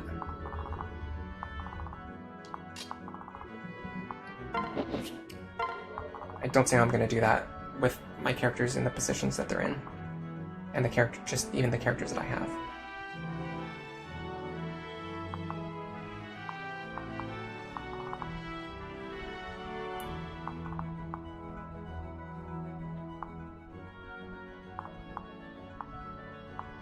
If Robin is standing here, they're just going to get murdered by all the other enemies. So that doesn't really solve the problem. It'd be good if Robin had someone in their range they could pair up with. Maybe I should have left Sumio over here. It's tough though because this guy will keep going after the green unit if we don't finish the map quickly enough. Although I'm pretty sure you can just like hold him in position by getting him to attack one of your characters. So yeah, Robin is like 1 space out of position to allow me to engage these enemies effectively, and unfortunately there's not any, because these 2 in the back have counter, there's not anyone that can like safely fight or pull away. Maybe this guy. 17 plus 22 will kill me. 20 plus 18 will kill me. What about Crom? I'll have the benefits of a Frederick pair up, and I might even be able to dodge. 20 plus 13 will kill me, so that's not an option. I can't even kill him with the Levin sword either. There's just no way for me to safely fight these guys except by having Robin run up and kill them, but Robin can't get close enough.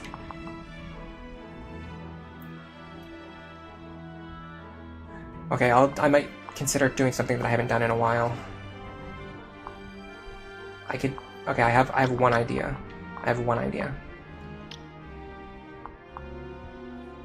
None of these guys have Luna, right? So they're gonna deal 29 plus 33 plus 33. They're gonna deal 95 damage to Frederick. Minus 16, minus 16, minus 16. They'll deal 47 damage. Oh, they'll actually kill Frederick. Okay, never mind. Plan doesn't work.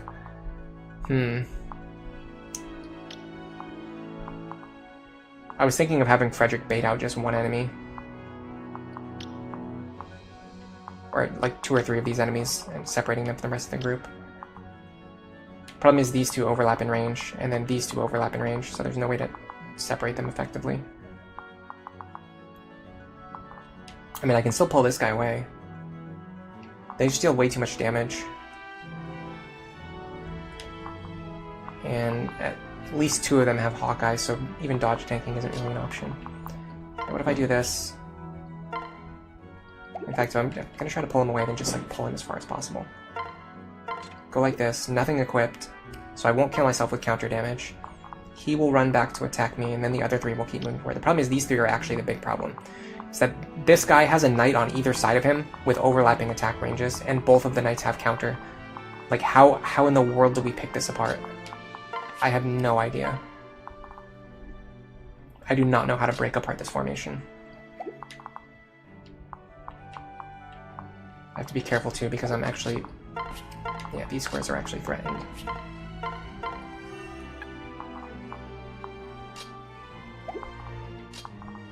I can sandbag for one more turn.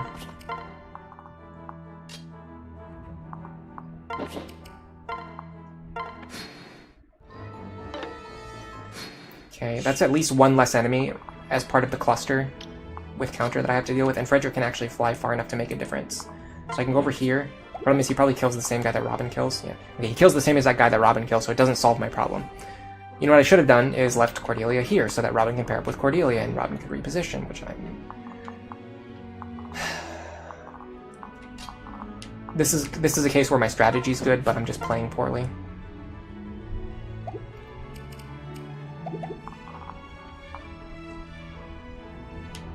How dangerous is this guy? He's extremely dangerous. His speed is way too high. I have to kill this guy.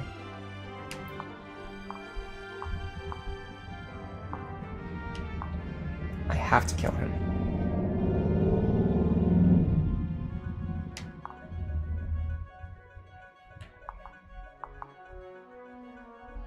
Problem is I have to kill like everything else here, and I also have no safe places to stand, even if I wasn't going to.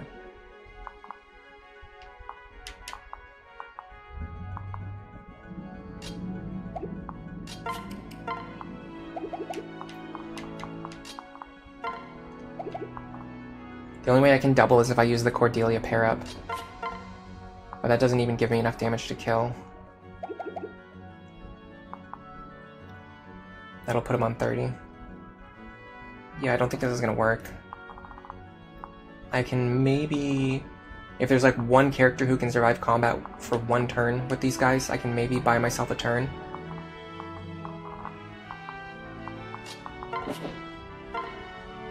I needed to be less greedy. I needed to not send Sumia over here yet. I could send her over here later on. And then like last turn, if I left Cordelia here, I could have repositioned Robin to a better spot to make better use of Robin. I think we actually forced the game over here. This formation was just impossible to break. You have a 5-range movement character with 4 range on either side of him, and both of the 4-range characters have counter, so there's just no way to approach him safely from either side. You're trying to watch it live, but everything keeps going wrong.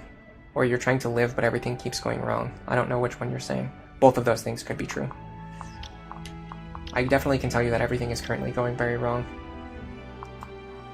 For me. I mean...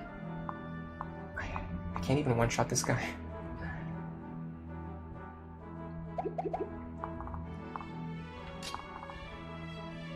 Okay, what if...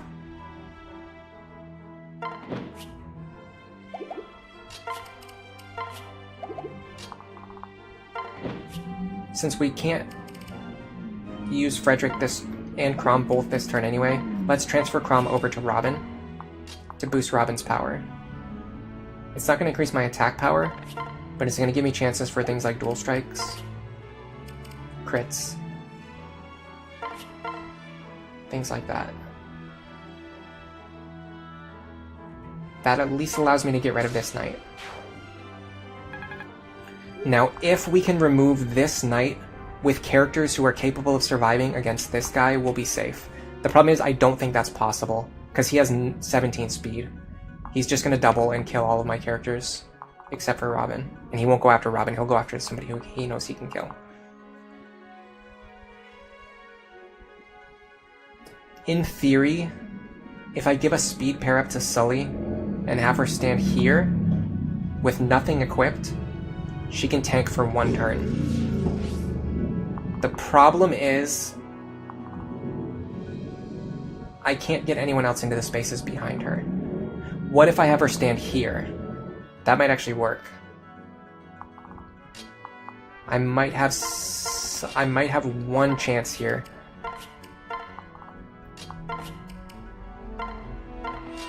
So we go like this. We can use the mountain tile to our advantage.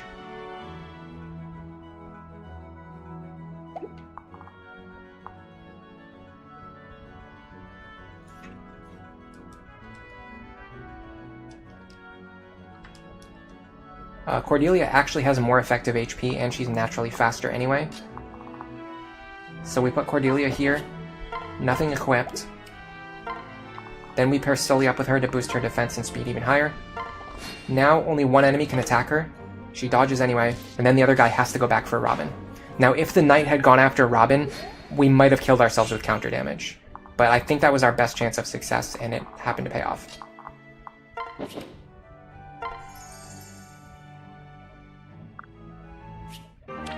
Ooh, we got a B-rank lance. We got some really nice item drops in this attempt. After we beat this, I'm not going to save this attempt. I'm going to leave this file on chapter on Paralog 3, so that I can plan better for the future, because I don't think this run was planned out very well. Okay, now I'm going to transfer Robin over to Frederick, so that Frederick can fly Robin over here, so that Robin can kill this enemy and get us out of this corner. Before that, I can at least do this.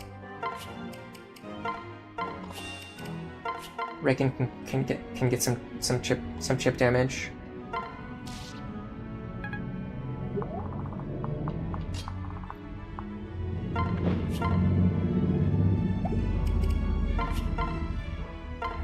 Robin can pick up the kill. I think this team will be strong enough to at least perform in Chapter 9.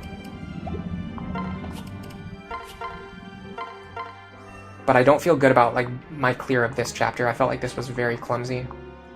Okay, where can Crom move? 1, 2, 3, 4, 5. Crom can move here, I think. So if I go like this, Crom should be able to pair up with Cordelia next turn to get out of here. Yes. Okay. We're getting somewhere.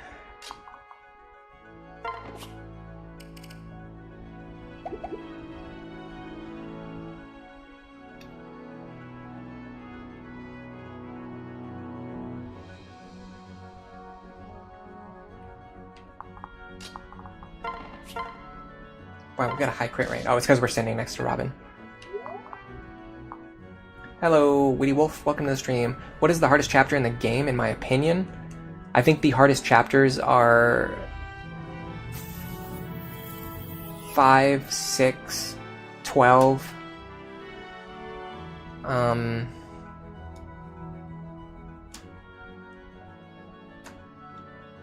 Honestly, it might be chapter 6. I just feel like there's no way to beat chapter... Oh, but honestly, like, chapter 9 is really rough, too. But chapter 6 is one of those ones where, like, no matter how much stats you get before you go into it, it always feels like you don't have, like, enough characters that are strong enough to hold off all the enemies. You're basically fighting enemies on 3 different fronts, and you have, like, 1, maybe 2 good combat units, and you just do not have the combat power available for that chapter. I feel like the difficulty spike in that chapter is absurd.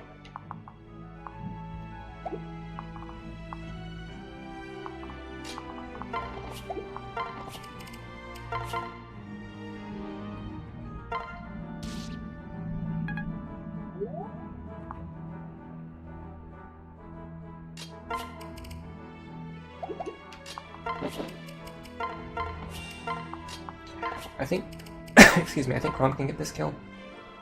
I don't really care that much about Vantage. The guard doesn't matter. Even if it hit me, it wouldn't have mattered, but this guy does not have anything that particularly scares me. Because I can get boss kill experience from him, I'm tempted to let Robin fight him. But Robin is promoted now. I think I want to pair up with Maribel at least once more before the chapter's over, though. So let's do that.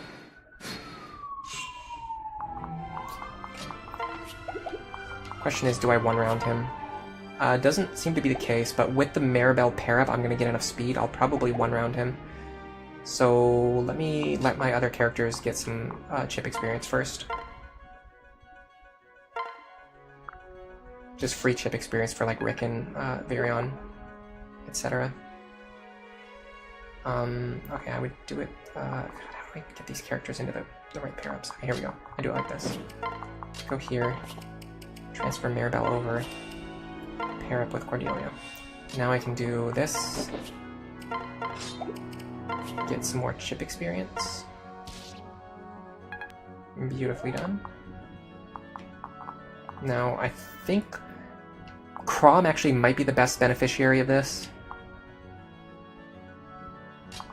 If he can't even secure it, which actually he can't. I mean... I could use Levin Sword charge. Or I could just have Sully attack. But she doesn't have a Javelin. I could use Frederick for this too. Oh, here we go. If I go like this, I can get a Javelin. So go like this. Trade. Give me your Javelin. Go like this. Just more chances to get chip experience. And then Robin kills the enemy right before experience decay would kick in. Let me see how much I get for this. How much does promoted Robin get for kills? Decent amount. That feels like normal enemy kill. So yeah, once you promote Robin to Sorcerer, their experience gain is going to start to slow down. That's good to keep in mind.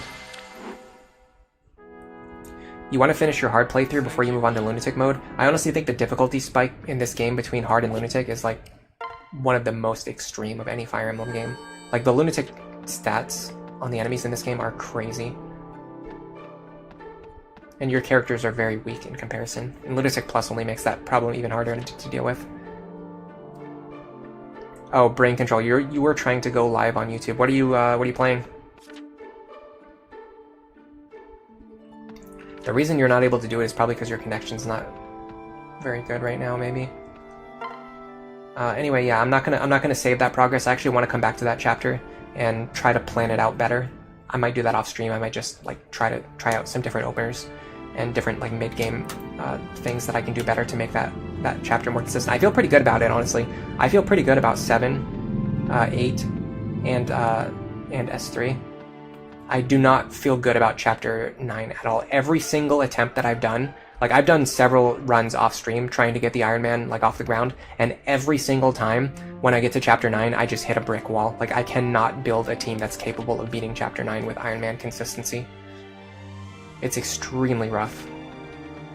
I feel like my current team is like, this is the strongest team that I've ever had in terms of like preparing for chapter 9. But I'm gonna wait. I'm gonna redo. I'm gonna redo Side Story 3 off stream maybe.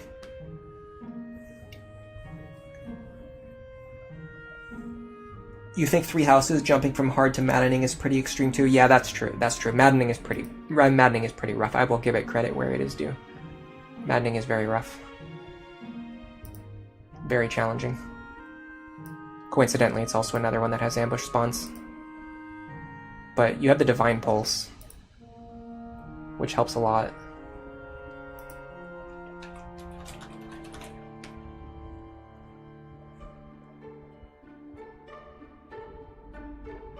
I'm looking to see who else is streaming right now, or who's streaming today. It's basically just me.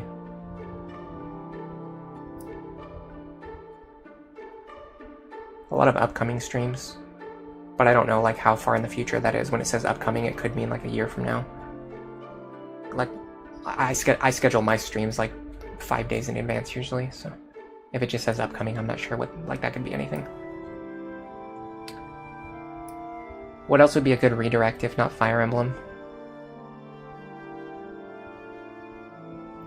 You think Conquest is a smaller jump? Oh yeah, absolutely true. The difference between hard, like honestly all of the Fates games, the difference between hard Fates and Lunatic Fates is actually not that broad. You're glad that I put out these guides. You're going to be using them from now on. I hope so. I think the guides are... well, I'm not going to say I think the guides are really good because that sounds like I'm just complimenting myself. What I'm trying to say is I feel like the guides have been really helpful for people who... Like, otherwise it can be very difficult to find good information to help you with Lunatic Plus. And even Lunatic mode, there's just not that much good information out there. Like, most of the guides just tell you to just, like, have Robin solo the entire game. And... for one, that can be a pretty frustrating and pretty boring experience, which is why people don't like the game. And it's also not that effective on Lunatic Plus unless you're playing at like the highest possible level.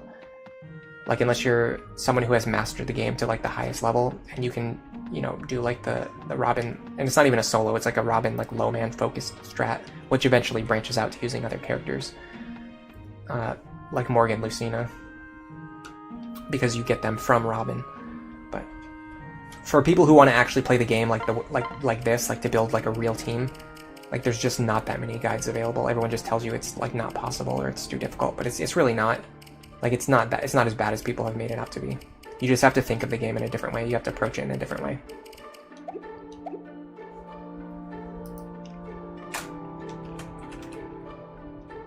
I'm trying to think if there's anything else I could redirect to.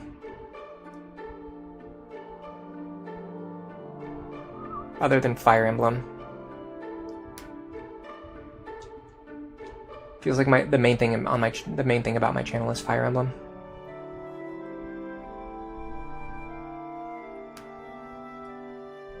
Yeah, the guides have gotten a lot of people to try a Lunatic Plus for the first time, and it's even got people to try like Lunatic for the first time, or even just people who haven't played Awakening in like 12 years to just come back and at least play the game again and give it like a fair chance. I think maybe it's conceited of me to say this, but I really do think that my videos have improved the opinion of Awakening a lot over the last year. Like the opinions on this game have people kind of don't write off the game as easily as they did before. I do not want to save here. I want to keep my previous save. In fact, I'm going to go back and do that right now.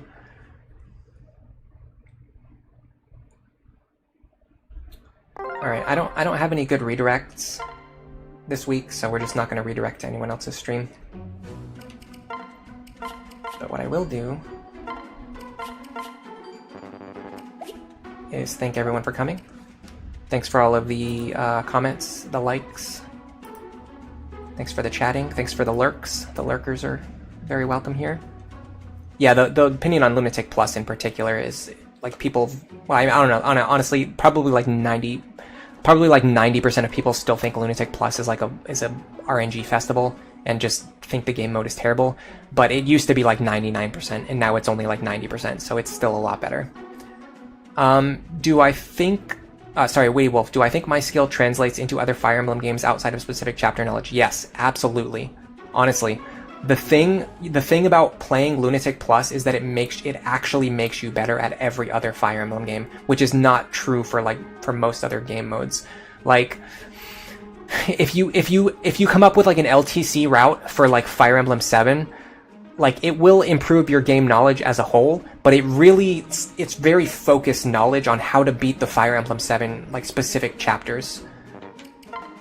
It's not knowledge that translates very well to like how to play, you know, like Conquest or how to play Three Houses. But like the knowledge you gain in Lunatic, like to beat Lunatic Plus, like especially the way that I'm playing it, is mostly about like unit positioning, like movement tech, like efficient experience distribution, and those are skills that translate outward to every other Fire Emblem game. So I do really think that getting better at Lunatic Plus makes you better at Fire Emblem as a whole, like especially compared to like very focused things that only focus on like one specific skill, like LTCing a very specific chapter where you know it's going to be the same thing every time.